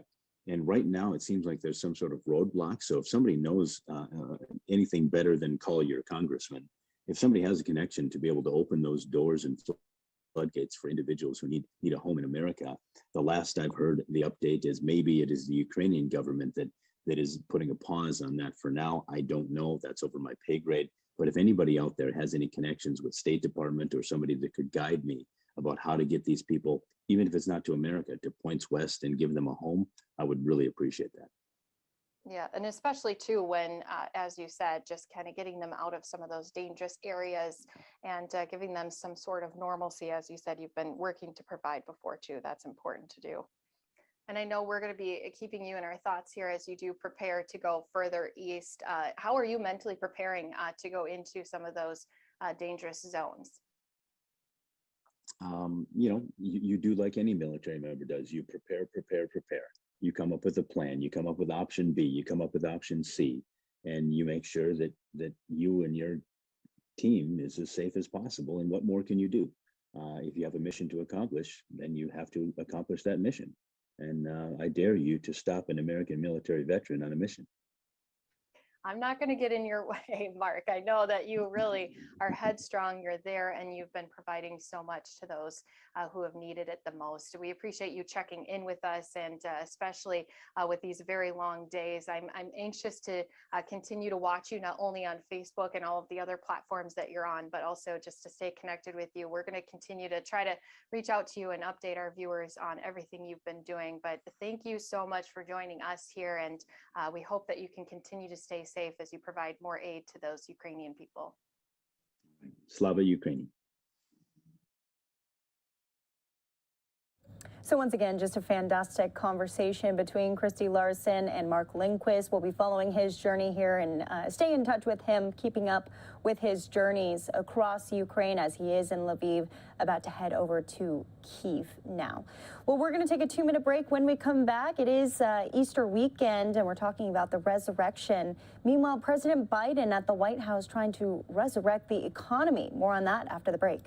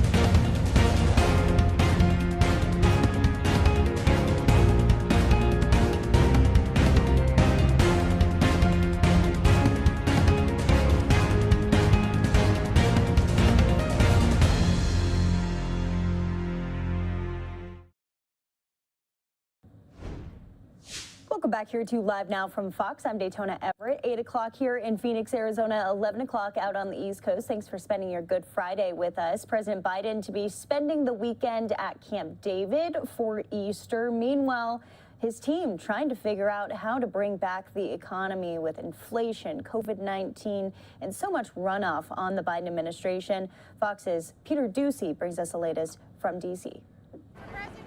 While President Biden is tucked away at the presidential retreat for a quiet weekend, his pollster is sounding a loud alarm about the political climate that awaits this fall. No one's going to sit there as a Democratic consultant and try to bullshit you that this is anything but a really sour environment for Democrats. Even with young voters, Gallup finds the president's approval with millennials just 41% and Generation Z just 39%. So, how do you win back a reliably Democratic voting bloc? Maybe by canceling student loan debt. Between now and August 31st, it's either going to be extended or we're going to make a decision about canceling student debt. President Biden's economy messaging is confusing. Yesterday, it was bad. Now, I know that we're still facing challenges of high prices, inflation.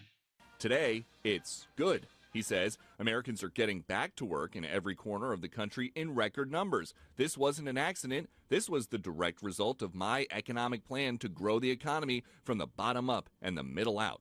That's as mortgage rates have risen, now averaging more than 5% for the first time in a decade. The chief economist at Freddie Mac, the government-sponsored body that supports small U.S. mortgage lenders, now says as Americans contend with historically high inflation, the combination of rising mortgage rates, elevated home prices, and tight inventory are making the pursuit of home ownership the most expensive in a generation. And that's got some Trump-era economic officials warning it could get a lot worse. It's my view that right about now we're entering a recession.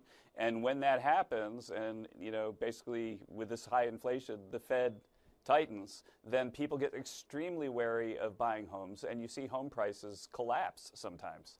White House officials disagreed. They cite a Fed prediction that inflation is going to ease significantly by the end of this year. But remember, they've been saying as long ago as last year and as recently as Wednesday that inflation is going to be transitory. At the White House, Peter Ducey, Fox News.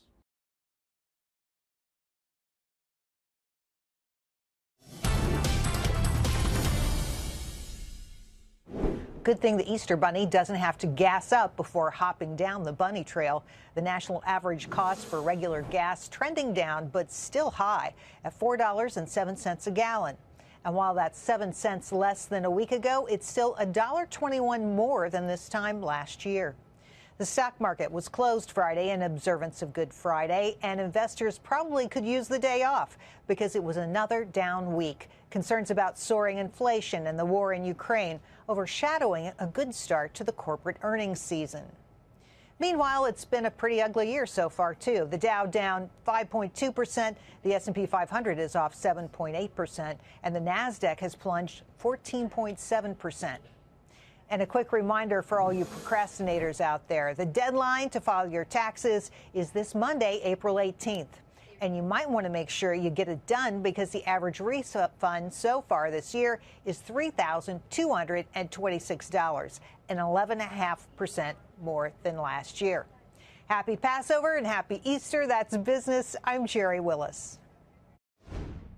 We're going to talk in a little bit about that tax deadline, what you need to know, tips and tricks as it's right around the corner. But first, it happens about every 3 decades. People around the world celebrating 3 major religious holidays over the coming days. Fox News senior foreign affairs correspondent Greg Palcott has this story. Judaism, Islam, and Christian faiths will observe religious holidays this weekend, but it's a rare occurrence. Easter, Ramadan, and Passover overlap about every 33 years. Today in Vatican City, Pope Francis commemorated Good Friday with a service at St. Peter's Basilica, while Christians in Jerusalem mark the day walking along the Via Dolorosa, where it's believed Jesus carried the cross to his crucifixion. Worshippers also gathering outside Notre Dame Cathedral in Paris, 3 years after a massive fire destroyed the building's roof. It's a ceremony of love, peace, and fraternity. I think it's beautiful. I enjoyed it a lot. Good Friday also coinciding with the start of Passover, which begins at sundown. Despite rising tensions in Israel, tourists visited the region for the holiday. People, you hear in some places in the world, you hear about what's going on in Israel, and it's scary, but then you come here and it's everyday life. But the Muslim holy month of Ramadan was marked by violence. In Jerusalem, more than 150 Palestinians at the Al-Aqsa Mosque were wounded in a clash with Israeli police. Palestinians say thousands of worshippers were gathering to pray when they were hit with rubber bullets, stun grenades, and batons. This barbarism is used by the occupation to suppress the safe worshippers who came to attend morning prayer. They were suppressed. Israeli authorities say Palestinians started the violence by throwing stones at them. In London, Greg Palcott, Fox News. As we go into Easter in the next couple of days here, inflation is definitely having an effect on that too, including with your eggs. And a lot of bakeries are seeing the brunt of that. Fox's Madison Scarpino brings us this report from St. Louis, Missouri. My father found out how much the eggs were from 69 cents a dozen to $1.35 a dozen. He's told everybody that's the last year we're making piñolada. Vitale's Bakery has been in St. Louis for 4 generations. The owner, Angelina Vitale, says there have been tough times, but not like this. Every week there's an increase of one thing or another. Between inflation and the highly contagious bird flu, the price of eggs is soaring, a financial 1-2 punch for U.S. bakeries. More like the 1, 2, 3, 4, 5, 6 punch, really. It's like, well, okay, so what's next? That case of eggs right there, I was getting that case of eggs for $21 for a case. Now that case of egg is costing me close to $34. From the end of March to the 1st of April, the wholesale cost for a carton of eggs in the Midwest jumped 60%. People are going to be paying more for eggs. There's just no way to get around it. You decrease supplies, and there's an increased cost of production.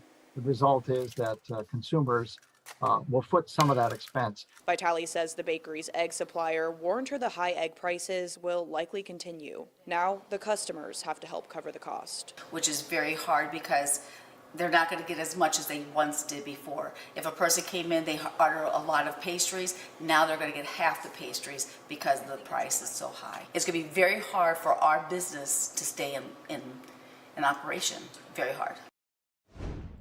That was Fox's Madison Scarpino reporting. Well, food is a huge part of Easter, even though cost is a lot higher now. Almost all ingredients are a lot higher.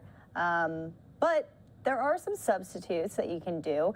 Fox 5 in D.C. getting some fun ideas ahead of the Easter weekend here. Here's their segment from earlier. It's a good Friday indeed. Easter is almost here, and if you don't know what you're cooking or if you want affordable alternatives for a traditional dinner, our next guest is here to help. Yes, this is our friend, Chef Lori, is friend of Good Day DC, helping us make an easy, delicious Easter dinner, Calabama style. Yes, that means it's low effort. But the flavor is packed. But the flavor is packed. I'm telling you, this will look like you have been slaving in the kitchen all day, and I promise you, it's not that long. Okay, because I can smell everything. Oh, yeah. Okay, so here's where we start, okay? I'm going to start with the real food, and then we'll end with the dessert, because that's what we really want anyway.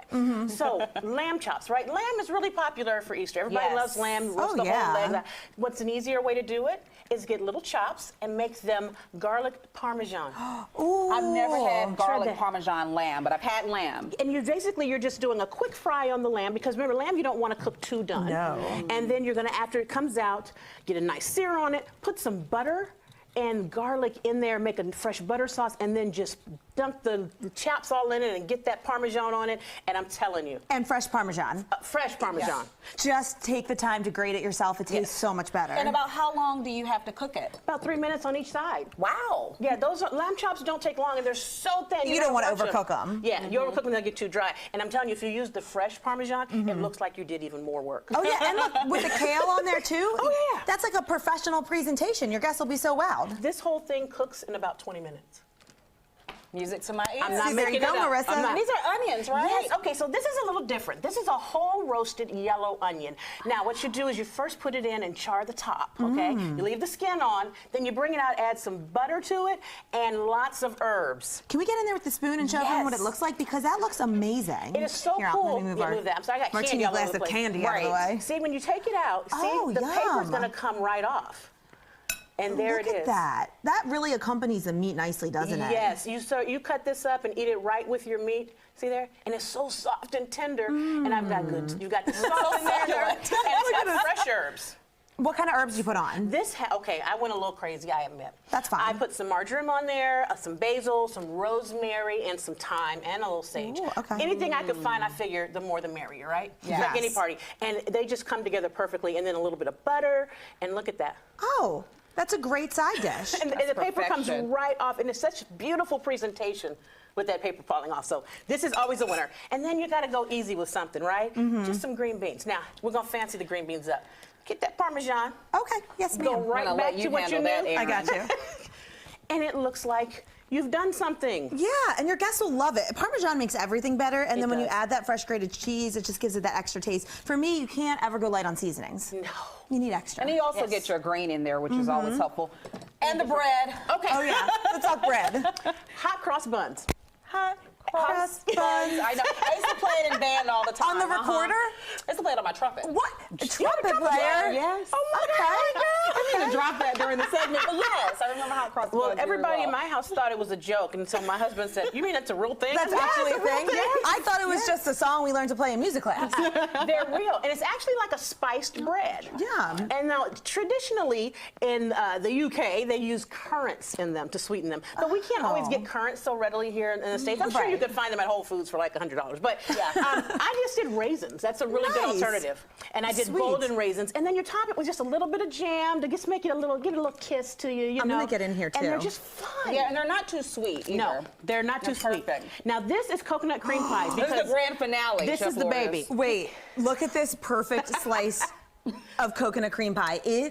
How do you get it to that consistency so perfect? My grandma, no, I'm kidding. I'm not telling you my secrets. What it comes from actually is when you're making the custard, first of all, make the custard. Welcome to my kitchen. I'm pie. got it. That's okay. Thank you. When you're making the custard, don't rush the process and let it thicken. I see. I mean, really let it thicken. And then you get that toasted on top like that? Yeah, you make the meringue fresh and then you put it in. My thing, Chef Lori, is this like advanced, intermediate? This is giving advanced energy for me. It tastes advanced. That's easy. I mean, would you want to do this for your first big Easter dinner? I would say practice it before, because you got to also let a coconut cream pie sit. Right. Because it's got to firm back up. And what happened, I'll be honest, the first time I made a coconut cream pie, it was mushy inside because I didn't know to get it firm enough. But then I have a video on this. This crust is flaky bites of heaven. Yes. Oh, yeah. And there's a video I have on how to do this, a quick video and a longer video, how to make a coconut cream pie. It's really not that hard, and it's so worth it. I'm telling you. And Marissa, what I love about Chef Lori is she has videos and recipes on her website and YouTube for everything. So if you have any questions, you want to make this, you can go visit her and check it out. Where can everyone get in touch with you? ChefLorius.com. I'm on Instagram at Chef Lorius. YouTube is Calabama Cooking with Chef Lorius. I would love to have you join me. We're always eating over there. Thank you so much for gracing us with your beautiful spirit. Thank you. Well, you can just smell the onion and the lamb chops and the key lime pie, making me hungry.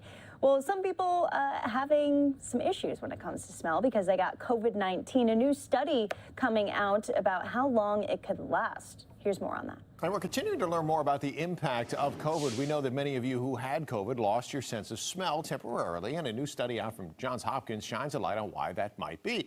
Joining us now, Dr. Cherry Ho to break down her team's investigation and results. Good morning. Good morning, Steve. It's a pleasure to be here. It's great to talk to you. I think this study is absolutely fascinating because I think a lot of people just assumed it was the virus that took away people's sense of taste and smell. What did your team find? So we collected the tissue from a region of the brain called olfactory bulb. Olfactory bulb is an important structure that receives smell signals from our nose and then sends it to our brain. And so we collected tissue from 23 deceased COVID-19 patients, as well as patients that didn't have COVID. And what we found was that the nerve and the blood vessel damage was much more severe in COVID-19 patients than the patients that didn't have COVID-19. And COVID-19 patients that had lost their smell had even more severe nerve and vascular damage than COVID-19 patients that didn't lose their smell. So, and we I'm sorry. So I was going to just to summarize. So it seems like it's more of an inflammation issue that was causing the loss of taste and smell than the actual virus. So if that is indeed the case, how does that help then? Does that help to create ways to reduce that inflammation perhaps in future patients? Yes, because currently there is no therapy for loss of smell that's caused by respiratory infection. So we're hoping that our study, our findings will give new ideas about using, for instance, anti-inflammatory drugs as a potential therapy for COVID-related smell loss. That's fascinating. Does this also explain why perhaps in some people who had COVID, maybe they lost their sense of taste and smell for a week or two, and others it might have been months and months? Is that just because how that inflammation might have impacted them individually? Yes, it's possible because the injuries that we see in the olfactory bulb seems to be consistent with the damage that's caused by inflammation. So the patients that have more severe inflammation in their nose, or the region that's close to the brain, might have more severe damage. And the other thing is, now that we've been through different variants of COVID, have you noticed, I don't know if you've tested for the patients with the different variants, if that has made any difference as to how that inflammation might be impacted by the virus? That's a great question. So we're running another study to look at the impact of COVID, impact of different COVID variants on the olfactory bulb to see if, for instance, Omicron or other variants might cause more or less damage in our olfactory bulb. I think it's absolutely fascinating research, and can't wait to find out the results of those studies. And again, the whole bottom line here is how to be able to address new variants should they pop up in the future. Thanks for joining us, Doctor. It's great to talk to you this morning and hear more about your team's work at Johns Hopkins. Thank you for having me. Once again, Fox 5 in D.C. with that conversation there. A great conversation. When we come back, we're going out to Los Angeles, but want to pull up a really beautiful live look for you. This is in San Francisco, the Bay Area, as we're coming up on 8:30 out in California, 8:30 here in Phoenix, Arizona. But out in Los Angeles, we're hearing that gangs are starting to target the wealthy. More from Fox's Christina Coleman. 2 minutes.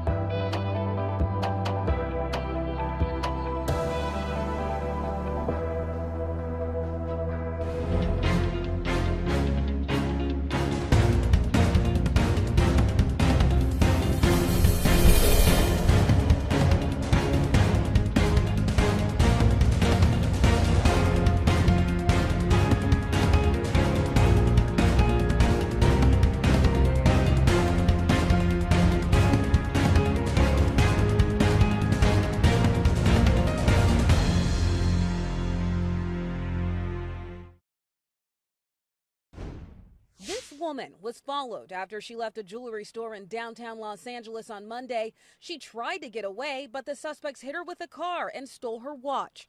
There have been 211 of these attacks in the city since January 2021. We've never seen numbers like this, at least in my 30 years, of this many violent follow-home robberies. And it's just getting worse and worse by the day because nobody is being held accountable right now.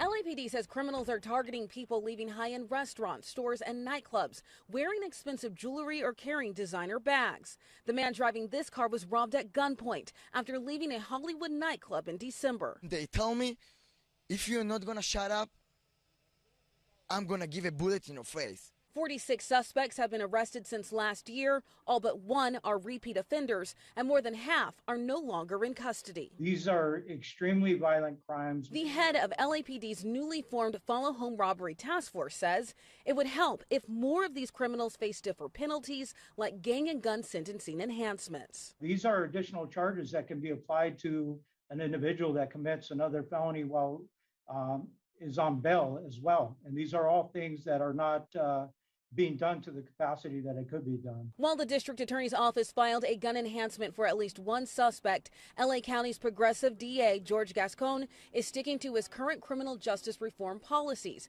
including not prosecuting juveniles as adults for certain crimes and ending cash bail. What was soft on crime, when you talk about the revolving door that we've seen in the past, it is kind of the recidivism rate that we have seen with the traditional system. More than a dozen suspects tied to these crimes are still at large. Reporting in Los Angeles, Christina Coleman, Fox News.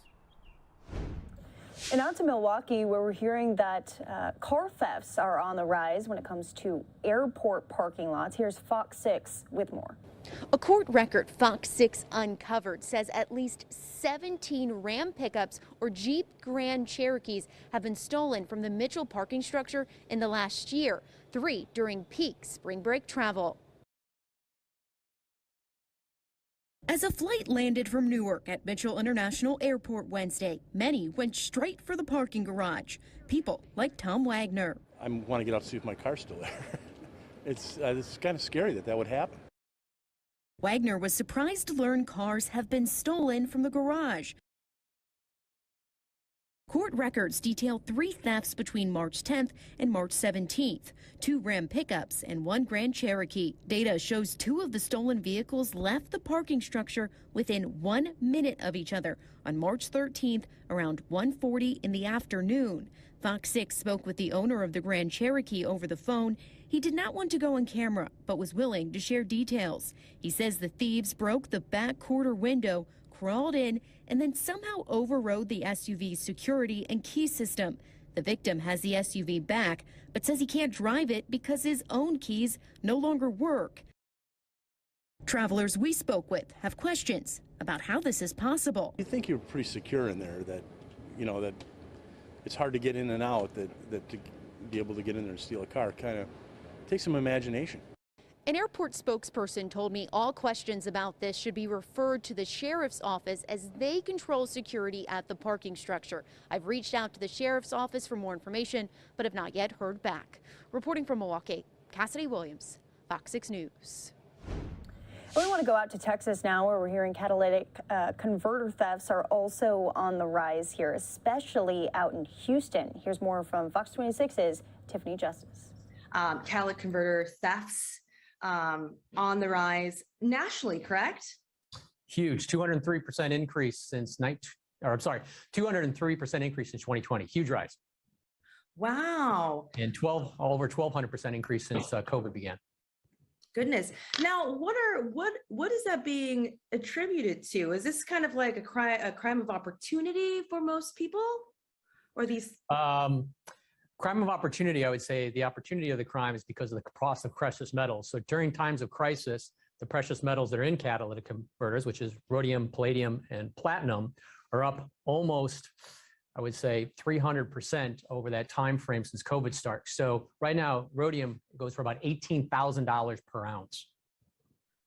Which is so much. How much platinum or rhodium? You said rhodium? Rhodium is a catalytic converter.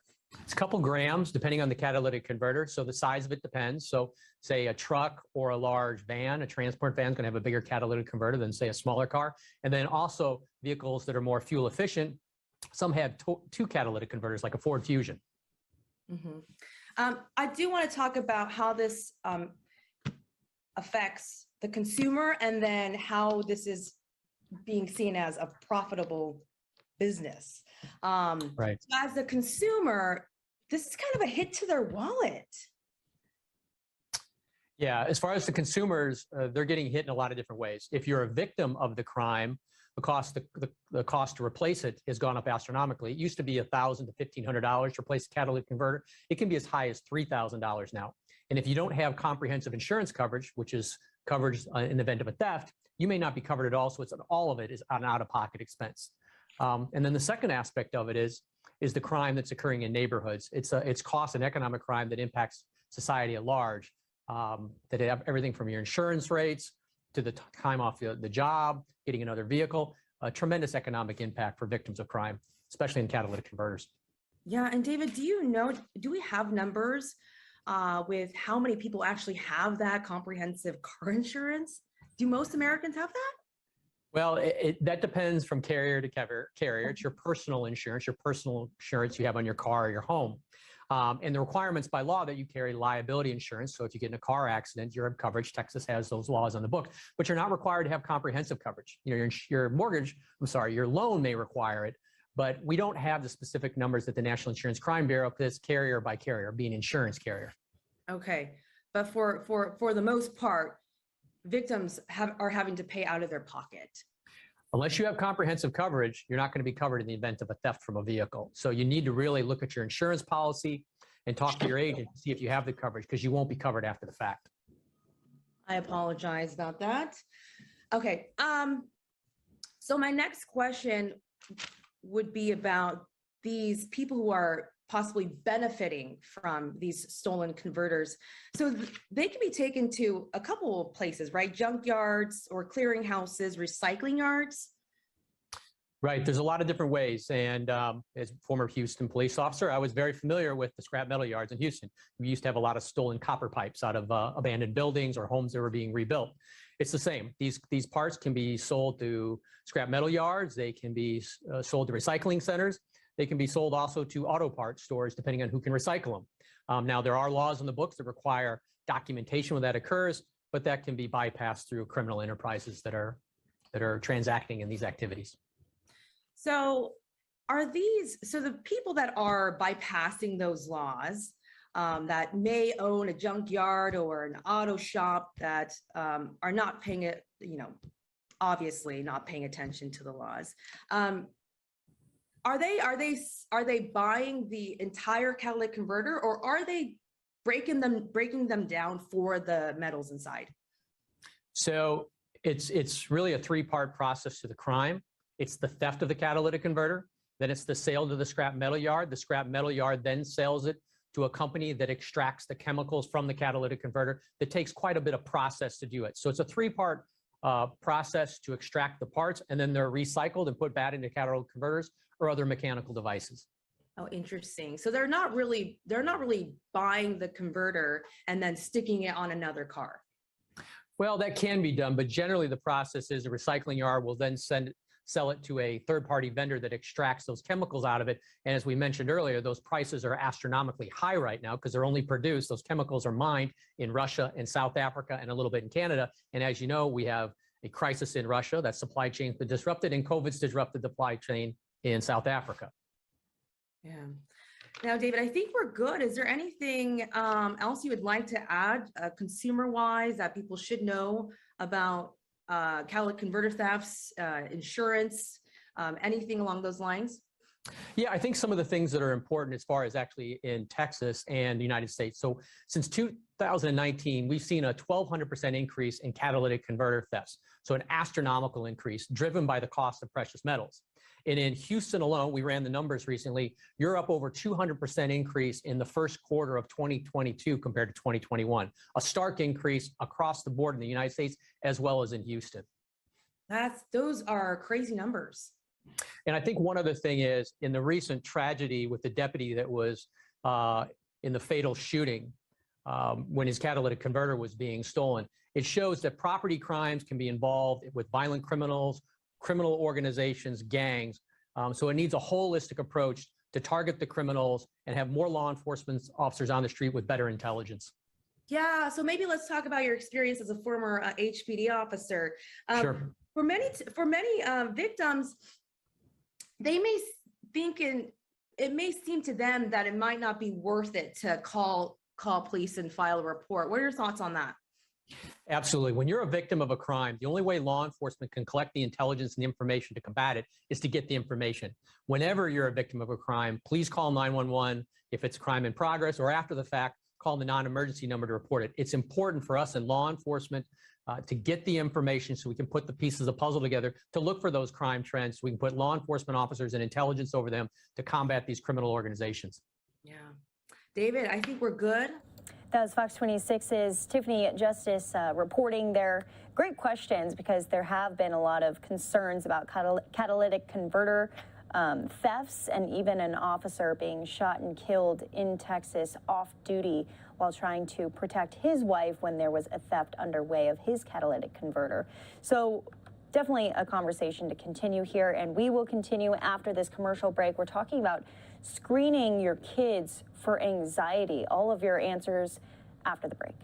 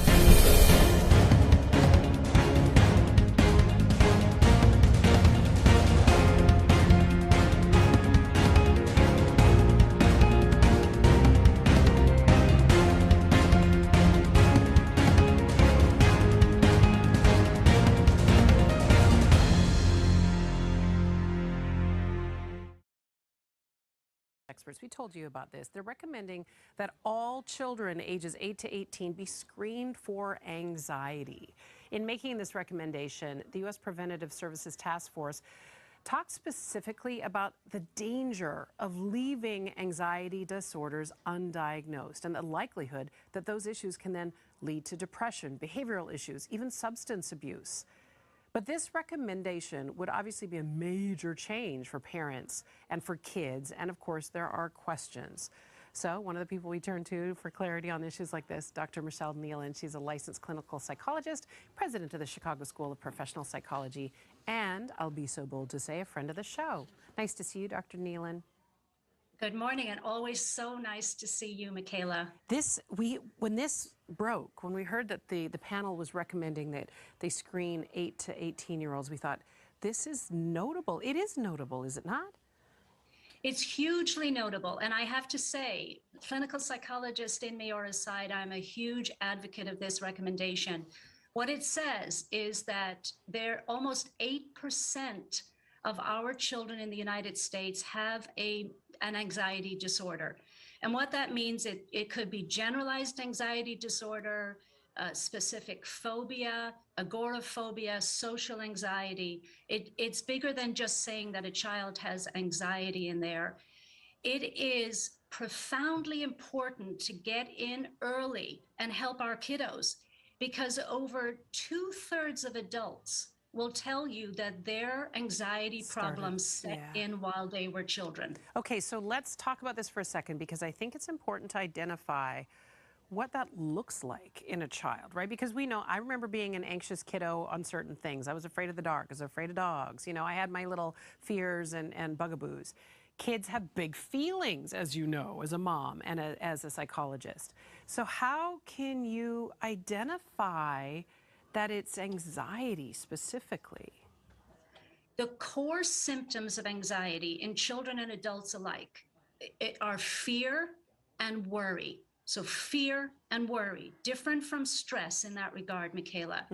And then what you always see when you drill down from those core symptoms, the children will show you in how they are thinking, how they are feeling, and how they are behaving. So let me give you an example in each of those categories. How they are thinking.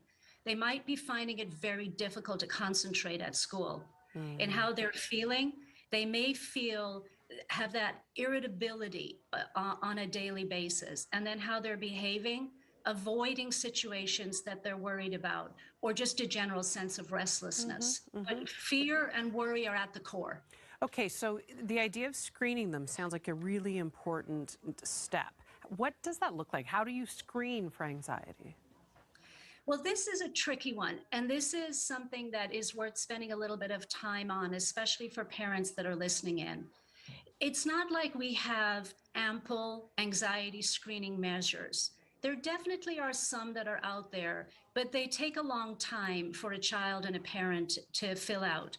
Very importantly as well, Michaela, they're not all normed for multiculturally diverse children. Very important in that regard. So they're not perfect. But a lot of the times when children will go forward, the parents will bring them into their primary care physician. And a primary care physician, in fact, 76% say that they believe it's important to screen for anxiety and other mental health problems, but just over 40% really do in practice. So you can ask standard questions that medical and mental health professionals know to ask that will get into what are these symptoms that a child is experiencing. And if there are enough there, and if they're there frequently enough, they can reach the threshold for anxiety.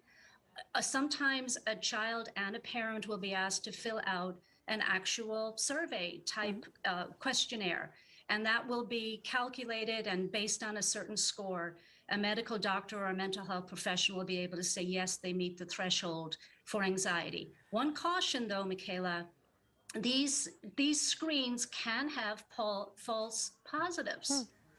So you want to not just say, give a screening measure and then say that the child has an anxiety disorder. You need to follow up with additional, more lengthy, more in-depth assessment with a mental health professional to really get to the answer. Let's talk about the treatment of it. So with kids, as you said, early intervention is key with anxiety, so it doesn't sort of evolve into bigger, more profound, more debilitating issues.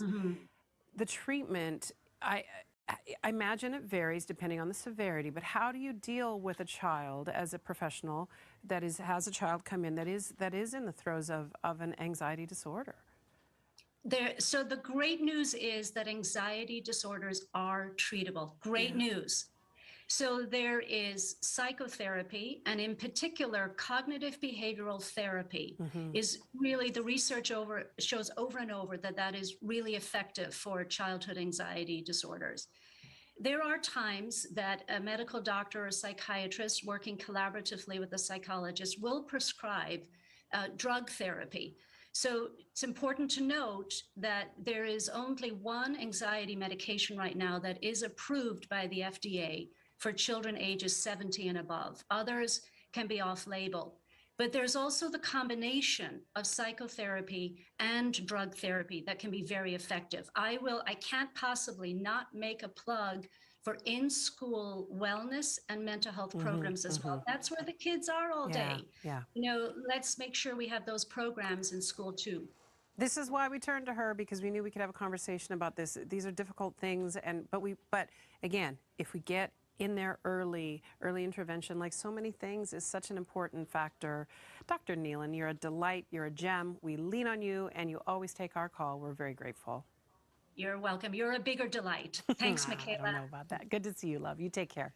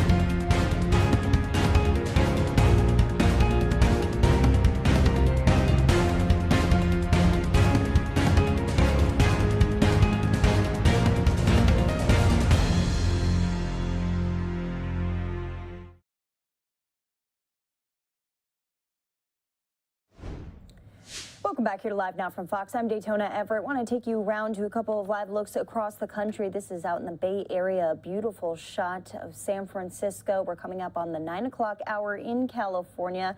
Also a great shot, New York City, even though we've got that line going through it. Not sure what's going on there. In Capitol Hill, a pretty calm day in Washington, D.C. No word from the president as he is going to be in Camp David for the weekend. No Pentagon press briefing, no State Department briefing. Everyone kind of taking a deep breath going into the Easter weekend. Well, we want to go into some of the other stories of the day, including social media stories. There's a lawsuit underway out in Wisconsin. Here's more from Fox 6. It's become a major part of our daily lives. The clicks and likes are second nature. A federal lawsuit claims at times they're deadly. Everything seemed fine, and yet suddenly, without any explanation outwardly, he took his life. Christopher Dolly's family thought he was a normal teen, but January of 2015, the 17-year-old Kenosha County boy died by suicide. It's our contention that CJ's death was caused by his addiction to social media. Now, 7 years later, they're taking action, suing Facebook, Instagram, and Snapchat in a wrongful death case. We know that these social media platforms are very dangerous. Matthew Bergman is the family's lawyer and founding attorney of the Social Media Victims Law Center. Parents are rising up and saying enough is enough. And this will inevitably put pressure on the corporations. Mark Tasman is a senior lecturer at UWM and director of the Digital Arts and Culture program. He says we could see more lawsuits like this, especially since a whistleblower exposed Facebook in 2021. There needs to be external safeguards put into place, and that we can't leave it to the corporations themselves. A lawsuit pushing for more protection. We could make these products a lot safer. Both Snapchat and Facebook said they could not comment on the case. This is now the third lawsuit the Social Media Victim Law Center has brought, the second involving a minor. Reporting downtown, Ashley Sears, Fox 6 News. Meanwhile, Fox 5 in D.C. reporting about an influencer who has utilized social media to skyrocket her to a reporter position, a social media reporter position with a major NFL team. Take a listen. I mean, almost over 3 million followers just over the course of the pandemic. So just about every teenager is on social media, and just about every teenager wants to be an online millionaire, which you have succeeded in doing. So that was a clip from just over a year ago, and at that point, the Maryland native, Katie Feeney, was a senior in high school, and her social media career was really just starting to flourish. Well, now she's finishing up her freshman year at Penn State and sitting at almost 7 million followers on TikTok. This week, the Washington Commanders announced that our hometown girl is going to be serving as the first ever social media correspondent, and Katie is joining this morning to discuss this opportunity and more. Katie, it's so good to see you. It's so good to see you too. Thank you for having me on again. It's crazy how much can change in a year. Right? What a difference a year makes. So did the Washington Commanders, I'm so fascinated, did they reach out to you to let you know about this position they were creating? Yeah, and I went to one of the Commanders games last semester, and that was like the first time that I was able to go to a game, not just as a fan. So that was like my first real interaction with them and the team. It was a really cool experience, and I'm excited to really be part of the Commanders family now. Right, so they were really like recruiting you, and I'm so fascinated, like I said, because as far as we can tell, they're the first NFL team to create this kind of position, so they're leading the way. What was the discussion like? What are the parameters and the expectations that they have given you? Yeah, I mean, basically what I'm going to be doing is filming content, and it ranges from like the mini camps and the rookie camps, and the draft party is going to be the first thing I attend, and filming stuff for my pages, their pages. It's going to be really cool. I don't know everything that's in store yet, but I'm excited to find out more and to be able to be on the field and meet the players and all of that. Well, I mean, I think many would argue that the Washington Commanders might need a little help with their image, right, and recruiting perhaps younger fans. How do you think you're going to be able to do that? Like, why do you think people maybe your age aren't all in with the Washington Commanders? I think just like reaching new eyes and helping cultivate that next generation of fans is I'm definitely going to be able to do with my platform and my younger audience. So I think that it's going to be really cool to see all of the new fans that the Commanders will get from all of this. Okay, so be it YouTube, Instagram, Snapchat, TikTok, which one's your favorite?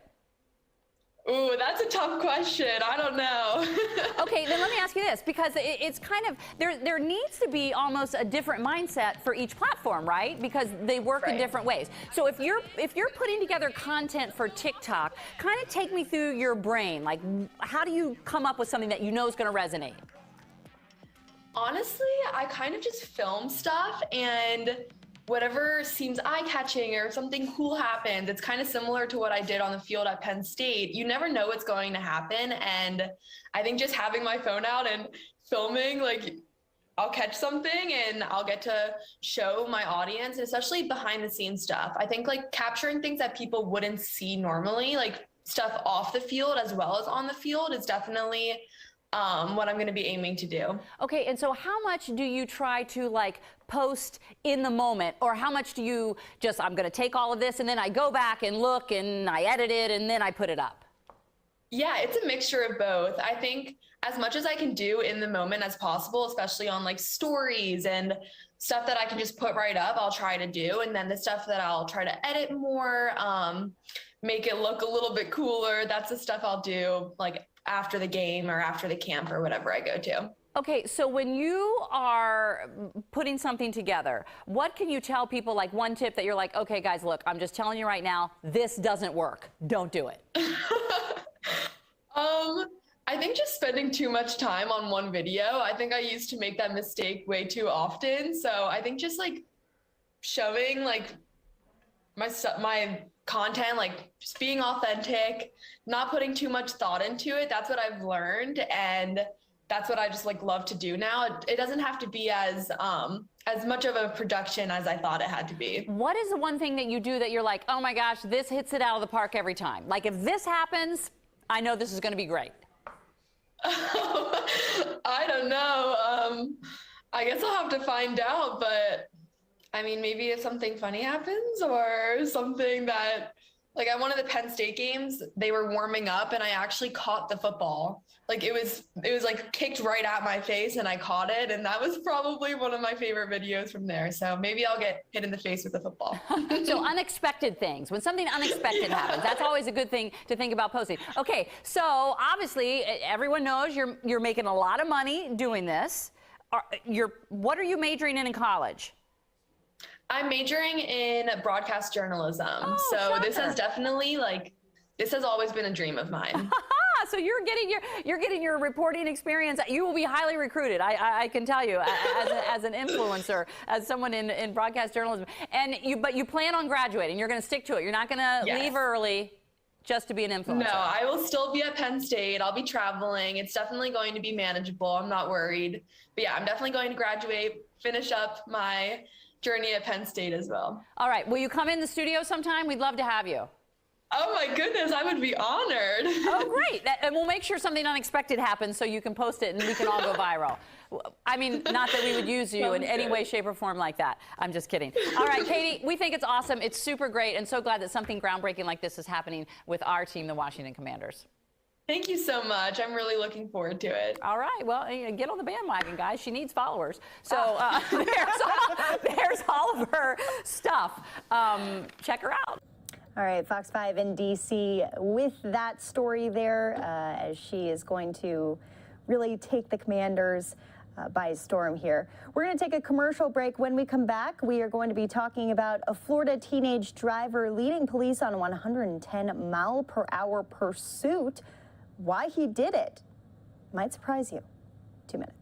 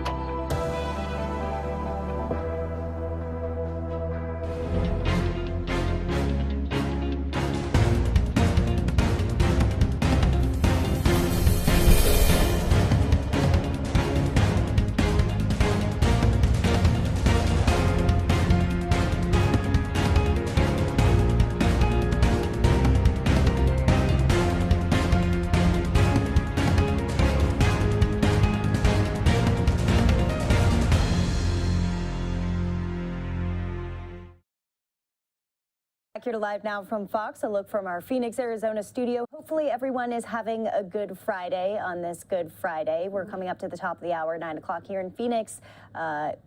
Almost midnight on the East Coast. We want to take you into this next story, which is honestly pretty hilarious. A Florida teenager leading police on a pursuit, driving 110 miles per hour. Well, they pulled him over, and he had a pretty solid reason for why he was doing it. Here's why.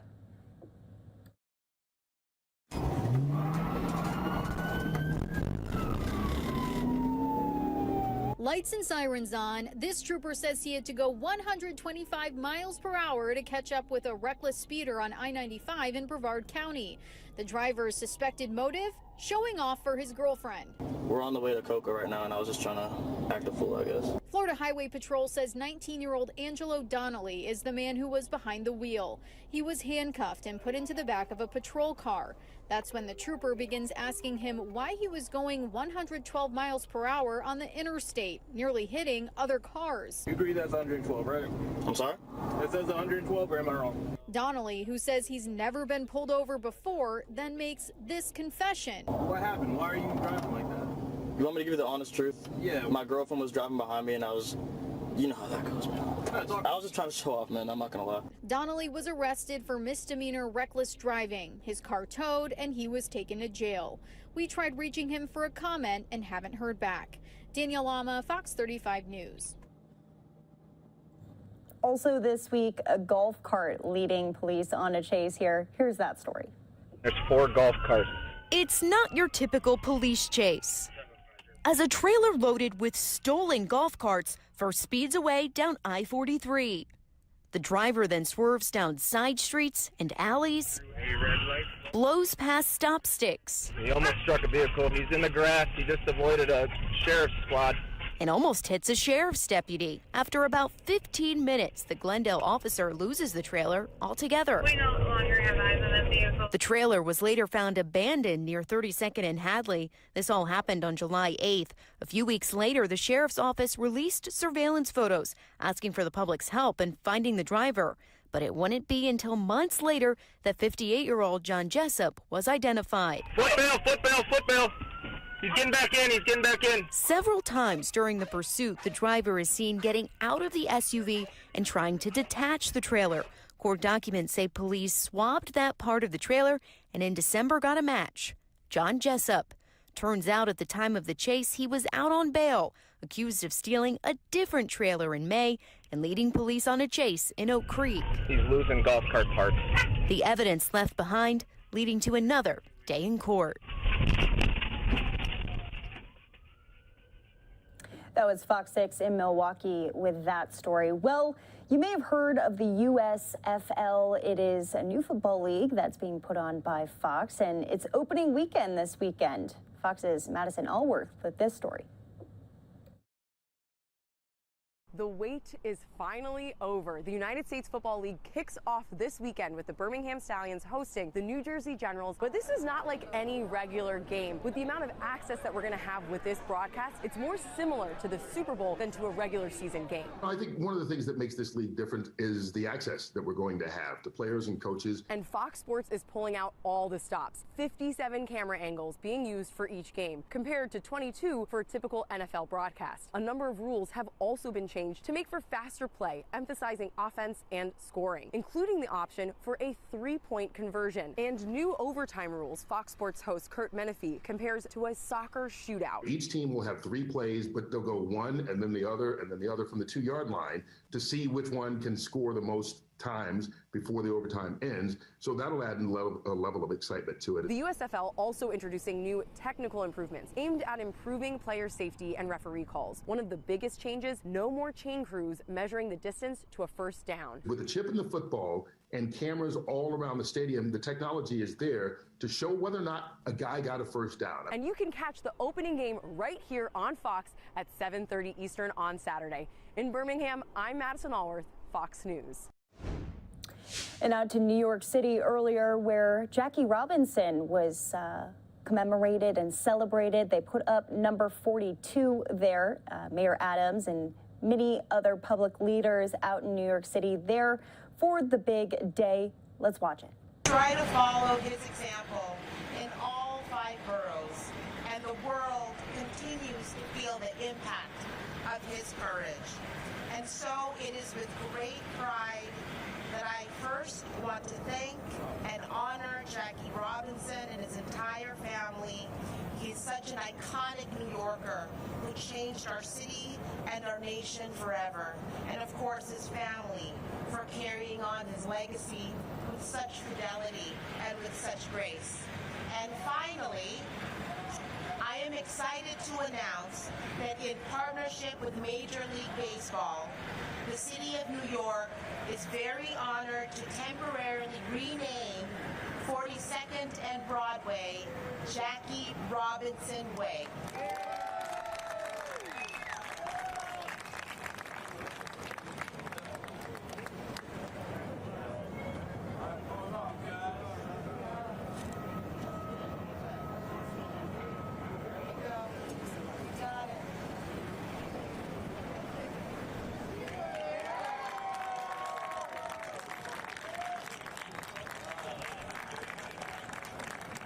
I was hoping 6'6" Cece would help me out on that one.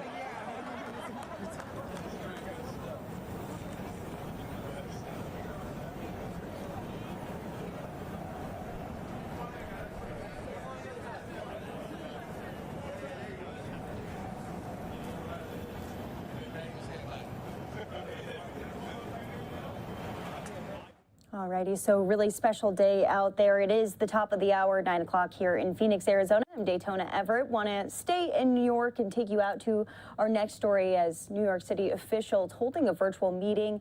Mayor Adams also on the call talking about obviously the shooting that happened this week on the New York subway. A live look from New York there as our line kind of goes through it. But they're having to address this rise in crime, this rise in shootings out in the city, in the major city there. They're also talking about education and how they can help improve the youth moving forward. Take a listen. Dollars in state funding across the state, of which New York City is receiving $4 billion for childcare over the next 4 years. It is critically important that we provide young children with critical literacy and language supports, not just in 3K and pre-K, but beginning at birth. We know that the first 3 years of a child's life have a profound impact on their future learning and can change the trajectory of their growth. And so it is our responsibility to provide all children and their families with access to a high quality early childhood education. And those families are relying on us to provide rich learning and care for their child every single day. So New York stepped up and is showing up for our families. Education is a lifelong journey, and we are committed to ensuring that children begin this journey with their best foot forward. So this major investment in our children is an investment in the future of our great city. So thank you to everyone who helped to make this happen. Deputy Mayor, right?